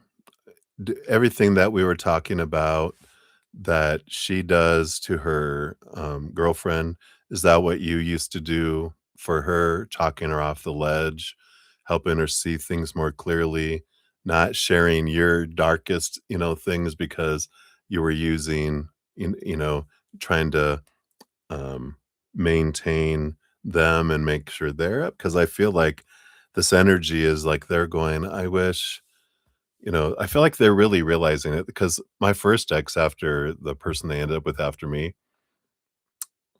because my ex was younger than me, and their ex, I mean, their person they were dating was younger than them, and they changed roles. So what was going on, with how they were interacting with me, their new boyfriend was interacting with them. I kind of feel like there's this come into Jesus moment where they're like, wow, this was because they used to call me, they moved to Ireland, and they would call me from there, every once in a while, especially after they've been drinking and be like talking about what's going on. And I'm like, yeah, I totally understand. They're like, oh my God, was I that way? And I'm like, yep. It's like the curse of the parent, right? I hope you end up with children just like you. It's like you hope our our exes end up with people just like them so they could learn, and they do. And I feel like there's this kind of energy there, if that resonates, that's there. But that's the bottom energy. Let's see what else they truly want from you. Yeah, again, this 5 of swords and the emperor. It's like, I want you to end this conflict. It's like, "What? You want them to end this conflict? What do you have to do with it?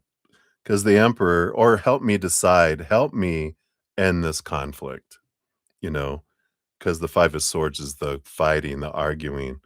"Help me. How can you help me stop this conflict?" Right? And it's like, I got one idea, right? Bye. But let's see what else they have here. Yeah, it's like this Knight of Swords. I feel they want you to be patient with this Knight of Swords. I mean, the Seven of Pentacles. And the Knight of Swords too is, again, this communication. Talk to me, help me understand, um, kind of energy here. And I feel there's more here though too. Yeah,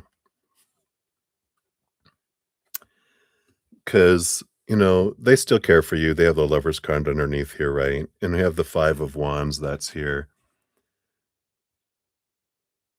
And the 5 of Wands again is another conflicting energy like the 5 of Swords, and there is this energy, like, because I sense this, you know, I might be reaching out to you, you know, and because 'cause you're like my friend still kind of energy. I don't know if that's true. It kind of feels that way where I'd be like my ex was doing, they'd call me and to talk to me about the troubles they were going through, and I'm like, "What the hell are you doing calling me?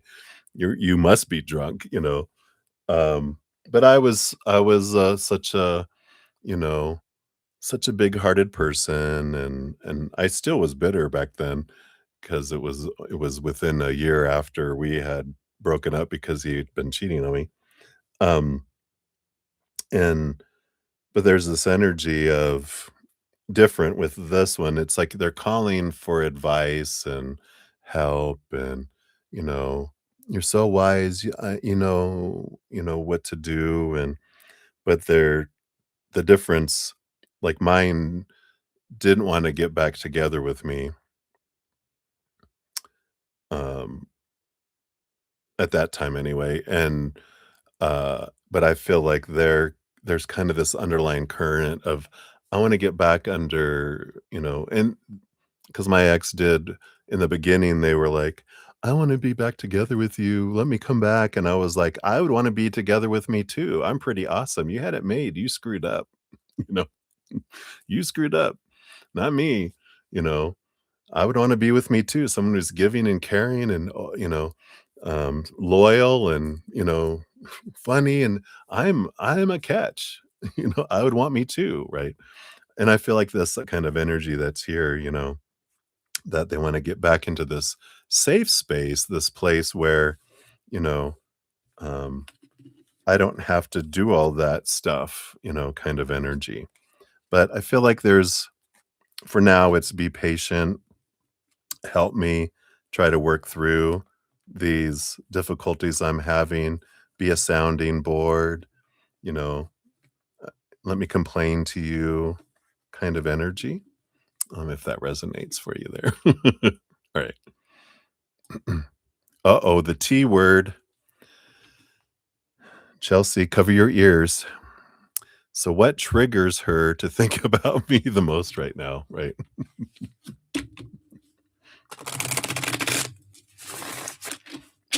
And if they're not, like, physically reaching out to you and talking to you and all that, I feel like they do it in their head to you because 'cause they're like, "What would Honored do? What would you do?"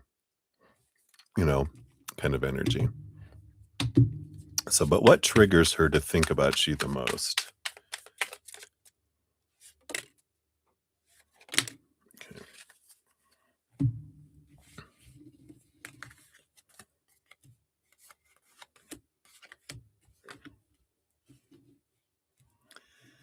Yeah, I mean, we've got both the 9 of cups and the 10 of cups and the page of cups, like the 9, 10, and 11 of cups, you know, it's like when they're not having all that joyful, loving energy, they think about, the other side, like the grass is greener on the other side with that 2 of pentacles. I feel like they think about you when they're realizing, you know, this energy of this, what's not happening, all that stuff that's unfolding. Yeah, even got the especially when they're contemplating here with the 2 of wands about the ending of a significant cycle and the beginning of a new adventure. They kind of when they're thinking about, well, when I'm doing the cost benefit analysis, I feel like they do compare that relationship with your guys' relationship. And so they compare them to you and they're like, you know, all this love, all this energy, all this stability. And they're like, I don't like, not that you guys had a parent child relationship, but kind of, right? You were like kind of the more parent and they were the kind of the child. It's kind of a little bit this way. Well, when they went to that relationship without you, it went. And they're like, "I don't like being in this position. I wanna be the irresponsible child, not the responsible adult." You even got the child, son, Leo card energy on there too. And I feel like they think about that going, "Wow, I had it made." "Yep, you did." It's like they were talking about before that 9 of cups. They're like, "Wow, um, in comparison, that was paradise." You know? They're trying not to be in that too much, but it's there, right? Right. And then you want to know what is developing in your ex about you with our lack of talking. Oh, okay. Yeah. So I feel like that's that all that stuff we talked in the beginning is, in their head. They're like, I want to be able to talk to you because you could so they talk to you like a little mini you in their brain they've created. So they do talk to you, which is interesting. Let's see what else we got here. What is developing in your ex? All right.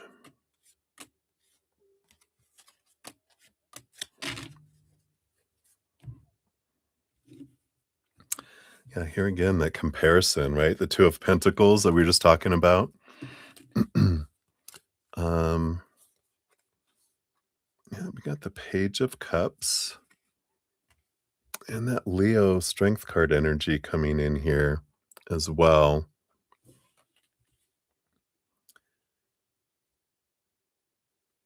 There's something here. It's as if with the lack of talking, like they're developing the courage in their inner they're realizing how strong they have to be, right? Um, and but again, with this Page of Cups, I still feel like that represents like there's this little I'm thinking about you and what you would do and what you had done when you were maintaining me, helping me talk me off the ledge and the balance and all that. And they were thinking, okay, let me try to do that this way, downward in this direction. And and I feel like they're growing their inner strength by, in a way, duplicating a lot of what you did. They're realizing, "I can do this. Okay, you know, with you in their head, you know how, like, they have these movies where someone, like, dies and then inside they have this psyche, this they actually start seeing them in the physical world, you know, that they're this representation and all of that that you represent in their mind is actually like an entity that they're interacting with, not like in a schizophrenic way, but as in a help kind of energy.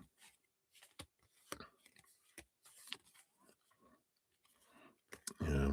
I do feel like here we got that little block, the 9 of Wands. They have the 7 of Pentacles. It's allowing them to realize it's like you're giving in them time to realize what they've lost too. I like that because, like, if you had been allowing them to talk to you and you're helping them in their relationship, you know, it's like I get to have you end my relationship with this other person too. But in feeling your absence, it really is allowing them to see, you know, the emptiness that's there in comparison. And that's that in comparison with the 2 of Pentacles, right? So, excuse me while I crunch my cough drop.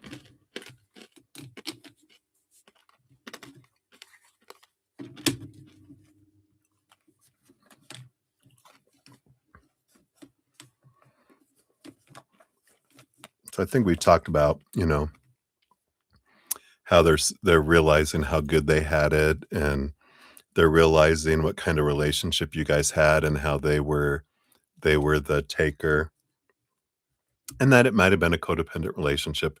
We might be in a recovering overgiver. I know I am in codependent relationships where I would overgive, and we became parent-child, right? We realize it wasn't a parent an adult to an adult, it became an adult-child relationship, and then they realize that they have turned into an adult-child relationship, and, you know, they're seeing this learning and growth around you because of the distance, right? Because they're having to do it on their own, and they're sucking at it, you know? So, hopefully that makes sense. And then what does she prefer the distance? Let's take a look here.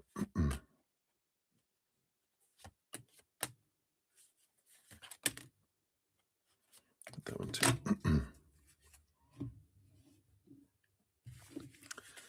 All right. Again, the 2 of Pentacles coming out again, you know, they have the 10 of Cups on the bottom, right? Here's that joy and celebration and, you know, joyful, happy relationship energy. So I feel like they know that in order to try to have a happy relationship with this other person, that they do need to have distance from you. They understand it, but that 2 of Pentacles are still comparing it all. Yeah, the 8 of Swords, you know, this is that we got that in your one reading about, "I need you to help me with this." Yeah, I don't know. The 6 of Cups is an energy of returning a returning ex. Got the King of Swords. And this is a communication, wanting to change a story. Let's see what these are here. Yeah. I feel like they know that it's only for a little while because I really feel with this full card, which is the 0, I really feel like they feel like this isn't gonna work out with them, and, but I feel like, if they had a preference, right, that, um, they would wanna keep connection, again, because all that stuff of, "I could use you to really help me understand this relationship and help guidance," and, you know, because I really feel like you guys were friends, and almost like you're who they would go to as a friend to talk about things, but now they can't go and talk to you about it anymore because they couldn't talk to you about you, They felt they couldn't talk to you about you, and they couldn't talk now they can't talk to you about other things, and that's one of the big things they miss with you too, is your wisdom and your conversations and those things, but they understand, that they do have to be, um, on their own, but preference, no. They would want it easier, but it would be that would make it more difficult on you and more difficult on their girlfriend. It would be easier for them, and they're, choosing to not, um well, not that they had a choice, right? Because I think you cut them off, right? But, you know, I feel like they're realizing this is what's best for everyone, even if it sucks for them. Let's see what the fortune cookie brings in here too. So hopefully that helps a little bit. And we have the owl. Yeah, the wisdom, the wise one. You're the wise old owl.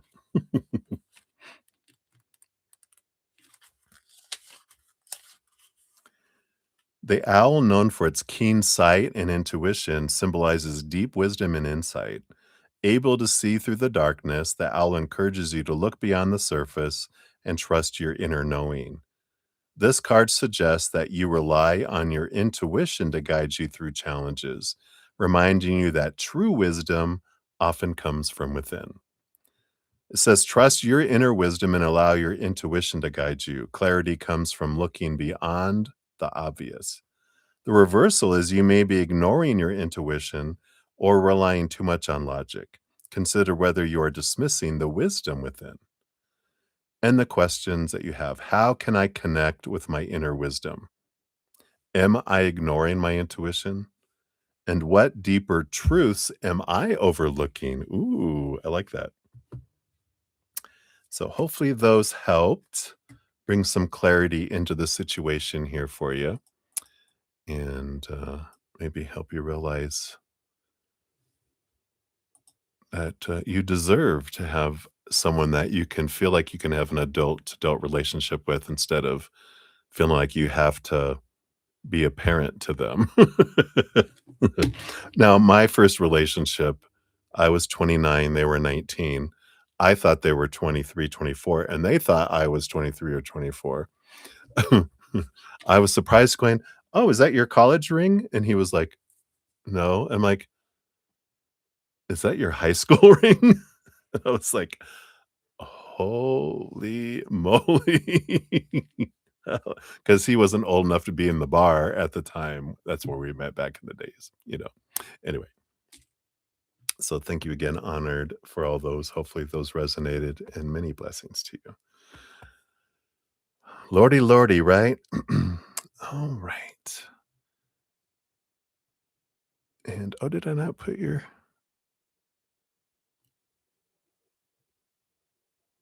oh, no, I didn't. How rude. I thought I put your timestamp out there. Evidently, I did not, but there's that one.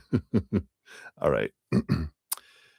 All right, so we'll continue on here. Up next, we got Twin Flame, got 63336.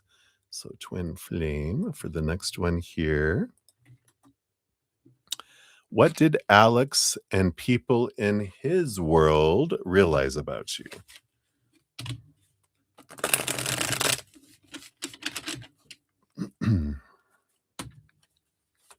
All right, so what did Alex realize first about you? Of course, the people in his world is everyone sees you differently, right? So we're going to kind of get just a general consensus energy with those peeps, because of course, yeah, as a collective unconsciousness.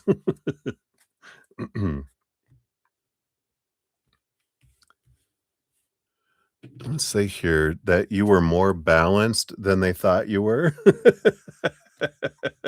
What's the Two of Pentacles? That you were more balanced, is the underlying energy with Two of Pentacles, which is interesting because, as an Aquarius, you can, adapt to any kind of different collective, right? You can fit in everywhere, right? So, you can be someone to these people and someone to these people who are completely different, someone to these people who are completely different. Like you can be the geek, you can be the jock, you can be, all the ones right from the Breakfast Club, right? You can be the diva, you can be whoever it is, right? Yeah.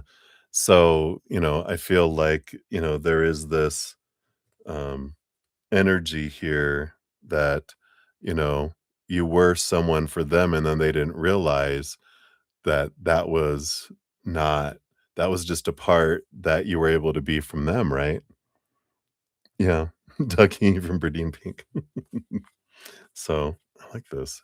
So, Alex, he realized about you, you know, with the Empress card that, you know, all of this emotion that is down there because as an Aquarius, compartmentalize. We can keep emotions in Tupperware and we want to analyze. Usually we want to analyze and understand emotion before we allow ourselves to feel it in that as well. And um, this all this sea of emotion that's below that came out, they didn't realize, wow, you do have a lot of emotion, that's down there because we don't often just flow with it. But you catch us at the all the stars in alignment and everything, it freaks people out. Um, we do that. Um, and I feel like here something else that Alex realized about you with the death card is that you're capable of murder. No, we are, but that's not what it is here. Because I feel like there's this, like with Aquarians, we can just end something that we just disappear, you know. It's like we don't make a big blah blah blah. We will just uh stop existing in someone's life. Um and but with the 5 of Wands here too, this is the conflict energy. But this is again, this feels like that you can something he, uh, realized about you is that you can fit in a lot of different places, like friends and families and different things. You can just and people just you just slide right in and you're one of the group kind of energies. I know, I wanna watch it now too. "Hey, hey, hey, hey, don't you forget about me." Alright. Um, and then the people in his world. Yeah, the Queen of Pentacles, it's like the Empress energy. Again, that there was a lot of emotions there, right? Because those are kind of the same energies. So Alex realized it on a much bigger level, but the group realized, oh wow, you do have emotion down there. Uh, the Eight of Pentacles here, this has something to do with um let's say you're not that they thought you were stupid, but you're smarter than they thought you were. Maybe because Alex usually doesn't choose smart people, maybe, but they have this idea, I'll put it this way, because someone said this to me once. They were like, "You're intriguing. You're more than I thought. You're more you're more than I thought you were." And I'm like, "What? What does that mean?" Yeah, they have no idea how smart you are, right? Because, um, I'm usually funny and outgoing and they thought I was handsome and so they thought that's it. That's who you are, right? Um, it's like here we are, this, you know, and then people get to know you and they realize, wow, you start talking about the ethereal and these deep things and all this stuff, and they're just like, whoa, they weren't expecting. you to have a mind too, you know, the CEO of Tesla, right? Yeah, and the Ace of Wands, you're passionate, and your energy, that comes in here too. So I feel like they really learned like, wow, you know, there's a lot of fire. You have fire in there they didn't realize you had. Because again, um, for the most part, we can be very, you know, reserved in different things, but I feel like they really realized that you were a bit fiery that were there too. So I feel like those are kind of some of the things that they were talking about there. And you actually get the last of the coping skills, and then we'll introduce these other ones, which is listen to one full song. And I suggest you listen to that one, um, about Don't You Forget About Me. Let your nervous system sink to the rhythm. Choose a calm or familiar song. Sit or lie down and close your eyes. Listen all the way through, no multitasking. Let the rhythm carry you, because the it's a sensing energy. Regulate emotion through melody. I like it. I love music. All right. So that's it for that deck there. Come on, there it goes. So we're gonna put that over there, and then we're gonna introduce this new one, which is the schema therapy cards, which is getting in tune with our inner children. So our group therapy continues. I love that. All right, so we will circle back around here, twin flame. We've got so we got number 31, 33, 34, 37, and 38 out there. So we shall spin back around here as well. Yeah, of course. Of course. You probably were you played the guitars in your previous life. Lives, right? All right. And then Marilyn, we're circling back around here. We got 642. 17 for your second one. Thank you again so much for your multiple donations. I'm very grateful. You want to know what are Gwen's thoughts and feelings and intentions regarding you and your relationship? All right, let's take a look here.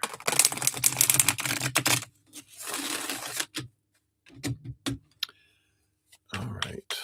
So, what are Gwen's thoughts first? Getting to that head. All right. And then into the heart. What are the feelings towards relationship? Do you want that? Do you want that? Do you want those two? So I did. And then what are the intentions, right? Okay. That one too. All right.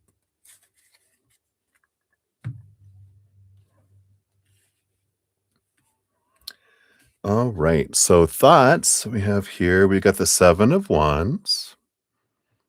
Yeah, they've got this little rebellious energy. Maybe this is the Leo energy going on right now that we're in. But the Seven of Wands is about being true to their authentic self, not dimming their light, not, you know, asking permission to shine, um, or having to explain, you know, or defend who they are. They're wanting to be true to themselves with this energy here. Underneath that, we've got the Six of Wands.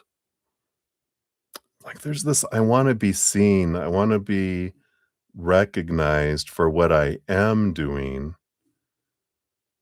kind of energies. Like, and I wonder here, yeah, I was going to say, they're they're in this place with this Three of Swords, and it has to do with their, their self-esteem with the Ace of Cups. That's that's with this Three of Swords.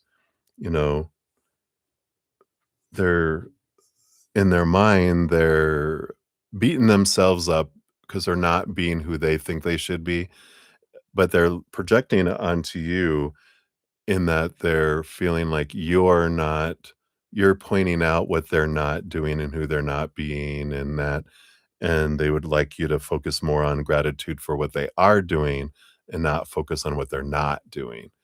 And I feel like that's a lot of what's going on, in their mind. because their mind is already has them under such a strict thing that they're of course, have expectations on other people. They don't want people to have expectations on them and focusing on who they're not being, because that makes them feel bad about themselves, right? Or they choose to feel bad about themselves because of this stories that are going on in their head here. So I feel like that's kind of what's going on in their mind, at least the big thing they want you to know. And then their emotions, yeah, like this, their heart, definitely you're an important person in their life with that Two of Cups energy, the Queen of Wands, fire, passion, and she even has cups behind the scenes. So there is like a passionate attraction, physical, energetic attraction, and emotional. Very much relationship. The heart is in, right, with that energy. The Knight of Wands, yeah, passion, passion, passion energy from the heart. So a lot of attraction energy that's coming in here. We got the World card. It's like the heart has feels like it's reached the end of the major arcana, right? It's reached this new level. It's like a victory. It's like the heart is like, we've accomplished and got to this place. What's next? What's next? What's the next adventure together? Kind of energy. And there's also the Emperor energy here. Again, fire, Aries energy, and it's this World card, and the Emperor is this energy of what's next, getting out of our head, and this is the heart going, "What's next? Let's make plans and put fire and take action beyond next plans," right? That so the mind, is feeling a little grouchy, but the heart is like, "Let's go," kind of energy. So you might be getting mixed messages from them, right? Let's see what their intentions are here regarding your relationship.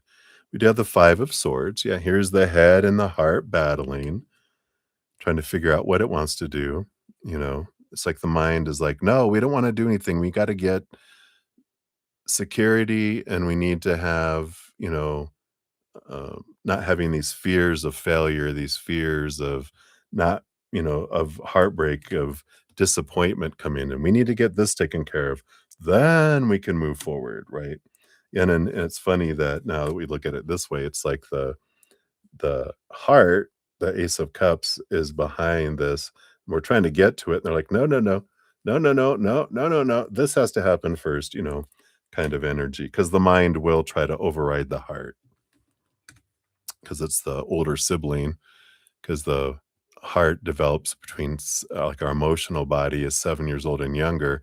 Our mental brain is 7 to 14, so it feels like it's the older sibling, right? Then our physical body is 14 to 21. It's the oldest sibling. Our mind is the inner child. Well, that makes a lot of sense, right? That middle child is the brain, right? What other intentions are here that's coming in here? Yeah, we have this. They're ready here. There's this death and this rebirth with the Death card and the Ace of Swords, and we've got the, King of Pentacles, which is, this new change in the outside world. It's like their intentions are to, make some sort of change with this and like make another big step. We got the King of Swords too, which is the change of story and, you know, it's like it ready to write the next chapter kind of energy that comes in here a bit.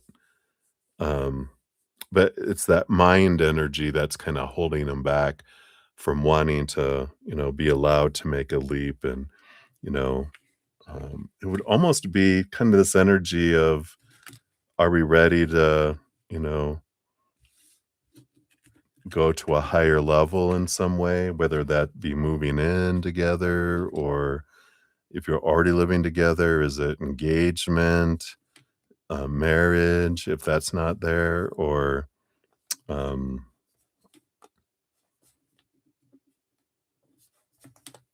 kind of energy. And if it's not a romantic, uh, type of relationship, which I feel it is, but if it's not, then, it you can apply it to, friendships too, but I kind of feel like that's the kind of where it's at. Oh, the bottom of the deck, I don't think I told you, was the 4 of swords.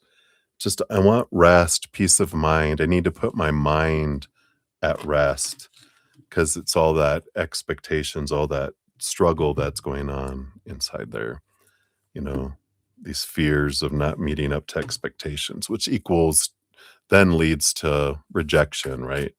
Abandonment. And that's the ultimate fear there.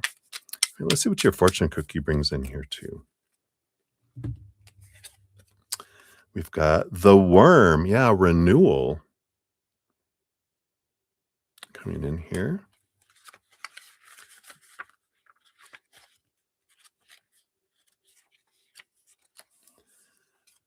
The humble worm represents renewal and transformation. Often found in the earth, worms play a vital role in regenerating soil, making it fertile and alive. So, this card is about renewal, transformation, and the cycles of life, like all that world card we were getting, right? The worm encourages you to embrace change and to understand that even the smallest efforts can lead to profound transformations over time. So the big message, a period of renewal is ahead. Embrace change, knowing that it will bring new life and opportunities. The reversal is you may be resisting necessary change. Holding on to the past may hinder your growth and prevent new opportunities from emerging. Questions you can ask: what areas of my life need renewal? Am I resisting change that could lead to growth? And how can I embrace transformation? Ooh, fun, fun. All right. So hopefully that helps there, Marilyn. And many blessings. Thank you again so much for your multiple donations. I'm very grateful. All right. So, up next, we're going to have Lady J and then to Twin Flame. We're going to do a little bit of Lady J to Twin Flame to Lady J to Twin Flame and then Twin Flame. Then we got Crystal Ray, Jamie G, and then back to Twin Flame, and then back to Lady G. I'm sorry, Lady J. Because Lady Gaga, right? But before we do that, I'm just going to take a quick break. It's been another like 3 hours almost since I had a little break, and I just need to hit the facilities. I'll come back refreshed here in a moment, and we'll dive back in. In fact, now I'm going to drink water. I was going to get more coffee. No, water. Drink water. Hydrate. All right. So I'll be back in a moment here. Thank you, guys.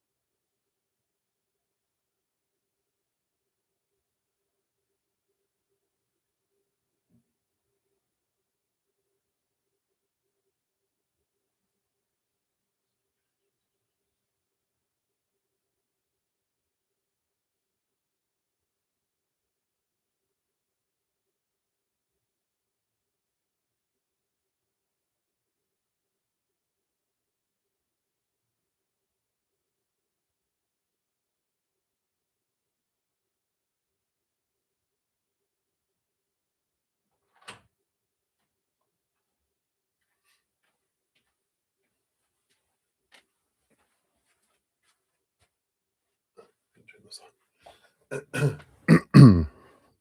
All right.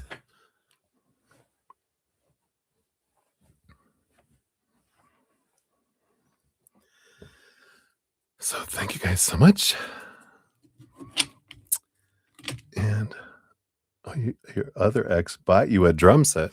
What do they want you to be a rock star twin flame? All right.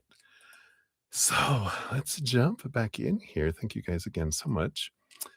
So number 30, Lady J, we got 655, 26 is your timestamp here. All right. So this is the this is the uh-oh, the intrusive thoughts. The one we've been waiting for. Dun dun dun. Right. So what were his thoughts on those intrusive thoughts that crossed his mind? Right, you're laughing out loud with this one. Not the last ex I asked about last, but a different one. Is there any okay. So that's the first part, right? And then you wanna talk about a different one. So this one is your last ex, right? So this one is this one's intrusive thoughts when he imagined what was going on there, right? All right. Let's take a look here. And then we'll go into the second part there. All right.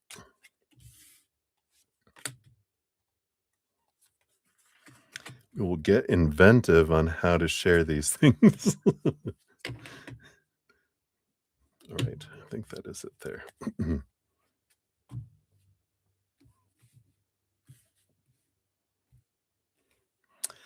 So on the bottom of the deck, apologies, twin flame.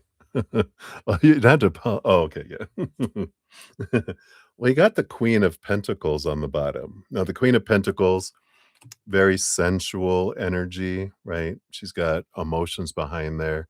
The physical energies, though, very nurturing energy, very attentive energy, really giving of yourself, and how you really, when it came down to intimacy, it is this sharing of this emotional energy. We talked about this the other night, how a lot of individuals, all those that you that are very empathic, when you are in these intimate moments, you're feeling your emotions, you're feeling their emotions, and in a way, it like you amplify and kind of have this this energetic emotional pulse that goes out.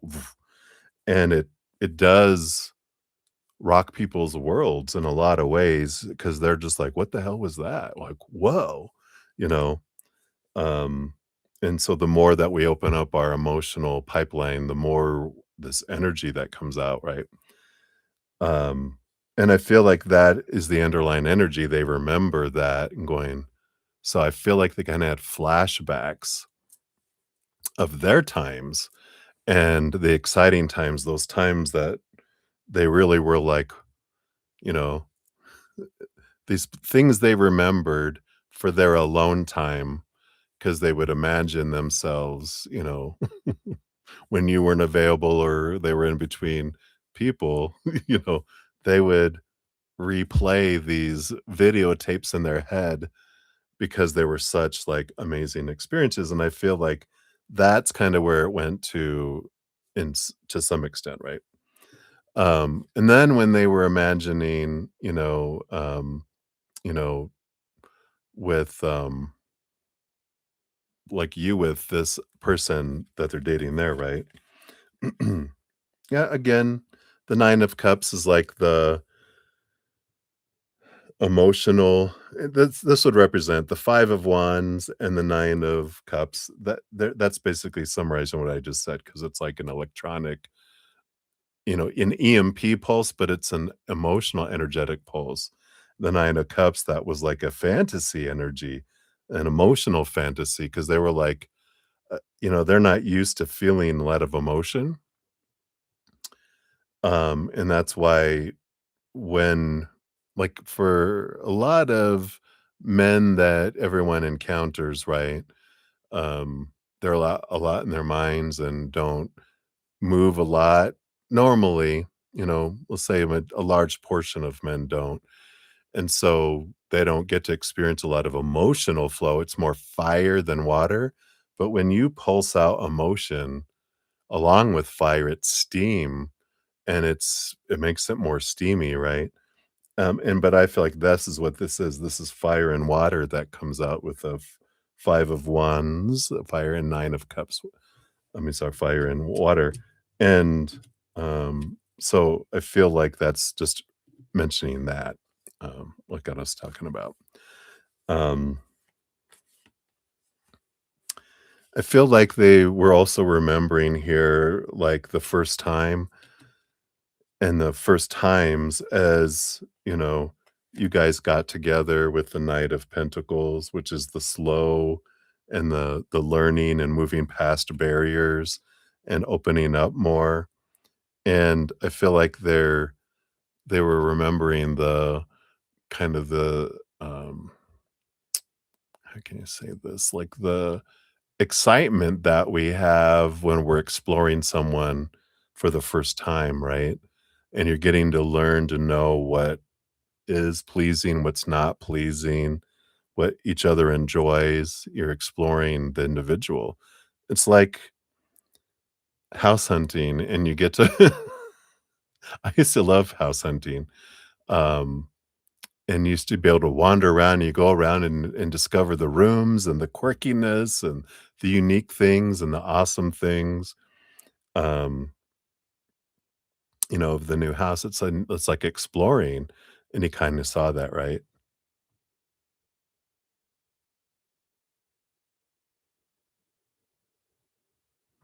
Right, yeah, in this particular thing, because this is all about, keeping YouTube friendly, right? This is about what when he saw you with the person, did he imagine you guys together? And then what kicked into his head, you know, um yeah, we're not talking about houses at all. The human house, the house made of human skin. Woo. Um, but so this is the energy that, he clicked in and he started to recall and remember because it made him imagine the times that you guys were together, versus the other, right? So, that's that kind of energy that's here. And then what else? Yeah, the Knight of Swords and the Six of Pentacles. Yeah, and I feel like it more went into that because, the Knight of Swords is all the stories in their head, and the Six of Pentacles, the equal giving and receiving energy. Um, and so I feel like they didn't go into imagining, just for a moment, they were thinking about, "Oh, wow, imagine you 2," and then they went into and then they went into the reels, started playing in their head, and they went off just thinking about, those energies. So, I feel like that's that for that. Phew, I think we're gonna escape. We're gonna continue to stay on YouTube. Yay! We were talking about passion, twin flame, because her ex, seeing her date someone else, where did his mind go when he thought about them, you know, her and her new one? Okay, okay. I thought you were. I go, maybe you're just tired. Okay, so So that's that one. We'll do that. So that one's done. And then so not for the last X you asked about last, but a different one. So the one that's on your mind, the new X on your mind here.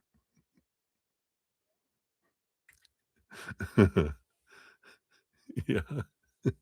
Yeah, I know you and now I know you were kidding. I was like you're like, "What are we talking about?" Playing all innocent. So, is there any reconciliation with us down the line? All right. Let me just look at that first before I read any more. Let me crack my oh, oh, there we go. Starting to lock up. I'm like the Tin Man. Where's my oil? Okay.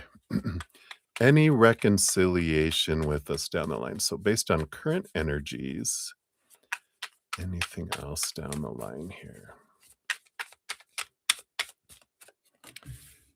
Okay. Based on current energies. Eight of Cups. No, this is the Eight of Cups is leaving a relationship and it is gone energy that's coming in here, at least with the current energies. Because you said you recently talked after a while and have always wondered if he was the one that got away and if he saw you as the same thing, right? Timing with life and stuff. So let's take a look here. Did he see you as the one that got away? Two of Wands, one of two. So I feel like at times the Two of Wands, and that's the thing, that's the fickleness of us as humans, right? When I'm thinking about all the good times, I'm like, damn, I wonder. Sometimes, I wonder what they're doing.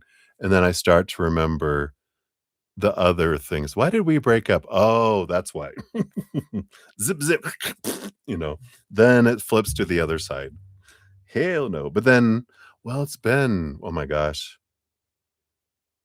I can't believe I'm as old as I am. It's crazy because I was with the first one from 29 to like 29 to 30 to 31 to like till I was 32, and that was so 27 years ago. They've changed, I'm sure. Anyway, so I feel like, one of two individuals, and sometimes, it kind of goes back and forth. Stayed in touch as friends. Strong connection. So let's take a look here and just see here. So anything to add extra about us or his thoughts about you or anything else to know, right? And is he seen anyone? Let's look at that first. Is he seen anyone?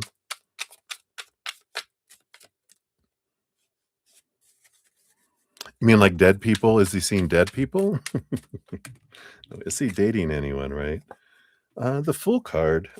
I feel like he just recently started dating someone with the Fool card because that's a new adventure without expectation. So it feels very new. Anything else around this? King of Wands. Yeah, still undecided about what it's gonna be because it's very new, it feels like here. So, they are kind of started just to see someone. And let's see, what else, would I like to add about you guys here? Let's see, what can we know here? Yeah, I mean, I feel like it's great. This 3 of Cups is like, you know, he feels connected to, the 3 of Cups is like a tribe, your people. So he's one of your people kind of energy. Just feels like might even be past life connections with this Queen of Cups and the 3 of Cups can represent our spiritual posse, and the Queen of Cups tells us a lot about she gets down into the low recesses of her emotions where one of the um, pathways to the Akashic records are. So we have a lot of past life emotional energies that can draw you guys together as well. So we got those in there. And you guys have the Eight of Swords. I feel like a lot of what you guys wanted to help each other in this lifetime with is letting go of a lot of, mindsets, thoughts, and beliefs that have made you feel blinded and bound and trapped and restricted and small. So, the timing didn't work out because it's kind of like you guys wanted to be that resource for one another and uh, be that sounding board, um, that wise voice to help each other through things too. So I like that. I like that energy that's there. What about his thoughts about you? Anything to know here? None of those.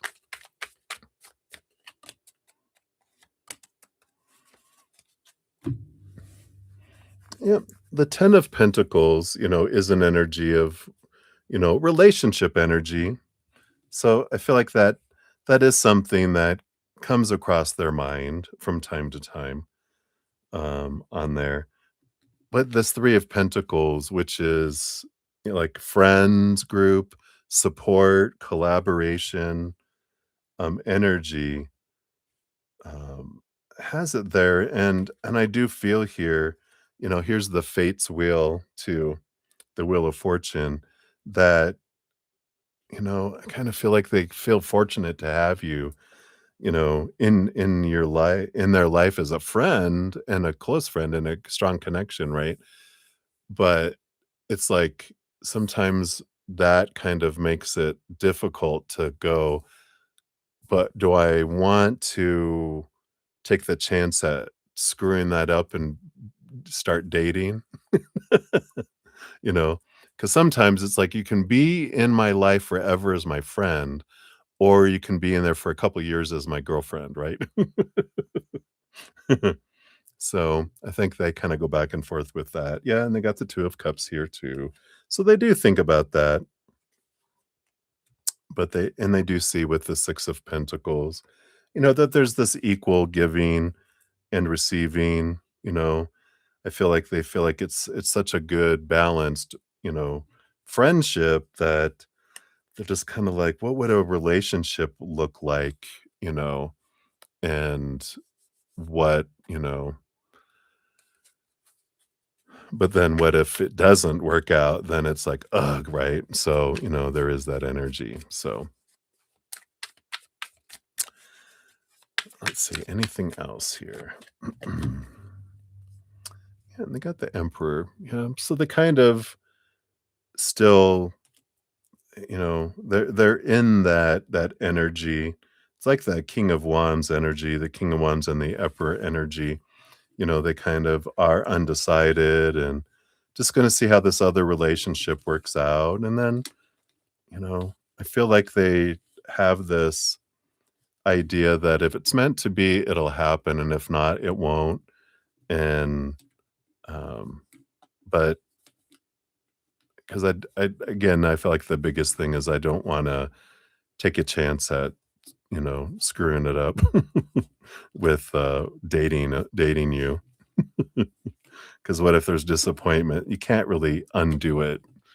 And then, you know, talking to each other about relationship stuff or anything like that, that ends up being, um, you can't do that anymore when you've dated someone not comfortably, right? You're kind of like, oh, that's going to be awkward, you know? Oh, yeah.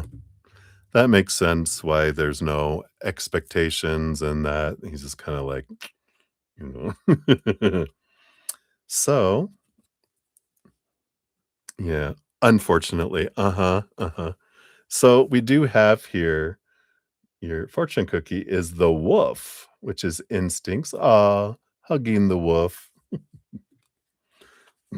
Let's see what this brings in here.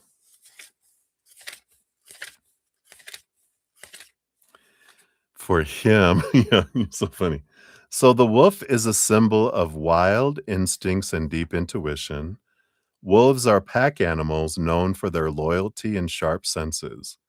They rely on their instincts to hunt, protect, and survive in the world. So this card encourages you to trust your gut feelings and follow your inner voice. The wolf reminds you that your instincts are powerful tools, guiding you toward what is right and away from danger. So the direct energy here is trust your instincts in a current situation. They are sharper and more accurate than you might think. The reverse is you may be acting on fear disguised as instinct. So consider whether your gut feeling is truly guiding you or is it driven by past trauma or anxiety? Questions you can ask yourself: what is my gut telling me right now? Am I acting out of instinct or fear? And then how can I better trust my inner voice as well? I love that. Perfect. All right. So hopefully that helps, my dear. That is what is coming in. And of course, you have number 32 coming up here as well. And then also number 39. So you have two more coming up here.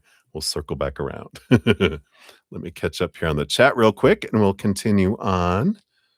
Let's see, we were right here. So we got Cat Mia in the house. So Cat Mia, are you wanting to move your free reading up to prioritized, or are you going to have another question? Just to make sure. It'll be number 40 in the donations for that. Twin Flame, you're so funny. All right, so we did Twin Flame, Lady G, Lady G. I kind of want to say Lady G, Lady J. Oh, and we got Kaja. Hey, Kaja, good to see you. Hello, hello. All right, and I see your question here. We'll get you on here. You will be either 20 or 19. If Cat Mia moves hers up, then everyone will move up one. And then we've got Sonali Thakur. Hello, good to see you. You'll be number 21 on the free readings, or 20, depending.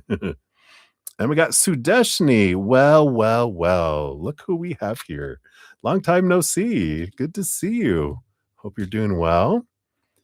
Staying out of trouble. Well, yeah, not. We know that. But hope you're enjoying staying in trouble. All right. We got you. You'll be number 41 on the donations. And we got your question down here. So we got you added on there.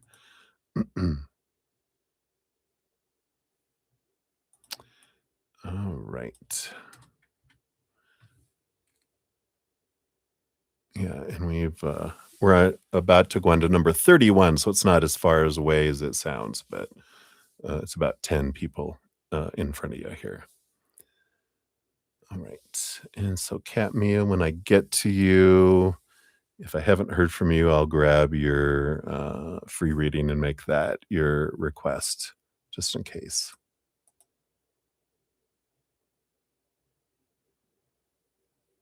All right, I'll add that on there too, Sudeshni. All right. Let me just take a last sip of my coffee here. I know, I understand. Cheers, cheers. Whoops. Just mix this up.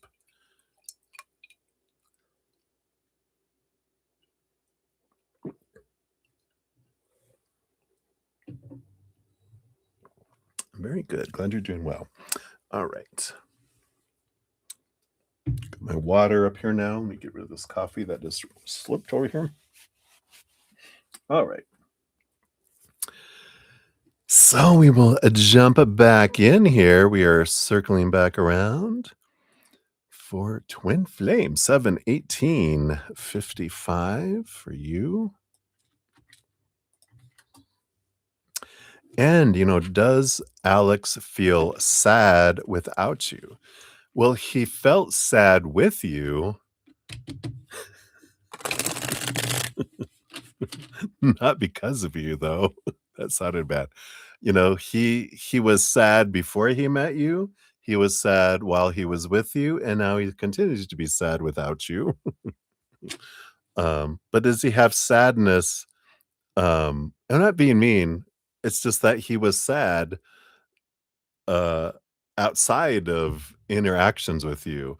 So he already had sadness. So is what I'm feeling. So does he have extra sadness That hurt my feelings. Don't you have to have a heart to have feelings? I forget that that was in a movie or something, because someone said, um, "You hurt my feelings," and they were like, "Don't you have to have a heart to have feelings?" Boom, boom, "Hey, bites gnome." It's totally in jest. She knows. I feel like something bit my neck. Maybe it was a mosquito. I'm like, "Why am I itchy?" Alright. It's the malaria kicking in. You're gonna put that as your status right now? Enjoy, see what kind of results you get. Just don't put it that it's a quote from me, because it's a quote from something else. Alright. But what we'll ask, the question that we'll ask for you, Twin Flame, is, does Alex feel extra sadness without you? Because he was sad before, and he had sadness, because you can't make him happy, and you can't make him sad. Those are going on inside of him, right? So, is there extra sadness, without you? Right.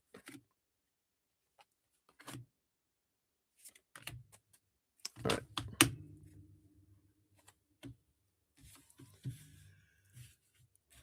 Yeah, we've got the Knight of Pentacles on the bottom, which is, the slow roll. He's on this quest for his self-worth with this Knight of Pentacles too. All knights have a quest, right? And so when this one's on a quest for the Ace of Pentacles, the Ace of Pentacles represents our self-worth. So he's on his quest for his self-worth, right? So I feel like there's extra sadness already there. Um, and there was the world card, which is the ending of a cycle, the beginning of a new adventure. This would have been when you left his life. The 10 of Wands represents the burden that he felt when after the departure, that was there, and it's fire. It's like the fire went out in a way, because you were like you were the sun, right? Like you said before, he's the moon, and you're the sun. So it's like when the sun set, the fire went out, it got cold, and he felt that. He felt the warmth, the lack of warmth in his life, kind of like, that's like in the middle of the around the campfire, and in the middle of the night, the campfire goes out and you feel the chill. He felt that, that lack of warmth that was there. Um, yeah, because there was here's all this wands energy. You've got the 6 of wands energy.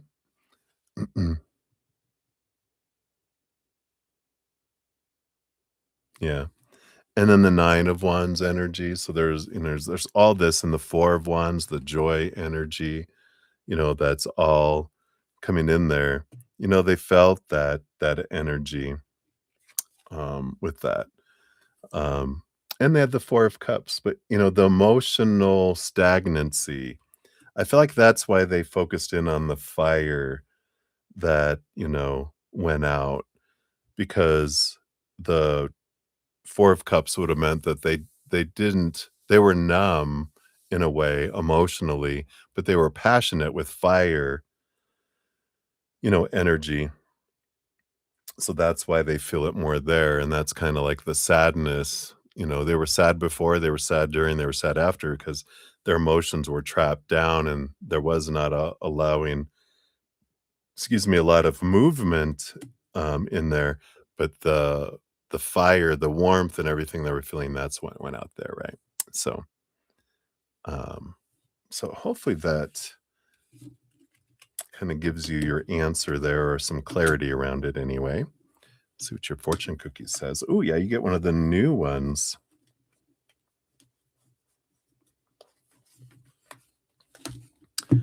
So let's see what we got here. Shuffle these up.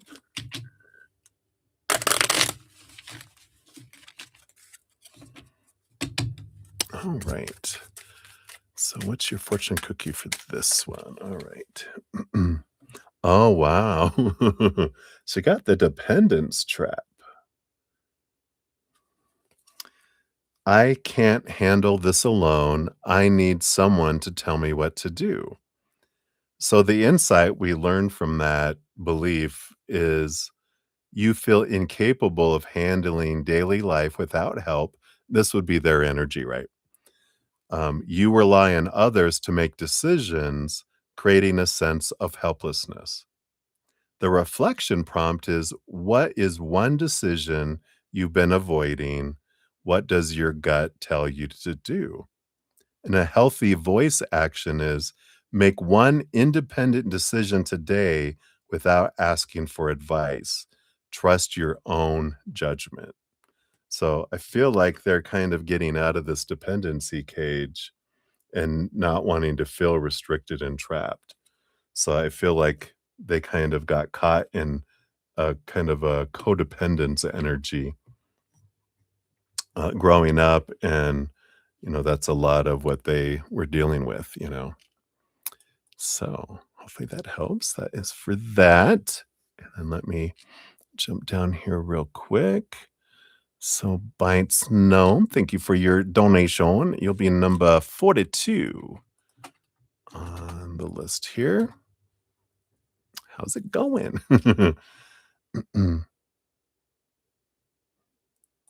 So you're a friend and you aren't talking. Whoops. There we go. Grab this.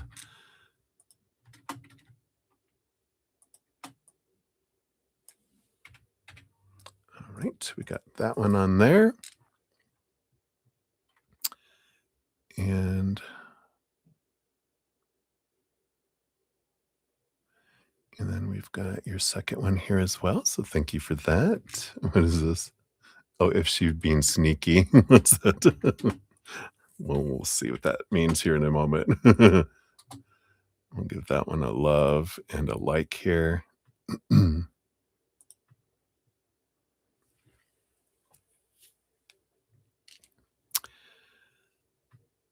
So I got you on there. So you're number 42 and number 43. Bites Gnome. And then Disney fan. Hey, good to see you. We have some strangers coming back in. You'll be number 22 on the free readings. Those probably won't be until the morning, though. Yeah, you have a good night as well. Because I've got how many more? 31, 32, I've got 11, and then 12. I've got like 12 more donation readings to go, and I've been on for 7.5 hours. So, um, we'll see if I'm gonna be able to finish all the donations tonight too.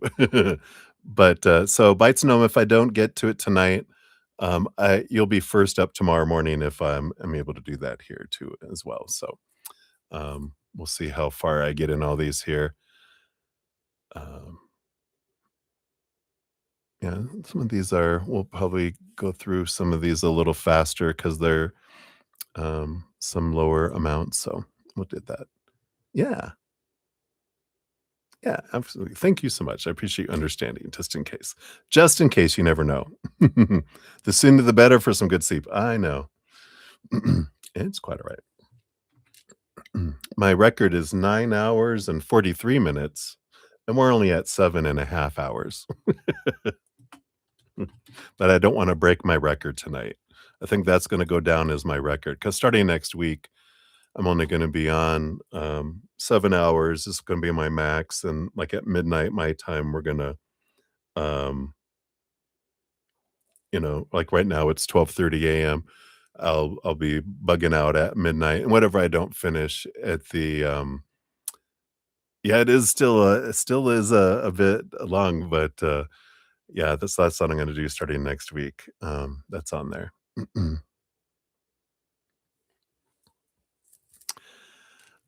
So, just an FY to the I, and then Twin Flame, you'll be number 44 on the list here, and I see your question there. Oops. So we got you there, And Disney fan, yeah, I added you to the list, already. Is it the same question? You just put it again? Yeah, you did. So on the free readings, you're number 22. Those I definitely won't be getting to free readings tonight, but I'll pop in the morning and I'll be doing a special session then. I do put a pinned comment um after each session listing everyone's readings with timestamps. So when I pop in the morning, I'll have a makeup session that I'll go on and then you'll be able to have your reading there. 'Cause I know I'm not gonna get to free readings, at this point tonight. I'm even doubtful I'll get to all donations tonight. We'll see. We'll see if I get a second wind here in a minute, but, the energy's starting to ch ch uh-oh, like, so but we shall see. Let's see here, we gotta make sure everything else alright, that's right. What's up, mate? Oh, okay. So we will jump back in here in a moment. Let me just grab Sudeshini's additional one here. That'll be number 45 for that one. Okay. I'll grab your question as soon as you put it out there. So let's get back into it. We got Lady J. We're at 731 26 for this one. So, Lady J, thank you so much. So, and does he have any hopes for an open door with us? And has he compared you to others yet? And what does he think about you? So this was the last your friend, right? This was um this was a continuation of your friend with bad timing, right? Lady Jane is who I'm talking to just in case. So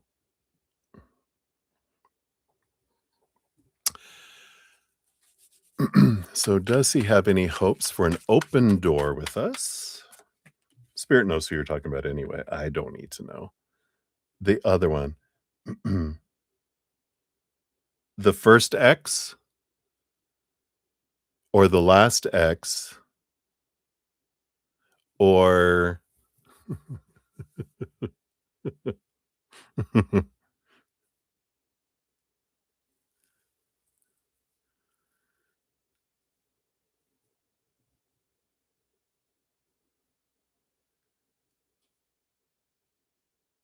not the recent one you asked about. Well, that doesn't clarify for me at all because 'cause you've asked about all 3. Spirit knows who you're talking about. So we'll just pull cards here. And has he compared you to others yet? And what does he think about you? Not the recent one I asked about. You tell Spirit. Yeah.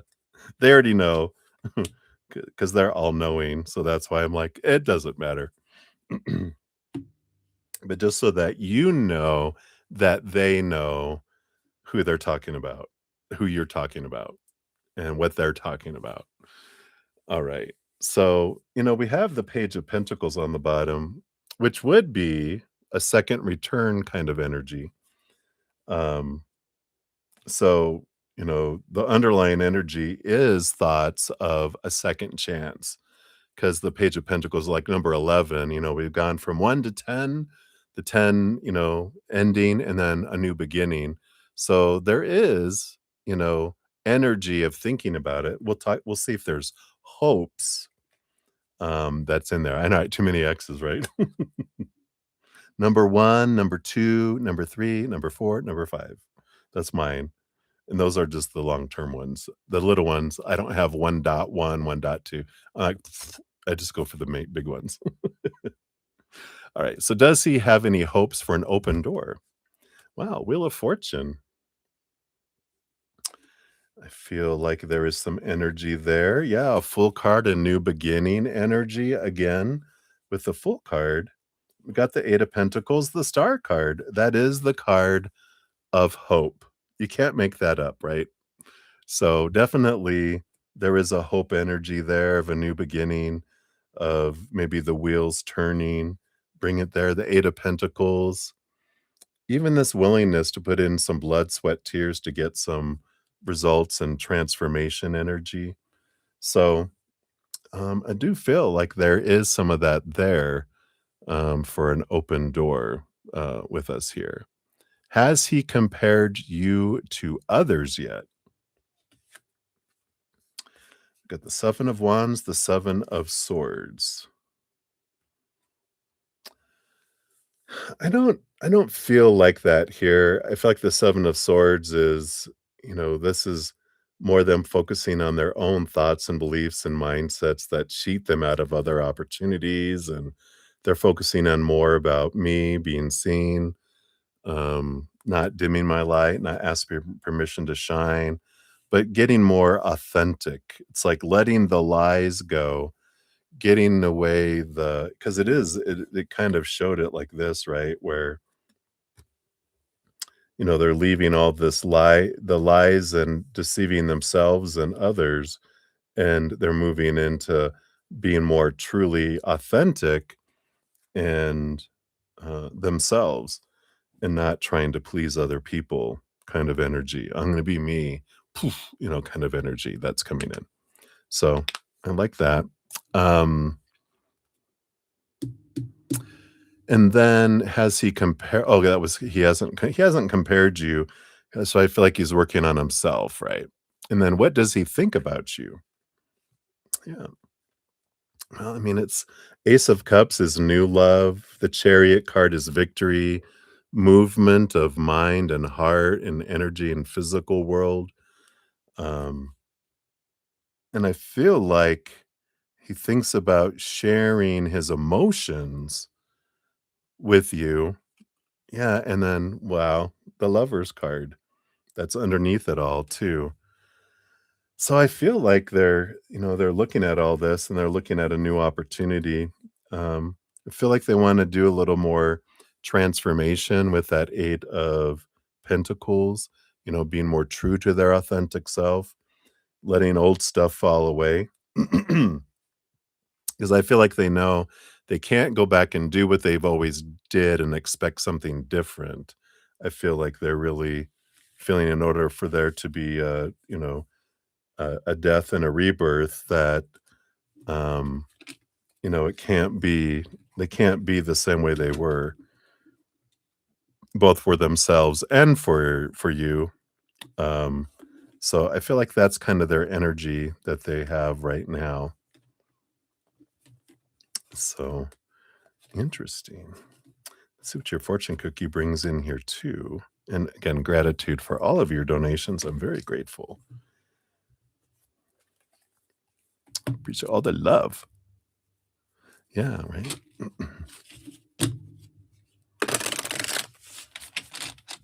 All right. Let's see here.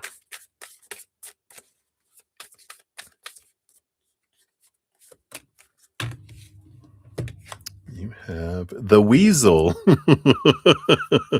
and stealth. Yeah, no problem at all. You go to sleep. Your timestamps will be available uh, after I finish the stream. I might still be on by the time you wake up. No, I won't. So it says the weasel, a small and elusive creature, symbolizes stealth, observation, and the ability to navigate unseen.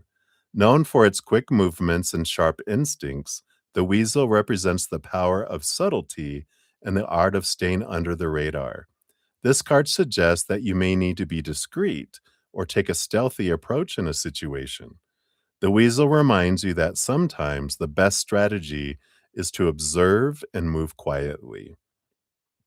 The direct message is use stealth and discretion to navigate your current situation. Sometimes subtlety and quiet observation are the best strategies. The reverse of this is your stealth may be leading to deceit or a lack of transparency. Consider whether you're being honest with yourself or others and if your actions align with your values. Kind of feel like that's their energy, you know, because that was that 7 of swords to the 7 of wands. That kind of feels like that. Questions you can ask: how can I use stealth to navigate this situation? Stalker. I'm just kidding. Am I being too secretive or deceptive? And what can I learn from quiet observation? Dun, dun, dun. All right. So that is what they have for that one, Lady J. And like I said, we do have another one that you'll probably be asleep by the time we get there, or etc. All right. So let us take a look here and see. So I think I got Sudeshni. I got that one, but I needed to get your question. So that's question number 2. Thank you for putting Q2. That helps me. So we will put that on there.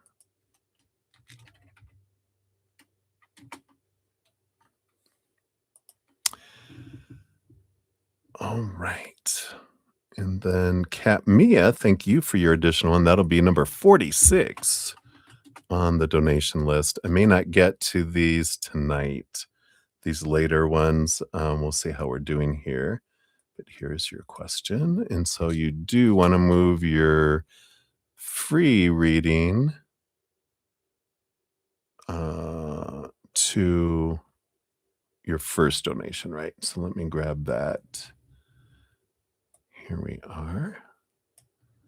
Grab that.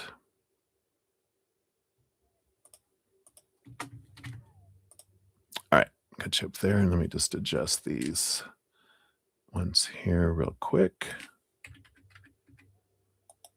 This will be number 15, number 16, number 17, 18, 19. Oops.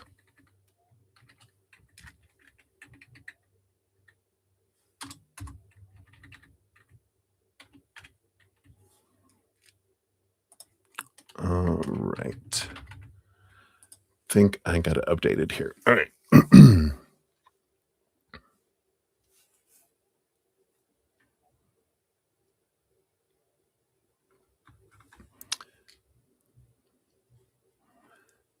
And then Sudeshni. Okay. Okay. Thank you. Just in case I don't get to it, I appreciate that. All right. So we're back to Twin Flame for number 33. We are 742.43 coming in here. There we are. And then, will you ever trust Alex again enough to marry him, right? And does he want to marry you? All right. Let's take a look here.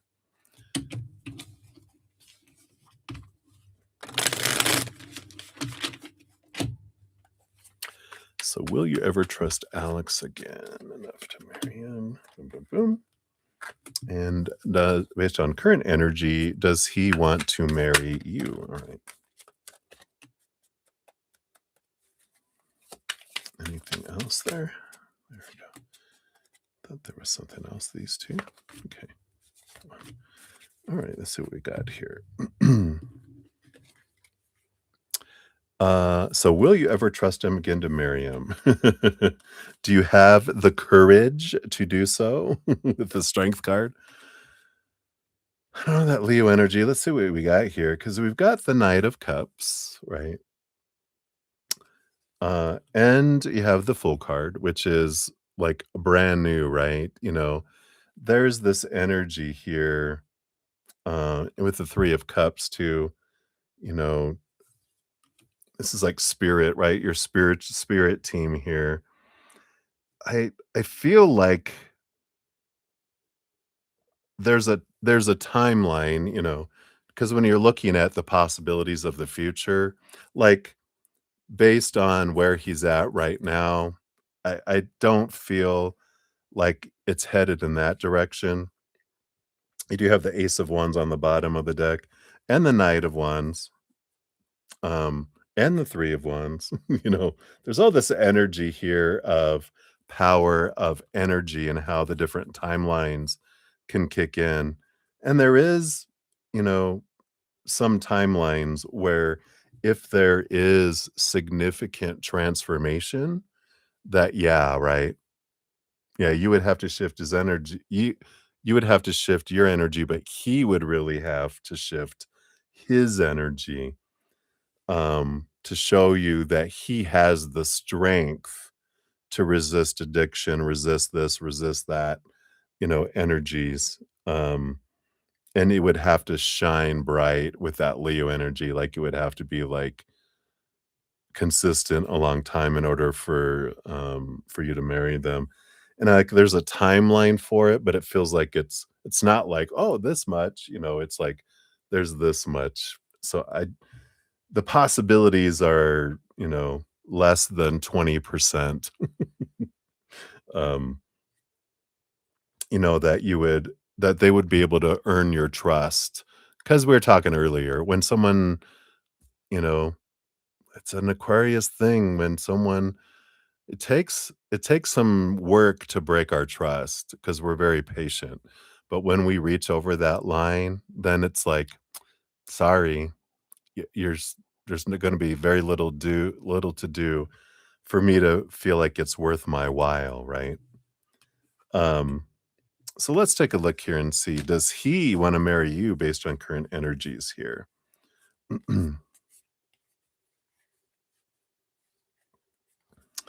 And there's a part of him here with the Wheel of Fortune, like he feels like this is a fated relationship, like it's faded in a way.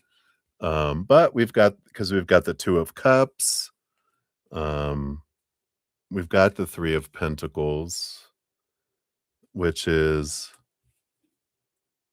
a lot of it has to do with the support that you were, and it would take here though with the Six of Swords, like a change of mindset for them here. They definitely would have to change their story and make some significant decisions that would come in here, right? Yeah. And the 10 of Pentacles, right? Again, relationship energy and all that. You do have underneath here, here's that energy, right? That he always ends up leaving. And so I do feel like, again, that they would have to really, really prove themselves, and I do feel like, based on these energies, there is this, um, you know, energy that he gets in, and again, that's that timeline of, "Yeah, I wanna marry you," and he's like, "Well, you have to do all these changes to be able to do that," right? Yeah, exactly. Um, and that's the whole thing, it would take time for them to build their trust back. Consistency, right? Like, I don't feel like like, he would come to you and go, "Take me back and let's get married." You'd be like, no, sir. First of all, you need to date me for, 3 months before I even consider being in a relationship with you. It's a trial run, and I'll see if we renew it at 3 months, um, and you would just be like, "I'm not going to I'm not gonna, allow you just access back in. You've gotta earn this back, and if I don't feel it, then it's not there." But I just don't feel like they can, you know, uh, do enough to earn that trust back. 'Cause like I said, it's hard, right? Yeah, it would take radical acceptance is your fortune cookie here. Let's see what this is. This is inner child work. I accept this moment exactly as it is without fighting it. The insight is fighting reality causes suffering. Acceptance doesn't mean you like it. It means you stop wasting energy denying what is already true. Your reflection prompt is, what reality are you fighting right now? Example, he shouldn't be like that. Your healthy voice action, take a deep breath and say, "This is the reality right now. I can handle it." So, realizing who they are and going, it's who they are. It's like the let them, but you get to determine it and go, "You know what? Why?" And that's the cost benefit analysis that we do, right? Is all that energy, all that emotional energy we're going to go through, all the mental energy, all the physical energy, all the, our energetic focus, is that really worth what I could get from them? One, as they are now, but also that possibility of who I think they could become, because that's really who you are in love with. That you have this, I want them. Well, that's not them. This is them. And then you're like, "Oh, right. Yeah, I love you from a distance." Kinda like a cat. "Pet me with your eyes." Yeah. So, I think that's what we have for that one, right? And then you have one coming up here next. So the next one here is 7:51 even, is the timestamp we'll use here, which this one is the real reason why Alex did not want to do it with you. What? To do it? Are we talking about houses? That's gonna be our code now. Are we talking about houses? So the real reason why Alex did not want to do it with you here.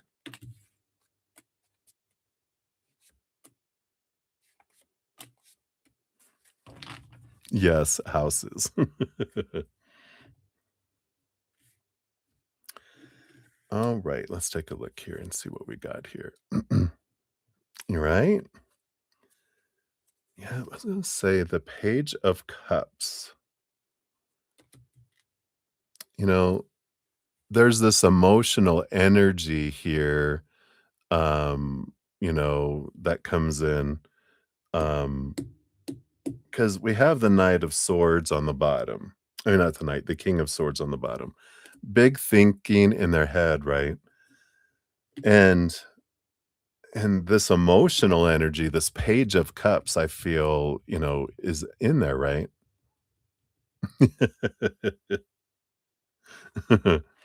Yeah, and the 5 of Cups. Yeah, see, there's this emotional connection energy that's here that scared him. Yeah, the 10 of Wands, which is this, um, the burden of I'm not gonna be able, to live up to all these emotions. Yeah, you're not. All this emotional energy, this moon energy, and then, of course, the cross on your neck. Is he a vampire? That's what he's doing.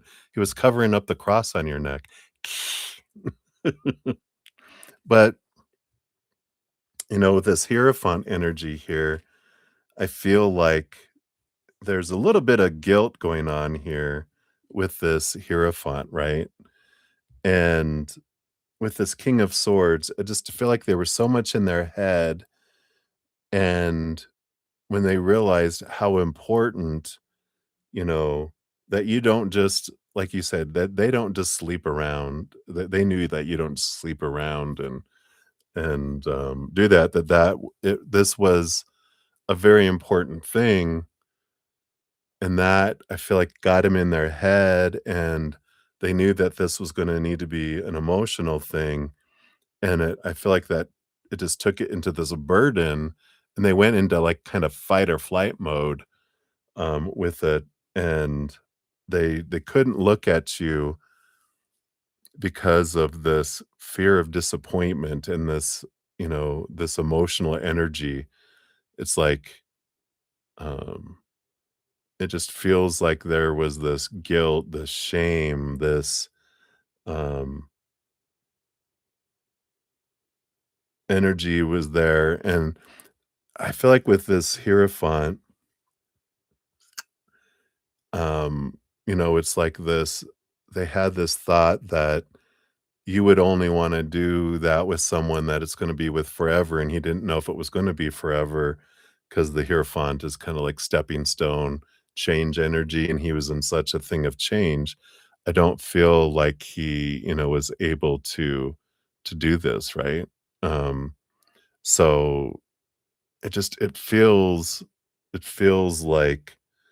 um, like guilt and shame and kind of thing that yeah, that just kind of that's why they wanted to do that because it hit them that they were like but of course they still wanted to go through with it because he's a man, right? It's not like a stop, this isn't, the fire was already flowing with the 10 of wands. Poor guy, no way. I'd have been like, "What the hell is this?" You know? I'd have taken the pillow and smacked him upside his head. But, but, um, yeah, it's just an interesting energy right there. Um, so I just don't feel like there's that, you know, and that's why he couldn't do it again because he knew it meant emotional things that he couldn't access because he was in his head around it all, right?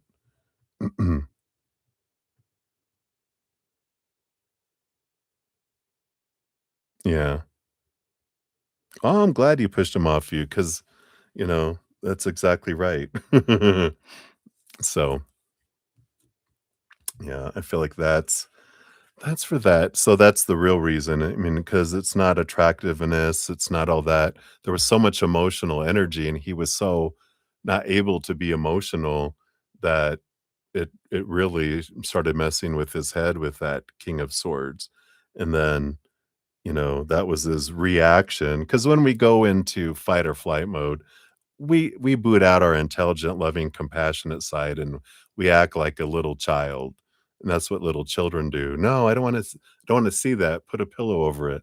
Cover your eyes," right? "Don't see the scary movie because I this is uncomfortable. This is scary. I don't like feeling this way," kind of energy, right? So, let's see what the fortune cookie says for this one too here.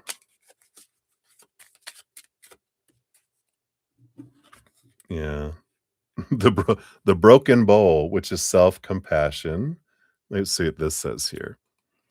My flaws do not make me unlovable, they make me human.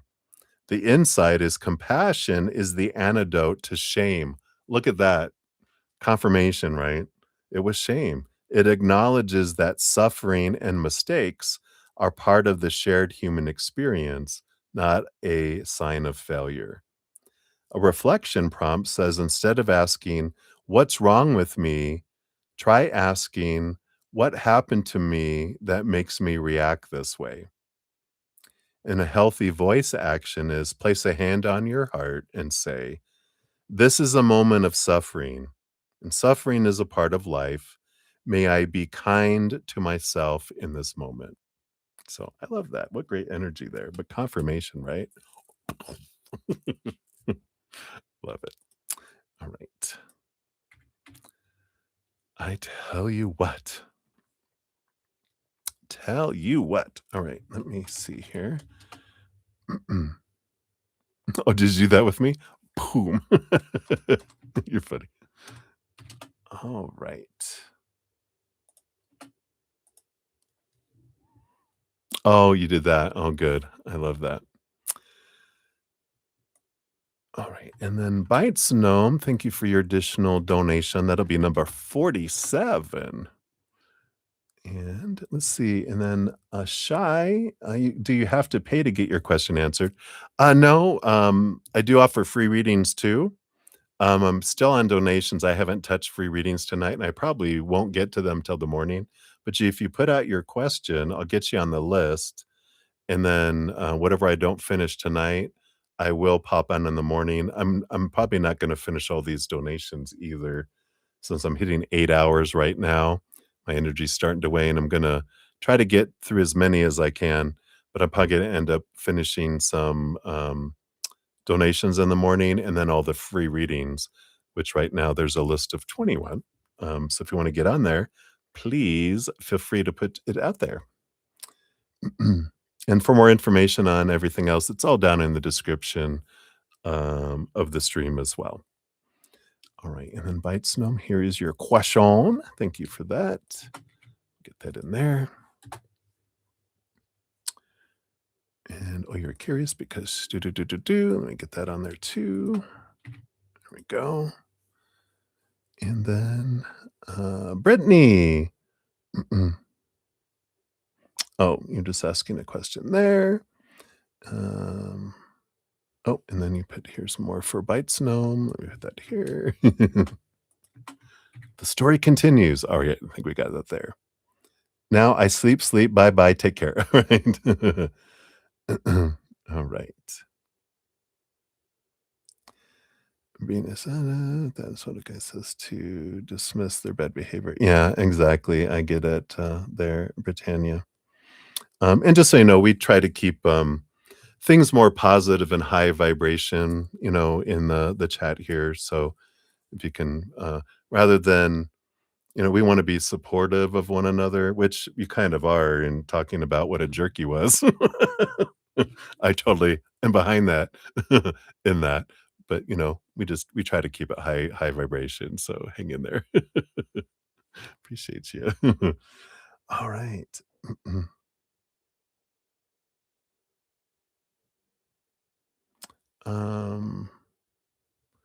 Oh, how long ago did you put it? Here, let me scroll up here and see in the free readings. Huh. How long ago was that? I don't have you on the free list now. I see you asking, do you have to pay to get your question answered? Was it earlier? Oh, up there, a relationship. So sorry. Yeah, I do see you there now. Sorry. That was the twin flame here.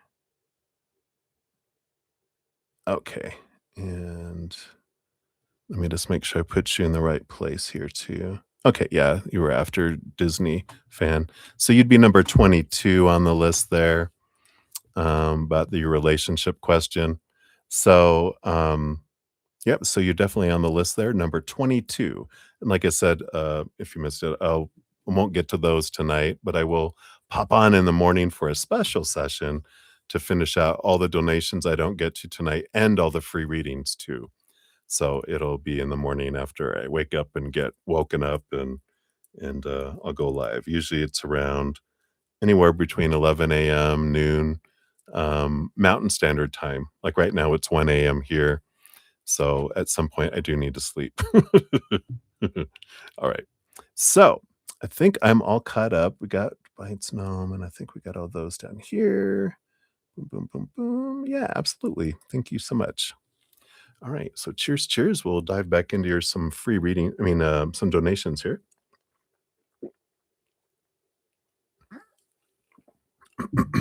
All right.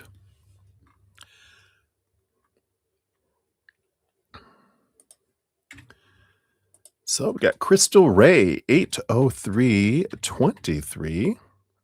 Here's your timestamp. Donation number 35. That's what my little number system is on there. So I think this was this. I think this is you, Crystal, here, right? Yep, it sure is. All right. So thank you for your donation. And you always crack me up. Greetings, eighth love. So you want to know Corey's thoughts on you. Let's see here. He's with his new boo again. I know, right? Back around and around they go. So let's see what his thoughts are here. All right. And then Bernard's thoughts on you.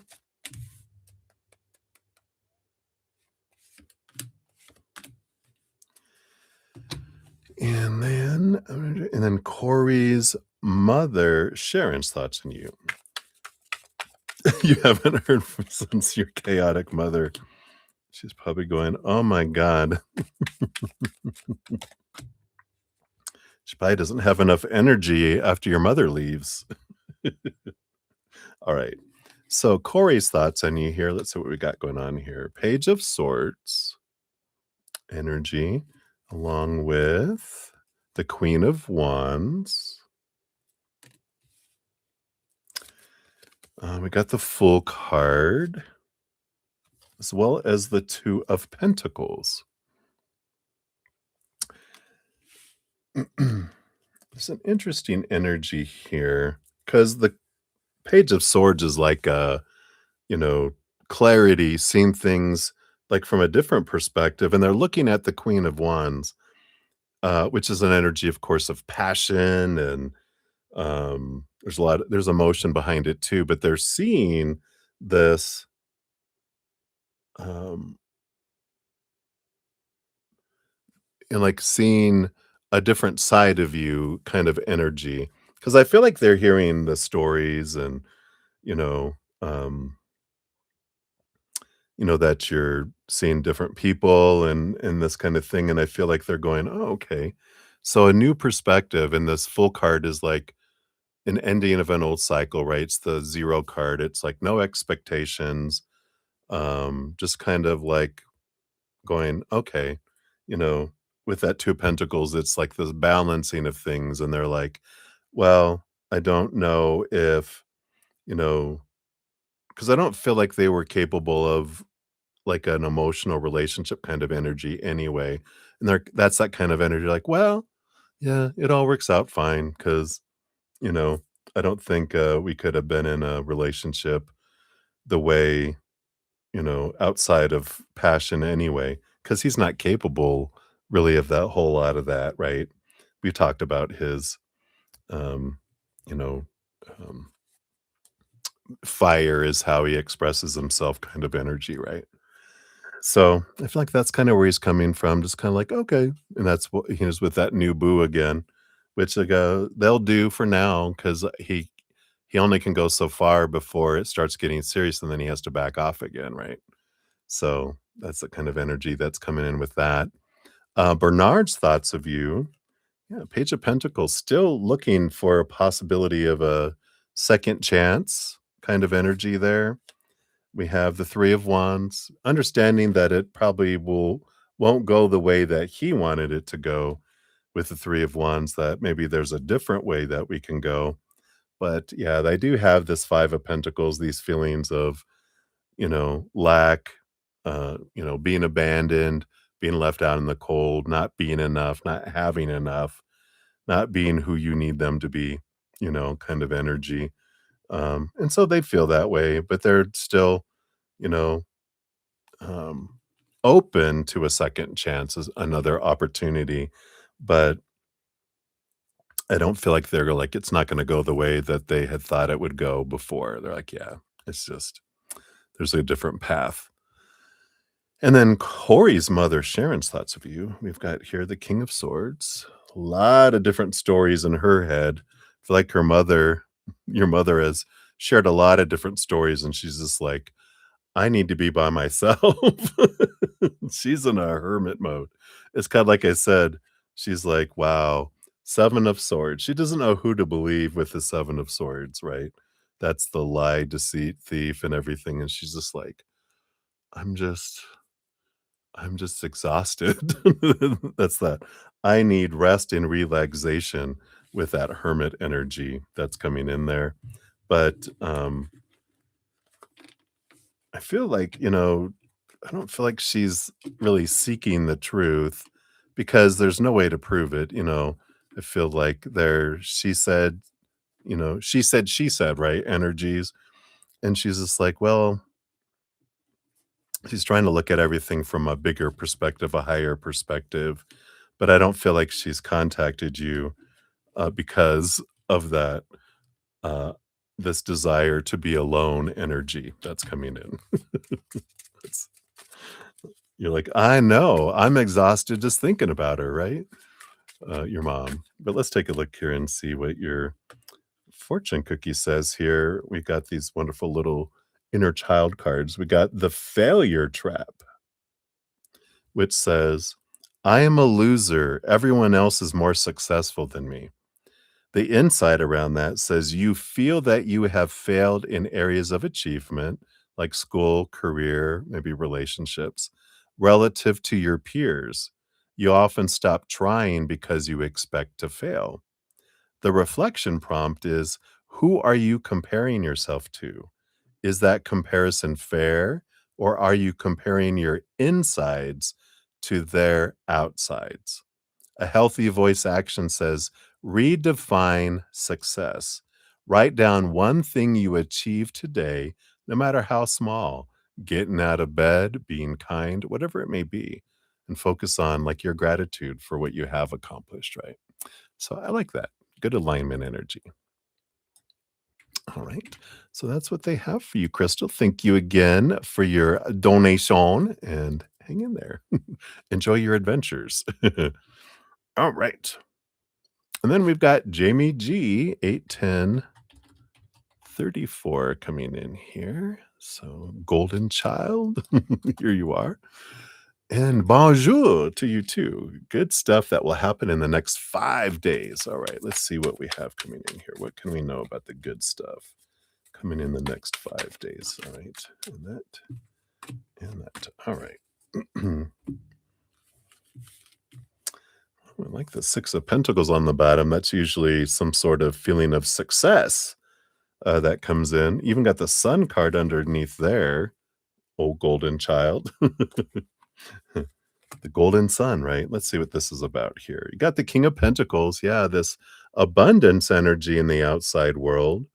So I don't know if that's going to be, a bonus or a raise or just something that feels like success or abundance coming to you in the outside world. But I definitely feel like with it being the king, it is a significant enough. It's not like woohoo, lotto or Powerball or anything, but it is like you feel like rewarded for something, for doing something, either a kudos or, like you said, something that shows you your value. And I like that. You have the Three of Cups. Yeah, I feel like this is feeling like a part of a tribe of joy, joyful energy. So this is if it's not at work where you feel a part of a group or you're invited to work on a project or something where you're joining something where you feel like you belong to something. So if it's not work, then it could be friends or some other kind of gathering where you feel part of something. You feel like you belong, whatever this Three of Cups is here. So I feel like it is an opportunity. It does feel like a gathering kind of energy that's coming in here. Um, and you have the Seven of Pentacles too. Seven of Pentacles is something that you've been waiting to happen, something that's been, you know, uh, you've been really investing energy into it and been watching it grow.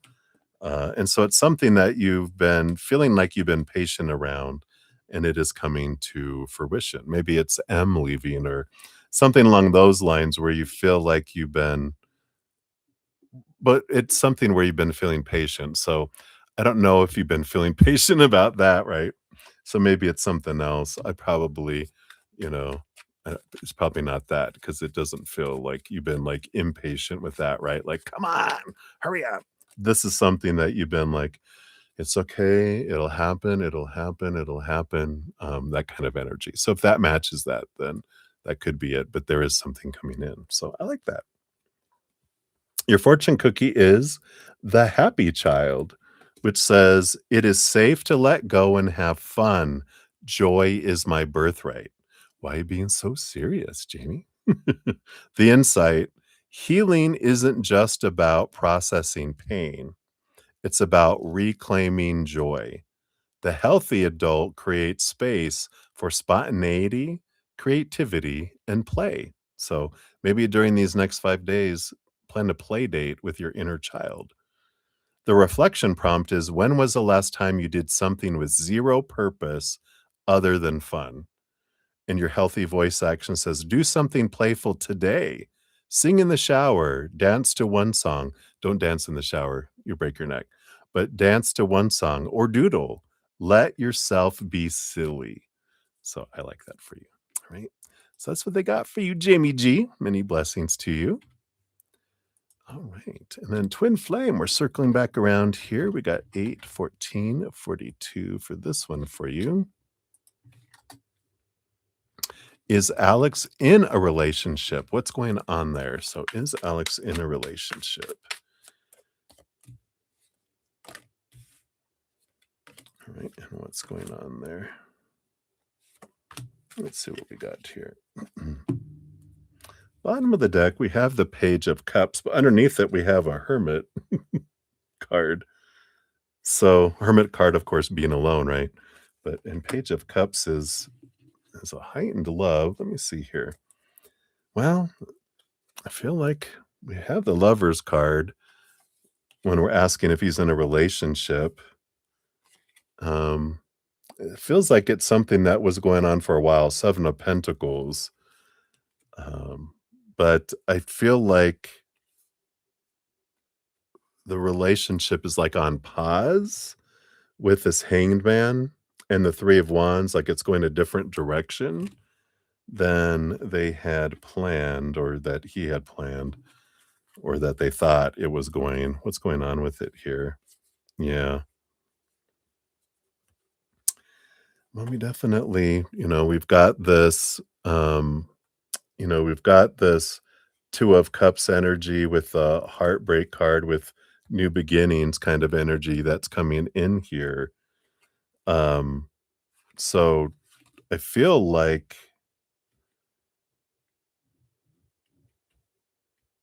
whoever this was, um,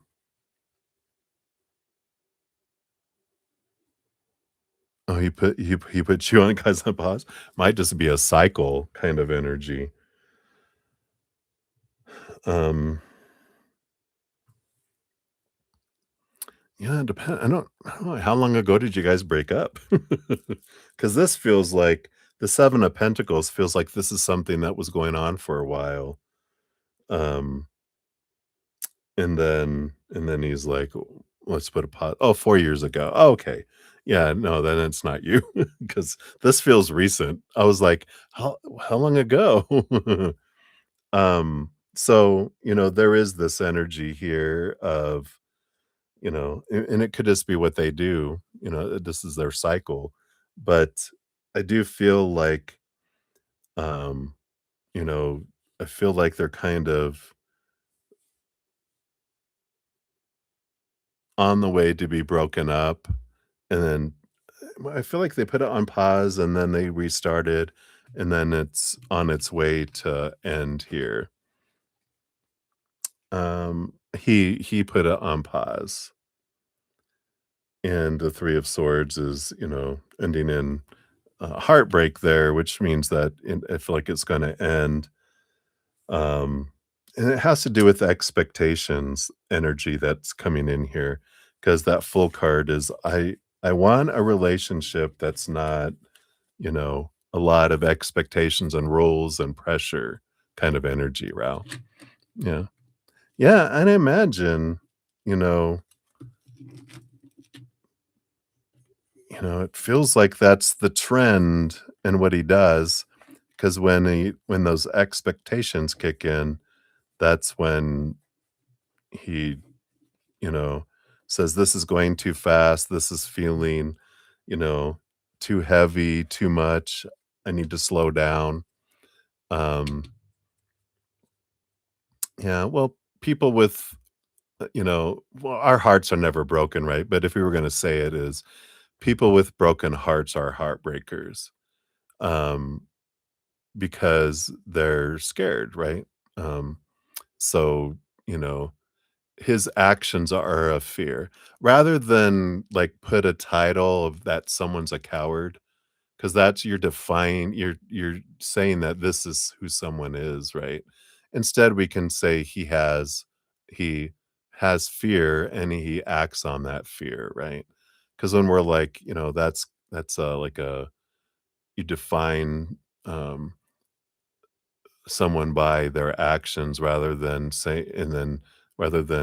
showing their actions are what it's like we don't hate people, we hate their actions, right? So he has cowardly actions, but he's like the cowardly lion in the Wizard of Oz, right? He has the courage in him. It's just it hasn't been expressed yet. Yeah. Another avoidant, someone else who also has avoidance, right? Someone else with low self-esteem that will put up with it for a long time, until they don't.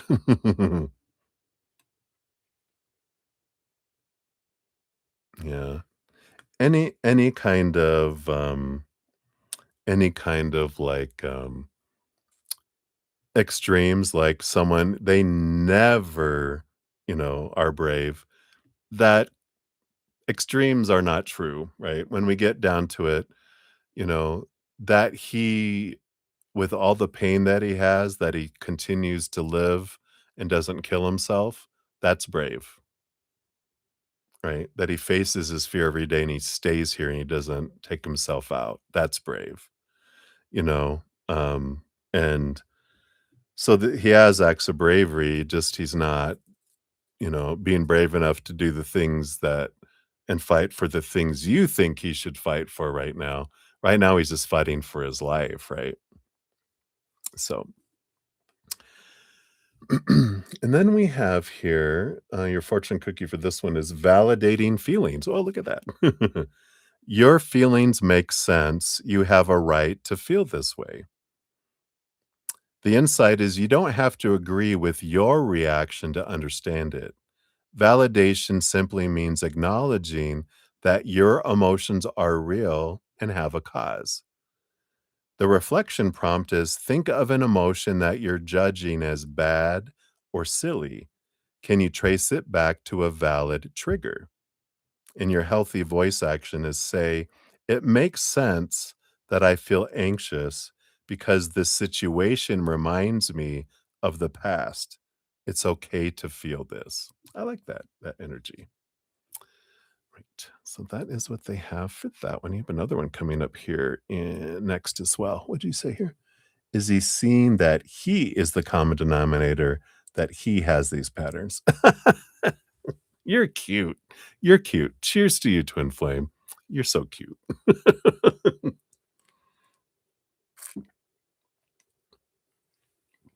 We'll say not yet. How's that?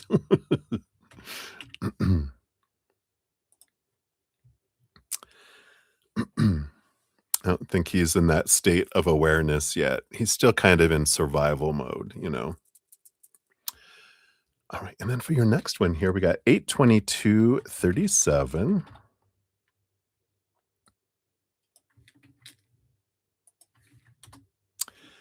And so thank you for all your multiple donations, by the way. I'm so grateful. So, what ended up happening between Alex and Brandis from start to finish? Why doesn't he leave her? Does he prefer me? All right.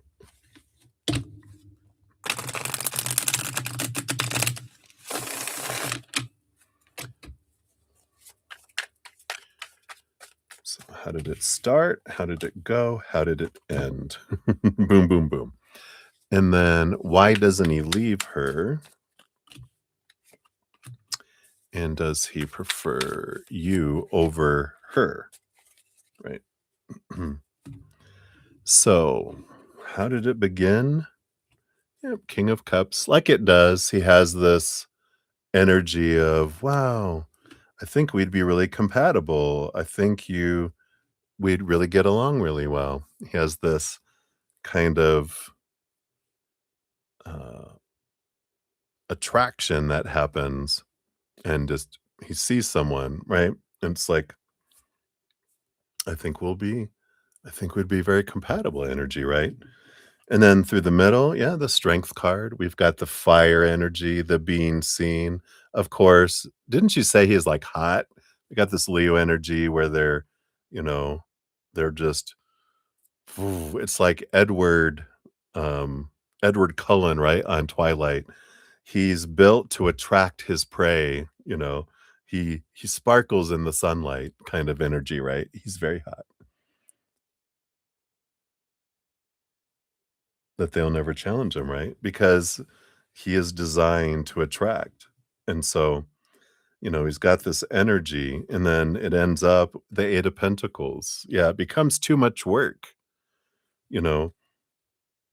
The way it ends up being is, I'm gonna have to put in blood and sweat and tears. Oh, yeah, you prefer Jacob? Yeah, sweet, sweet Jacob. Um, and so I feel like then it becomes too much work where I'm like, "Oh," then that's when the relationship starts to transform, right? That comes in with that. So, um, I feel like that's kind of how it happens, and I feel like that's the pattern. I feel like there's nothing special or different about that relationship than any other. That's kind of how the cycle is, that comes in. Um, why doesn't he leave her? I feel like there's friends. There's something to do with the 3 of Pentacles, because this is like collaboration and friends energy, and the 2 of Swords is like they're on the crossroads of doing it, because they're like, things have kind of stalled, right? This energy of pausing. I'm either going to go this way or that way, right? I have to make a decision. But this 3 of Pentacles, it has something to do with friends. Um, what are they? Is one of their best friends their brother or something? Brandy's brother? Is it Brandy? Yeah, Brandis. It kind of feels like there's like a complication. It's complex, right? Um it's almost like dating one of your best friend's sister. You're like, "Oh, if I break up, there's more things," right? Oh, neighbors, okay. Yeah. Yeah, so there's like that, "Oh, no," it's like they're gonna be right there. Complications, right? So there's kind of that energy there. Does he prefer you over, um does he prefer you over her, right? We've got the Death card and the Page of Swords that comes in here. The Page of Swords is an energy of clarity, which is that they prefer the conversations and the mind they have with you, right? Um,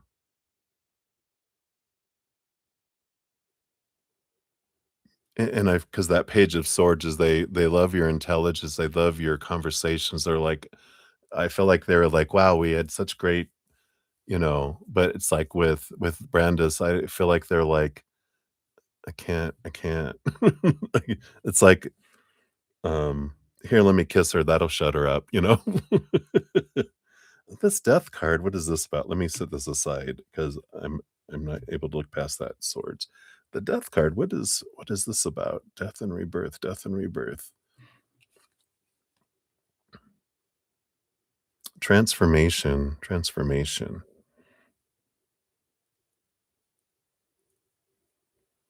Yeah, and this makes sense with the swords and the Death card, because 'cause they're bringing in this evolution, this transformation, this you're always learning and growing kind of energy, and I don't feel like they feel like Brandy grows. They're just kind of who they were, you know?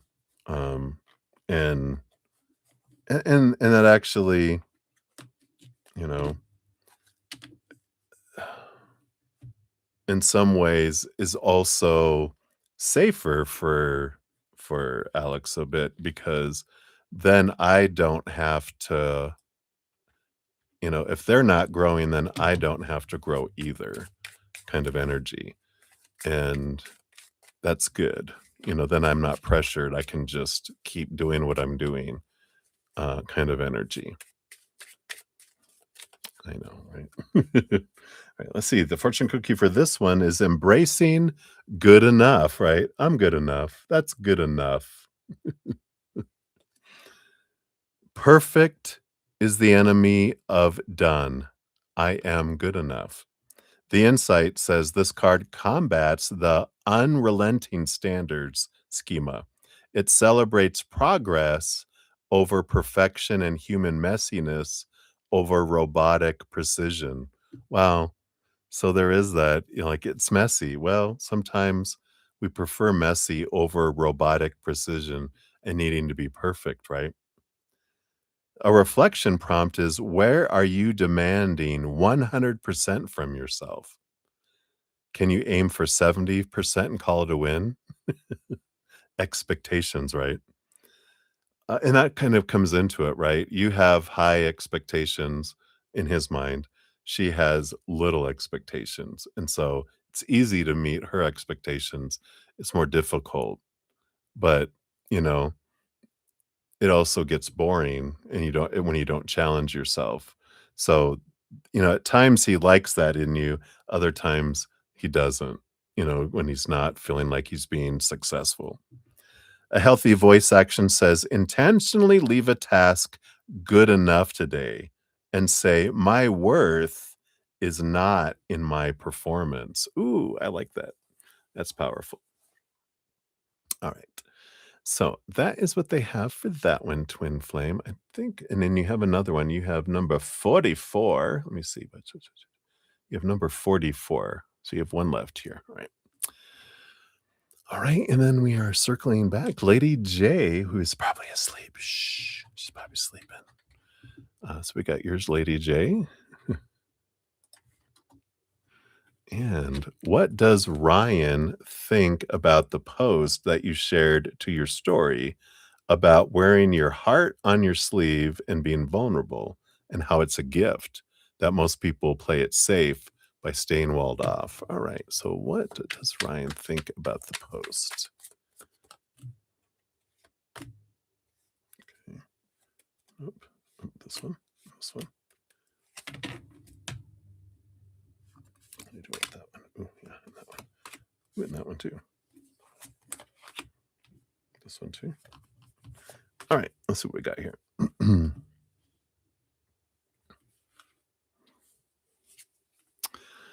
Well, we have the two of wands on the bottom, which is kind of like going back and forth between two reactions kind of energy. We've got the Knight of Swords, which is this, in the mind energy. We have the Four of Swords too, in the mind energy. Um, I feel here with those, we got these other cards here too, but it's like he's going, that's one perspective. Like, okay, they read it, peace of mind. I don't feel like there's a lot of thinking about it. Let's see what else happened here, though. Yep, they've got the Four of Wands, which is joy energy, and the Five of Pentacles beneath the surface. What is this belief they believe in something? Like there's two sides to every story. You've got the Four of Wands, which is joy and celebration, togetherness, and another one, there's the fear of abandonment, being left behind and being left out in the cold.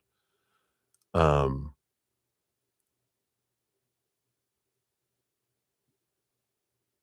yeah, and I feel like they're, um oh, what is the saying?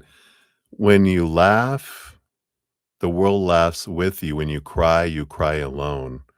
And there is this energy in here, like, you know, sharing joyful stuff, yeah, but and it feels like they're saying here, like, but when you're younger, you're taught to don't share your anger, don't share your sadness, share your joy, kind of energy. And let's see what they have here.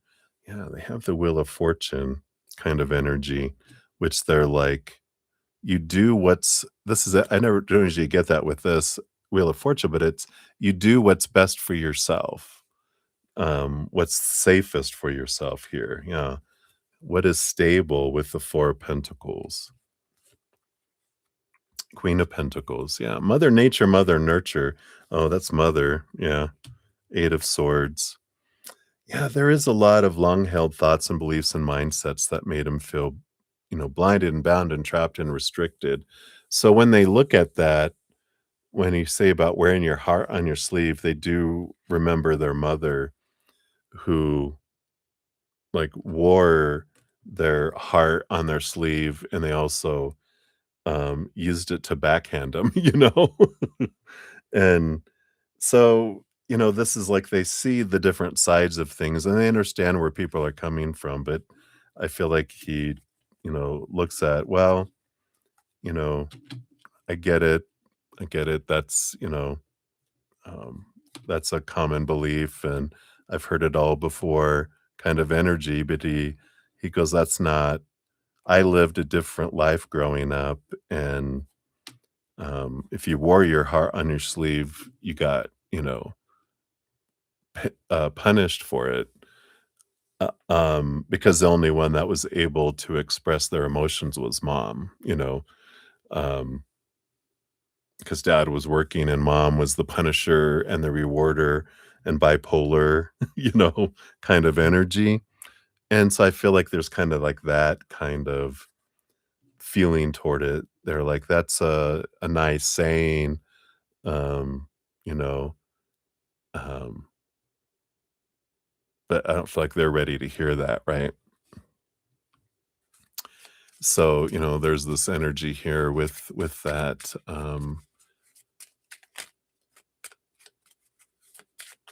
that you do play it safe because you learned that when you were younger to play it safe to survive, right?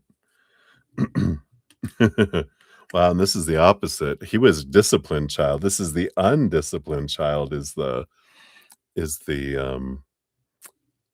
fortune cookie. So maybe he was like, wow, that's someone who wasn't, someone who would say that wasn't disciplined when they were a child, like beat as a child, right? I don't want to. It's too hard, boring. Says the insight, this mode struggles with frustration tolerance. You give up easily on tasks that aren't immediately fun or easy. Maybe that's their energy, right? The reflection prompt is, what is the long-term goal that this mode is sabotaging? The healthy voice action is break the task into tiny steps and say, we will do this for just 5 minutes, then we can play, right? And I feel like that, that this energy is, I mean, this card is that energy for them, which, you know, what are they sabotaging by, going, yeah, but, if you had the life I had growing up, you wouldn't wear your feelings on the sleeve because no one wants to see these feelings. And it's because they were taught no one wants to see your feelings. Keep them down. Be happy or and keep your anger and sadness to yourself, kind of energy, right? So that is what they have for that one, Lady J. So thank you again for all your donations. I think that's your last one for tonight. It is. All right. How we doing time? Okay. And then up next we have Cat Mia. We got 83830 for your first one. So thank you for your dual donations. Your other one is 46. Let's see how these are going here. We might be able to get to them all tonight because we're 8.5. I think I can push it. So should you use 20 as it is or go higher or lower? All right, let's take a look here. So based on current energies, what is it if you use 20? What is it if you go higher? And what is it if you go lower? So if you use 20 as it is, got the 10 of swords. It doesn't feel like expectations are met. The 10 of swords is letting go of expectations, so it doesn't feel like it meets expectations. If you go higher, all right. If you go higher, you do have the Ace of Pentacles, which is abundance, and the Six of Pentacles, which is also abundance. So we like that energy, right? If you go lower, no, 5 of swords, conflict, no, no, no. Yeah, so higher seems to be based on that energy um, right now. So that is for that. Let's see what your fortune cookie brings in, see what else it is. But that's pretty clear, right? Boom, boom, boom. All right. And what do you want this one here? Got the angry child. Is your fortune cookie here. Taking away the toys. It says, "It's not fair. I hate you. Listen to me," like a little child, right? So the insight is this is a reaction to unmet needs. The anger is a shield protecting the vulnerable child underneath. You feel unheard and frustrated. The reflection prompt is what is underneath this anger? Hurt, fear, sadness? And a healthy voice action is validate the anger, but limit the behavior. It's okay to be angry, but I won't let you hurt yourself or others, right? So I like that. All right, so that's what they have for that, Cat Mia. And like I said, we'll circle back around for your other one here. Should be able to get to it here. All right, and then we've got Sudeshni. We got 84110 for this one here. There we are. And so, guidance with your current job. You're currently experiencing overwhelming and exhaustion, intimidation at your current job. You want to now change jobs and apply for other positions. Should I wait for change in my current job or just apply elsewhere? I had in mind a UK job. All right, let's take a look here. So, based on current energies, if you, because with spirit, there's no like shoulds, there's just different choices, different experience, different outcomes. It's like asking spirit, what kind of ice cream should I have? Like, well, what kind of taste, what kind of flavor are you looking for, right? And it's like, okay, so we'll do cards like um, if you apply for other positions, what kind of energy do you get? And that's with changing jobs and for other positions. What's the energy if you wait for change at your current job?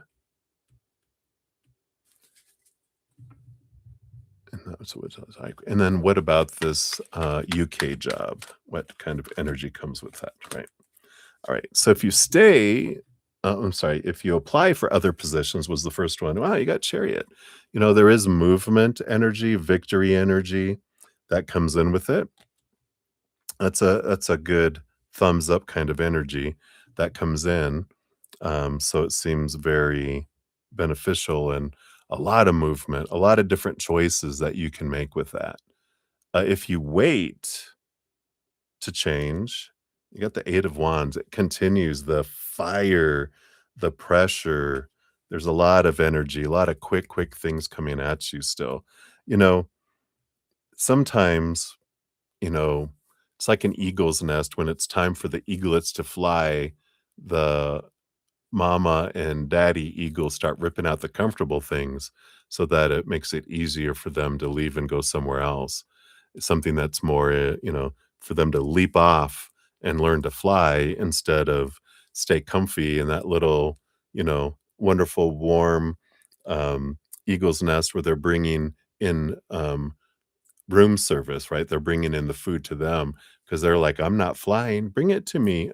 I want more," right? This is it's time to fly kind of energy, that's kinda coming in, so that makes sense there. What about this UK job? Got the 9 of Pentacles, the 4 of Cups. It's an abundance energy with the 9 of Pentacles. 4 of Cups, it's kind of a boring position, which maybe is what you need right now. But it's kind of stagnant kind of energy. So, that particular job, you might consider like if you're looking at getting away, the 9 of Pentacles is being away on your own because you might feel kind of alone there, kind of like a hermit out there. But if you want to use it as a stepping stone to get out there and then look for other things, it's possible that you could do that too. But I feel like with that, chariot card, maybe applying for other positions, um, changing job and applying for other positions is more the applying elsewhere kind of energy, feels like the most abundant, for you there, right? And then your fortune cookie is the protector, which says, "I will not let anyone, including myself, hurt you." That's we're talking about the inner child, right? The insight is the healthy adult, right, stands between the vulnerable child and the critical parent or abusive others. You have the power to stop the abuse now. I like that. So you're feeling intimidation and all those things. You can stop that. The reflection prompt is identify a harsh self criticism you thought today. How would you defend a real child from these words? So, this intimidation stuff, how would you protect a real child from it? Your healthy voice action, visualize a shield. Say firmly to the critic, back off. This criticism is not helpful. We're doing our best. So, I like that because really, kind of the advice you asked for of some guidance, but to slip some in here for you because, you know, everything that happens in the outside world just is till it gets in here. And we create a story about that. Intimidation doesn't happen out there, it happens in here. It's a story of intimidation. And intimidation is fear, right? So fear happens in here, not out here. Things just happen out here, but the story we put to it. There's a great question that I have on I put it on my sticky note here. It says, "What did I make that mean about me?" So, what am I making their actions mean about me? That's where the intimidation comes in. The fear. What are we fearing? What do we fear their words or non words, their actions or non actions? What do they feel they're going to do? Are they going to change our definition of our worth? No. Our definition of worth never changes. We're priceless before we come down here. We're priceless through all of our life here. We're priceless when we go back into our higher self. It's our perception and the story we put to it changes because we believe the stories we were told that, oh, what they do means something about me. It does not. I get to decide what it means, right? So I feel like that's important. All right. So that is what they have for that one. We'll circle back around. Your next one is number 45. So we should be able to get to that one here too. All right. So many blessings.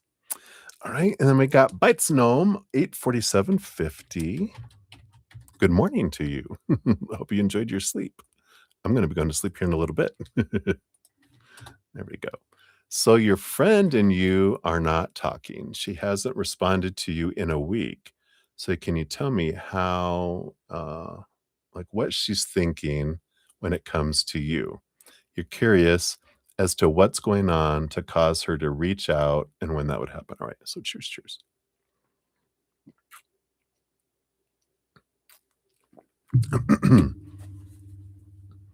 So, what and how is she thinking when it comes to you? All right.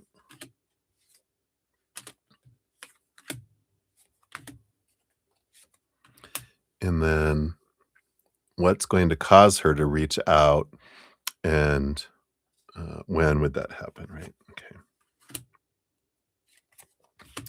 Then we'll pull a when card too. So, based on current energies. The bottom of the deck, yeah, we do have the Tower card, coming in here. Something that comes in with that, the Tower card is when someone or something is suddenly moved out of our life. And we can trust that it is always for us because it makes space for something or someone who's more in alignment with our energy. It clears the pathway for us to move forward towards something that's more in alignment. So we'll look at all this, but we can trust that if she doesn't come back into your life, then it was meant to be because there could be someone that's such a perfect, compatible energy that matches yours, that it's a wonderful, like, you know, a best friend you'll have for the rest of your entire life. Like, wow, so perfectly compatible that you're like, twins or two peas in a pod, where you're like, oh my God, we're just, best of friends, right? So sometimes people get moved out to make space for something that's an upgrade that matches our energy more because friendships do change, and that's okay. Energy changes, people evolve, other people don't. You're two caterpillars, you become a butterfly, they're staying a caterpillar. They're like, I can't be around a beautiful butterfly, I can't do the things you do, and you can't carry me. And I hate nectar. I only want to eat leaves, and now you want nectar. We're not the same anymore. You're like, good point. You could get into the cocoon and transform. I'm not ready for that. Okay, no problem. Well, you enjoy. Maybe I'll see you out in the butterfly fields if you ever become a butterfly.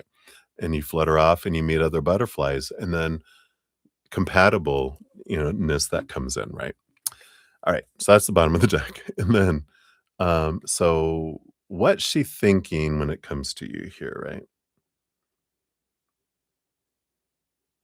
I feel like both of these are. What is she thinking? So what is what how is she thinking and what's she thinking? Okay, let's both of these are those.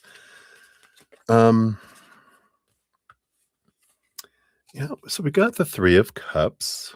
So, here's joy and celebration. This is tribe and belonging. 3 of cups. It feels like there's a third party involved here. Um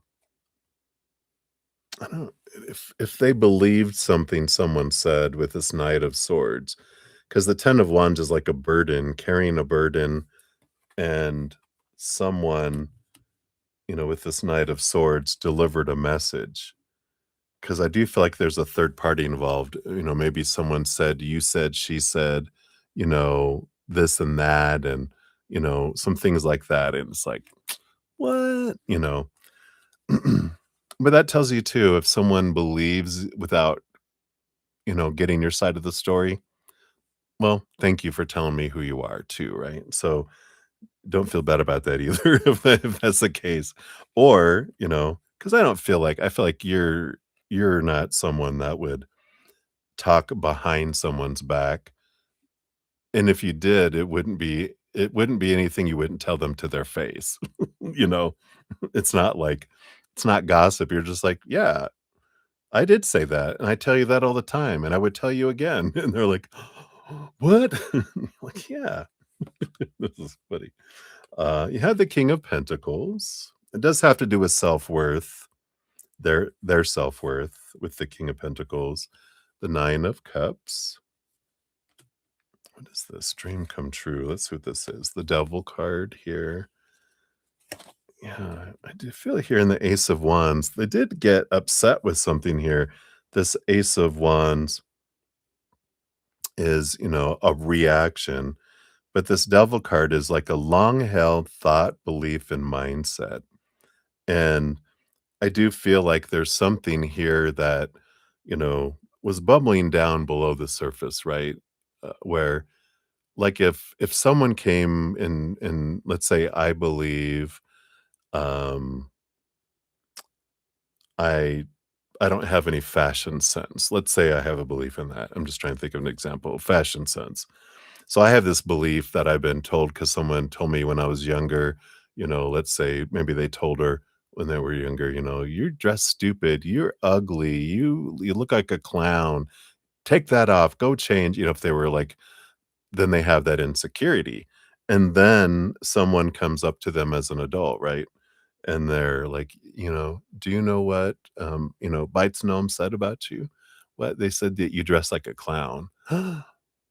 That echo from the past, it didn't matter if it's true or not, they believe it, there's a piece of them inside that believes it, so it's gonna bug them and it hurt them, and so they reacted, and then they withdrew, right? And so, the kind of this 9 of cups, it kind of feels like they're withdrawn, focusing on these feelings. So that may not be the exact thing that happened, right? But there's this energy, that something someone said because they believed it, they would believe that you would have said it because they believe it's true on the inside. So it can happen like that, right? Where people are insecure and then things happen, right? And so it can bring ripples within, with it there. So if let's find out here what's going to cause her to reach out.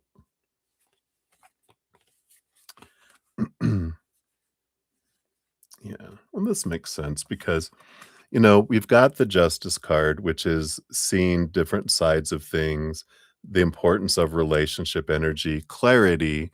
I feel like they're going to ask for clarity. We have the 6 of Wands, which is this the drawback with the 6 of Wands. But most of all, this Knight of Cups. It's their journey in the quest of their heart that's coming in here. And, I feel like something changes, and it is in December based on current energy when they reach out, so it's a few months away based on current energy. It could change, but, um, based on where they're at right now with those energies, it's later, and I feel like it's the holidays, there's something that spawns, and they just wanna, balance out and not leave it on bad terms kind of energy, and, um, I don't feel like they wanna say their piece, they just wanna kind of smooth it over and because it bothers them, right? But, remember this tower energy on the bottom that people are removed out of your life on purpose for a purpose. And there is underneath here, you do have this Page of Cups. There's someone with it's an upgrade of emotional interaction. So, we can trust that sometimes it's just time and things will happen and unfold that cause the wrench to get thrown into it so that it breaks down and is removed so we can have an upgraded machine, an upgraded friendship that's more in alignment with where we're going, and they get to have a relationship with someone who's more in alignment with where their energy is at. It's not right, wrong, there's no blame. It just is. And that's okay. It's part of the adventure, right? So hopefully that helps a little bit here. I think your next one goes in deeper into that too. Let's see what this one is here. Yeah, we've got the punishment trap coming in. The mirror. Uh-oh. I made a mistake. I deserve to suffer for this. That could be her too. The insight is you are intolerant of errors in yourself and others. This might be her energy. You believe that mistakes require harsh punishment rather than forgiveness. The reflection prompt: would you speak to a 5-year-old child the way you speak to yourself when you make a mistake? And a healthy voice action is when you mess up today, say, mistakes are how I learn. I forgive myself. So it does feel like there is some of that harsh treatment. And so they learn to react harshly as well, right? All right. So that's for that one. So thank you again for your multiple donations. Your next one here, we got 85818. There is yours. When you say something, oh, you're so great. Oh, great knows great. Thank you for that. So, Bites Gnome, for this one, is she keeping track of you? Dun, dun, dun. All right, so let's see here. Is she keeping track of you? What does she think about what you're doing? Uh-oh, what are you doing? Uh-oh. How does she feel about what she sees about you online? If she's being sneaky, right? Sneaky friends, right? Yeah, we got the 7 of Pentacles. So, you know, there's a little bit of energy there with the 7 of Pentacles with, you know, when we realize, we've got, this energy of, the fruit starts to grow, between, like, let's say between relationships and and you just realize this isn't what I want anymore kind of energy can come in as well. Um, let's see what this comes in here. Because is she keeping track of you?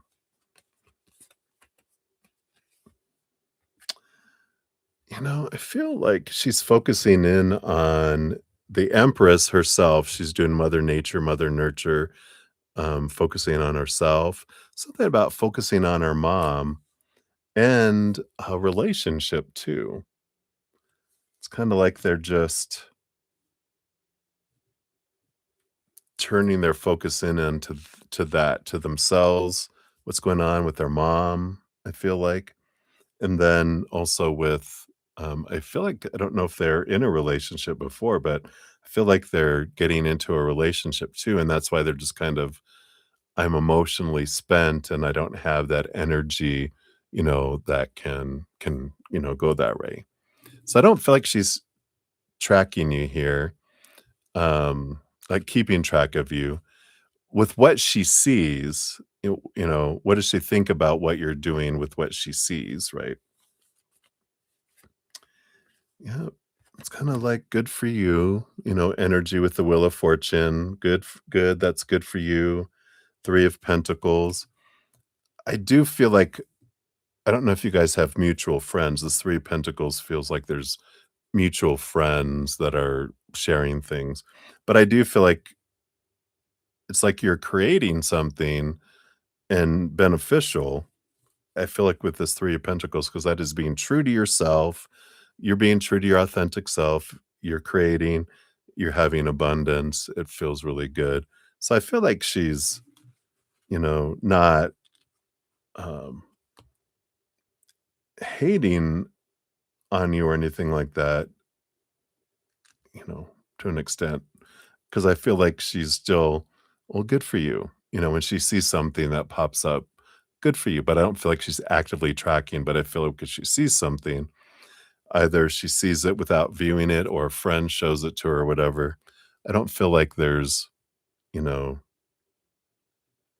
animosity in a way that's here. But how does she feel about what she sees about you online? Yeah, we got the 2 of Pentacles. So there's some balanced energy there. What else? And the Queen of Pentacles. Again, this is like the Empress. Like she's really focusing on herself right now. What's going on with her? 8 of Pentacles is, busy, busy, even with work coming in here. We've got the 5 of Cups and the 6 of Cups. Yeah, so there is some, I don't know if there is an ex that came back with the 6 of Cups. There's someone that's come back into their life from the past, and there's a lot of sadness, uh, and lower vibrational emotional energy that's come in with this here. So there's something that's returned back from the past, um, that's also taken up a lot of their energy, whether it's, you know, a situation that's risen again or something, physically that's returned again. But there's something that has returned and they're not so much focused in on, um, what's going on outside of them and not tracking yours. But again, it's like I'm focusing on mom, myself, and a relationship, outside of that. And I feel like that's enough for them right now. They've got too much that's hitting them. And so that's why they're just kind of not moving forward, with anything with that. So hopefully that helps. And then number 47, we'll circle back around for that one here in a moment as well. For this one, this is reality testing. Let's see what's coming in here. So this says, is this a fact or is this a fear from the past? Maybe that's what's coming back from the past for her. The insight is our schemas distort reality. Example, they hate me. The healthy adult looks at the evidence objectively to find the truth. A reflection prompt says you are interpreting a situation negatively. What is one alternative explanation that is less scary? And a healthy voice action is fast fact check your thought. Ask, what is the evidence for this thought? And then what is the evidence against it, right? So interesting. So that's what they have for that for you, Bite Snow. So many blessings.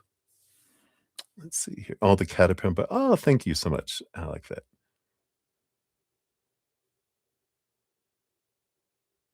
Yeah, yeah, and that's a good point. Hey, Sudeshni, you're very welcome. And you have your next one coming up here. We have Twin Flame, and then you, and then Cat Mia and Bites Gnome, and then we'll be done. Yeah, there's also the struggle is what helps them build their wing muscles of a butterfly. And if you cut them out without them having the struggle, they can't use their wings, and then they die because they can't drag around these, giant wings. Um, they, you know, keep them down and then predators eat them and all that kind of stuff. So yeah, great. Absolutely. I love the butterfly analogies as well.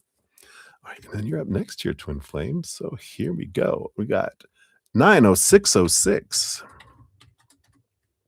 is your timestamp here.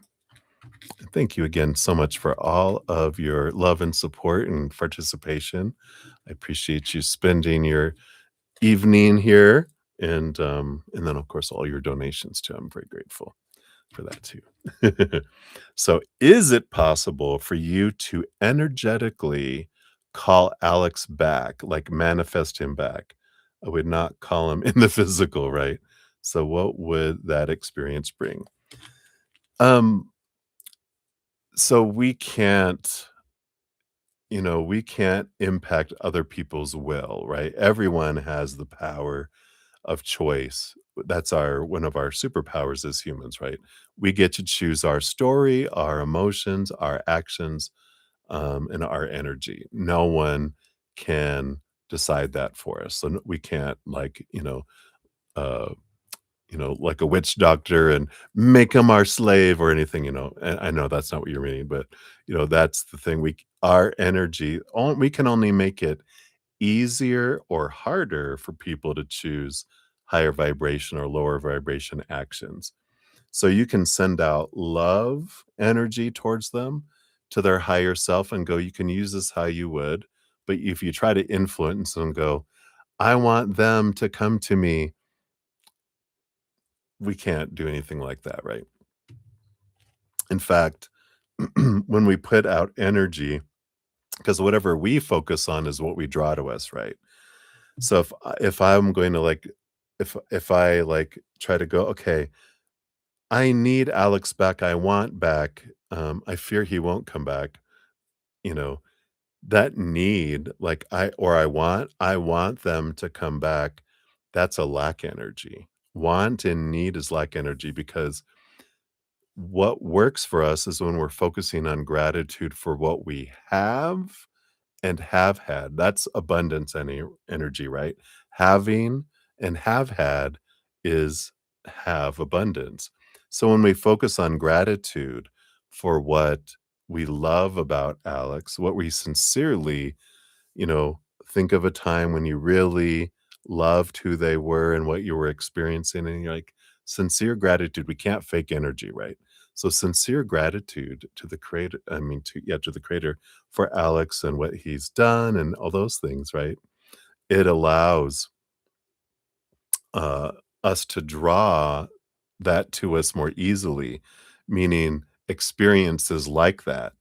And if it happens to be Alex, then it comes. It's kind of like there was this great Oracle card at one of my hundreds of Oracle decks that said, we don't cast a spell upon someone else to draw them to us, like a love spell, is the example they used, because we can't force anyone's will. What we can do is cast a spell upon ourselves to draw to us the love that matches this and this and this and this, like practical magic, right? You put out this spell, And then whoever matches that is drawn to us. If it's Alex and it's meant to be, we'll draw them. If it's not, we don't want to draw them to us then. We want to draw that person that is. So that one doesn't come to us. Alex doesn't. Someone else that matches that energy comes to us. Um, so that's kind of how that works. Um, because if we focus on I need them back, that means I'm not in gratitude. It means I'm wanting. And when we're in wanting energy, that means I believe I don't have something that I should have.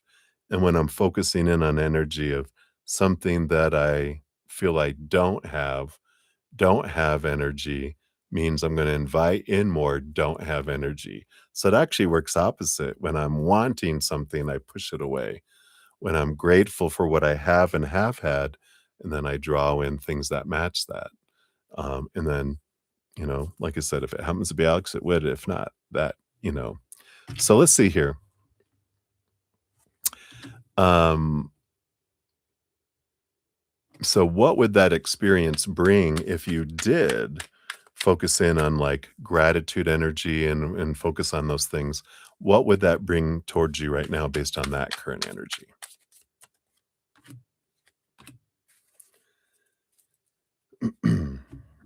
All right. It's funny that you would draw someone to you that would be marriage material, and the King of Cups is someone very compatible of mind and heart. So a very compatible individual. Doesn't mean that it's them. That's why they clarified, right? Doesn't mean that it's them. um, Seven of Wands, Death card. Yeah. we I don't feel like specifically for Alex, I don't feel like it would draw them towards you here. Because that Seven of Wands energy is them wanting to be seen and be stand out and not dim my light, not ask permission to shine, but you would draw in someone that would match that energy for you here. Yeah, you have the power. Here's the power of energetic choice. That's what I was talking about when you focus in on high vibration of gratitude and joy and laughter and peace. We draw something. When we focus in on lower vibration, need, want, fear, anything we hate about something, we actually draw, those things in or repel something away, or we keep it further away from us, right?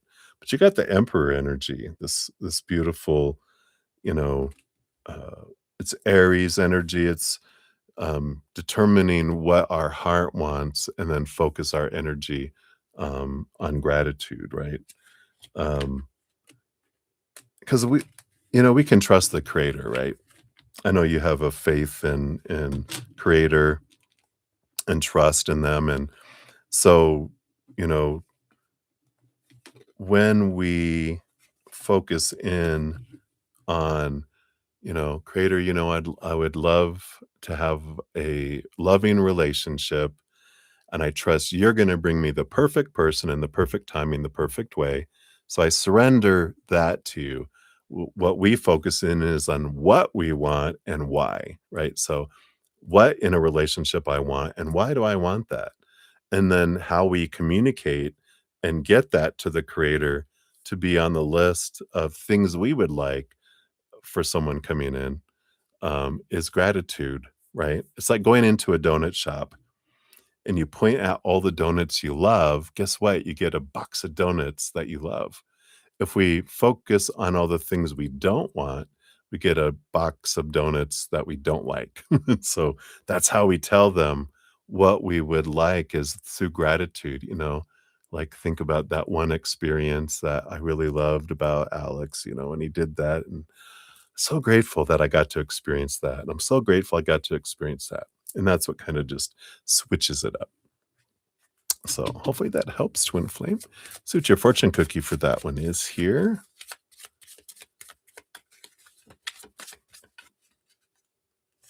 Nope, not that one.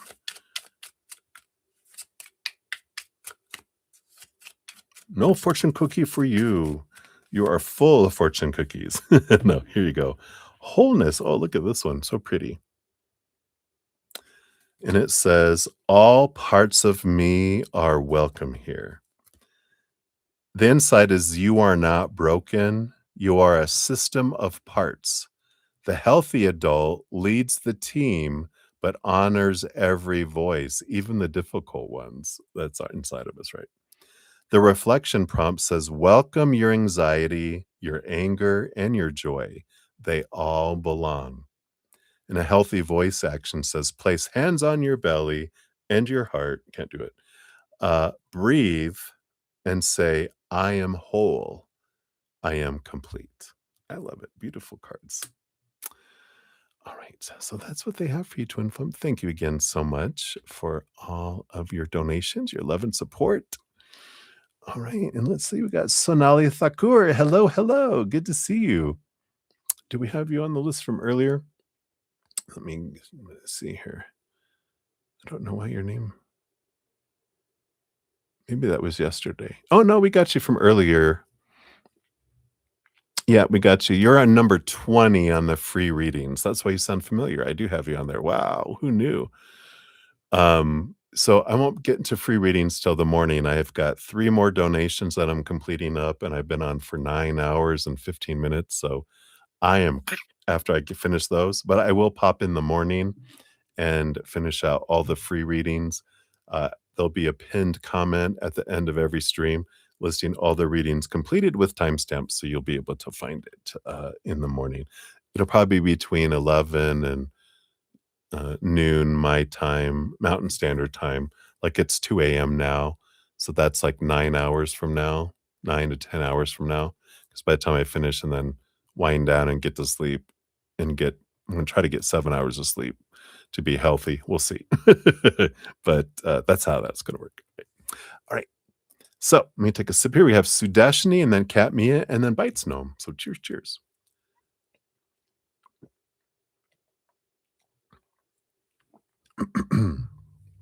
All right. Sudashini, 91653 for yours. And so your chillin's inheritance hasn't come through from the late dad's attorney, and they're not responding. Will they ever respond with positive news? Okay. So based on current energies, will there be response for this coming through? And any other thing we can know about that? All right. And we'll do a when card too, based on current energies. After you hear the message, when will it come in here? Because depending on what you hear here, it might help your energies. So we'll see here. Bottom of the deck, we have the Eight of Cups, which is about walking away from emotions and relationships that don't serve anymore. So there can be something here about, releasing the energy of like supposed to and should and need to and have to and must, because that lack energy of things aren't happening. Why aren't they doing it? They need to do this. They should do that. When we build up those emotions and we focus on them, we actually grow the not having energy, right? So something we can do with the Eight of Cups is try to forgive, release the energy around anything towards your ex-husband. Was your ex-husband, right? Ex-husband, your children's dad. Let go of any emotions around them, around the attorney, around the process, and focus on gratitude for what you do have and what you have had, right? That energy helps bring things in, right? It helps bring things forward. So I feel like that's an important thing to do to help. And yeah, and because your children are not adult age, they're still younger, so your energy still influences their stuff. All right, what else? Is it gonna come in? We've got the Two of Pentacles, the Four of Pentacles. There is a balancing energy. There is Four of Pentacles is solid energy, so there is possibilities for this to come in. again, this Page of Cups energy, that's in here as well, right? So, there is this, releasing of the emotions, bringing that emotions to a higher vibration, focusing on joy and laughter and gratitude and those types of things that are there, right? So, yeah, you didn't focus on it mentally, but if those emotions are there, they're still bubbling, right? Because we'll have charged emotions below the surface that influence us. It's like if on your computer you have something running and you minimize it, even though I'm not paying attention to it, it's still using my CPU storage. And if it's music, you still hear the music. It's still happening, right? So it's expanding it and closing out of some old emotions that don't serve will help things move forward here. Timing, well, you got August. So there is a possibility that you might hear it during this month here. So with this change of energy, um, of, changing it from feeling lack and like it's something that should have already happened. Instead, it's, again, like we were talking about a little earlier, we can, it wasn't your reading, I think it was someone else's, like, you're like, creator, I'm giving this to you. I know you're going to allow things to come in the perfect timing, the perfect way. And, I feel like there's something that, no, this is for my children, and I trust that you're gonna bring it in the perfect way. Show me anything I need to do, and I'm just gonna focus on gratitude. Because Creator, they have an amazing memory. We don't have to ask every day. The more we ask, if we ask all the time, that becomes lack energy, right? We ask once, we hand it over, the rest of the time is gratitude for what we do have, what we have had, grateful for what you know, their dad did do, you know, anything that we're truly grateful for. We can't fake gratitude, right? We can't fake energy. It has to be sincere, right? And so we're like truly from our heart, things that we can picture in our mind that like, I'm so glad that they were able to do that. I'm so grateful, that when they were alive, they did this and they did that. And even I'm grateful that they made plans, for his children, kind of energy. And then, boom, things unfold, right? So hopefully that helps. Let's see what your fortune cookie brings in here too. So we've got the controlling parent. I like this. It says, "Do it exactly this way or don't do it at all," right?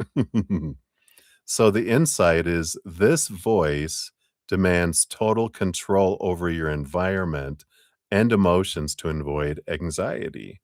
It cannot tolerate uncertainty, right? That part of ourselves. The reflection prompt is what would happen if you let go of control for just 1 hour? Your healthy voice actions practice flexibility.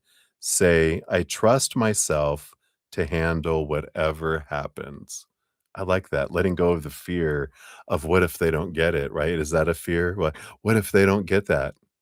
They're going to be fine. They're going to live. It's not going to kill them. Yeah, it'd be nice to have all that, nice to have all this stuff set up. But you know what? They're going to be fine if they don't have it anyway. It's not going to kill them, thankfully. So that's what they have for that one, Sudeshni. So many blessings to you. All right. And uh, so Sudeshni, I'm not taking any more questions tonight. Whatever you for this donation, I'll do that for tomorrow. I wanted to finish up these last ones. I know you understand, but I'm getting to be where I need to head off here. So, if you put your question, I'll make you first when I jump on for the free readings in the morning. I'll do the donation first there. All right. And then Kat Mia, we are at 92410 is for that one there. All right. Appreciate that. All right. Let me grab that and get that in there. All right. And then Katmia, you want to know what will be the result if you do 30 HLC3? All right. Yeah, absolutely. I do post whenever I'm on. This is good for everyone to know. Sorry, Katmia, I'm just going to do a quick thing. Um, like when I'm on Wednesday through Sunday nights at between 9, 10, sometimes anywhere between 9 and 11 a.m. in the morning, my time, I create the evening sessions. So the, the chat and everything is available all day long. You can ask for free readings. You can make donations through the super chat. Also, you can do it through Venmo, Cash App, PayPal, Square, any of those, if those are available to you, all any of the and Google Pay, all those that I have down in the description area. You can do all that throughout the day and get in line. And then I capture them throughout the day. And then you're in line first. So if you ever want to do that, just so make sure you know those are aware that that's available. All right. So Katmia, what will be the result if you do 30 HLC3? So let's see what we got here. Any of these? This one here. All right. Looks like here 9 of swords. This is like the nightmare and insomnia energy of expectations. Let's see what we got here. We got the judgment card, which is like being called in a different direction. We got the 7 of wands energy and the 9 of pentacles. It's like there's something in between that because you've got the being alone energy of the hermity type of 9 of pentacles, but then you got the 7 of wands, which is um being seen, standing out, and that kind of thing that comes in there. And in the in between, we have the Queen of Pentacles. So I feel like there's something in between that. And I feel like there's this pull that comes because I feel like that specific one doesn't meet expectations. It falls short, right? With the 9 of swords. It's you know, again, expectations, bringing nightmares and things falling short in that there. But there's something in between those uh, those 2 things. So hopefully that helps give you guidance there. But not quite, almost, right? Kind of going in there. So trust the pull, trust your instincts that that calling card is drawing you somewhere. Let's see what your fortune cookie says here too.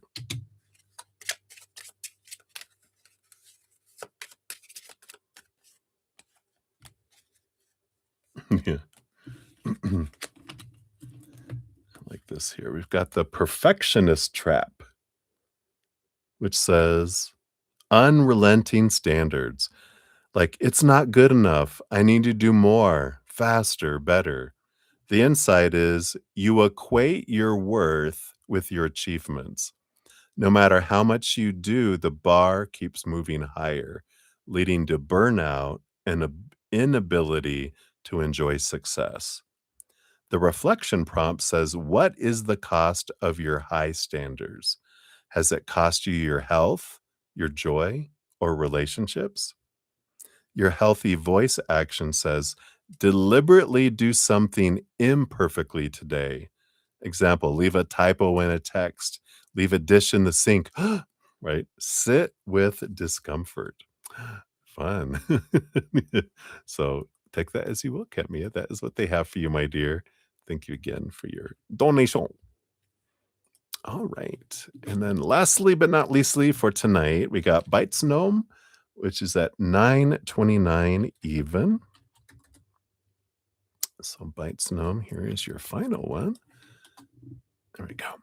And you want to know how will your friend feel about you blocking her on social media? All right. Here.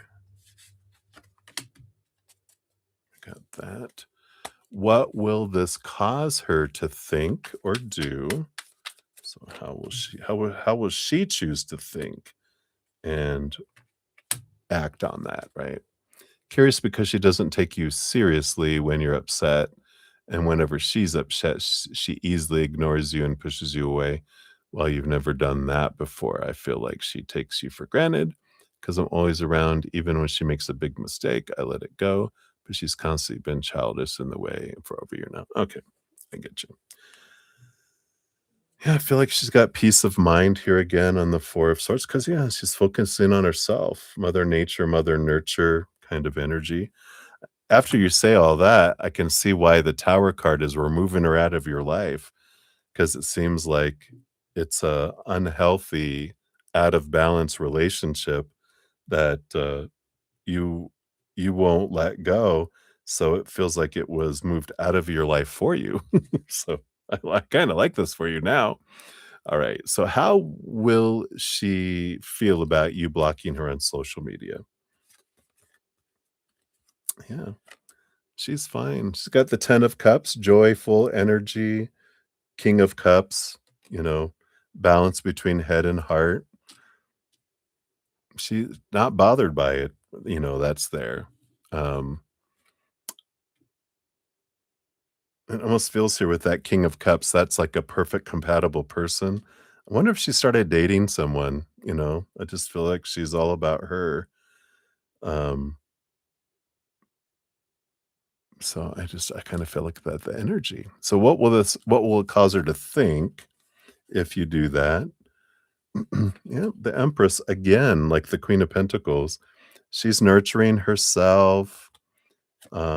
She's being seen and she's being drawn somewhere with this Judgment card that's coming in here. It's her higher self drawing her somewhere else. So it's like, I don't feel like it causes her, the thinking is I'm my own self. I'm being seen. I'm, following what I'm being drawn to do. That's what matters to me, right? Interesting. And then what will she do? Yep. I feel like, the world card is an ending of an old cycle, the beginning of a new adventure, free of expectations, full of possibilities. And the emperor energy is like this, you know, planning to, I feel like it's just planning what she wants to do, where she's headed. Aries action, it just feels like a new start, kind of energy for him. So I like this for you because I feel like even though one of the things we hate is the fear of rejection, right? But when we can trust, like that tower card, that people are removed out of our life on purpose, and you know, you're becoming a butterfly and they're still a caterpillar. So it's time for you to go, "Thank you. Thank you, caterpillar, for walking away while I was in my cocoon, and that's good, now I'm free to find butterflies that match my energy, not out of resentment or everything, but you deserve to be with someone like your energy, and they deserve to have that whoever matches their energy." You're like, "It was good. I learned a lot. I grew. I became a butterfly. So now I'm moving on to something else." That's for me, right? So I like that for you. Yep.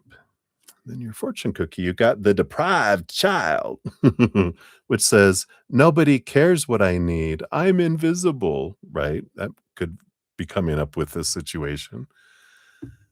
The insight says this mode holds the pain of unmet needs.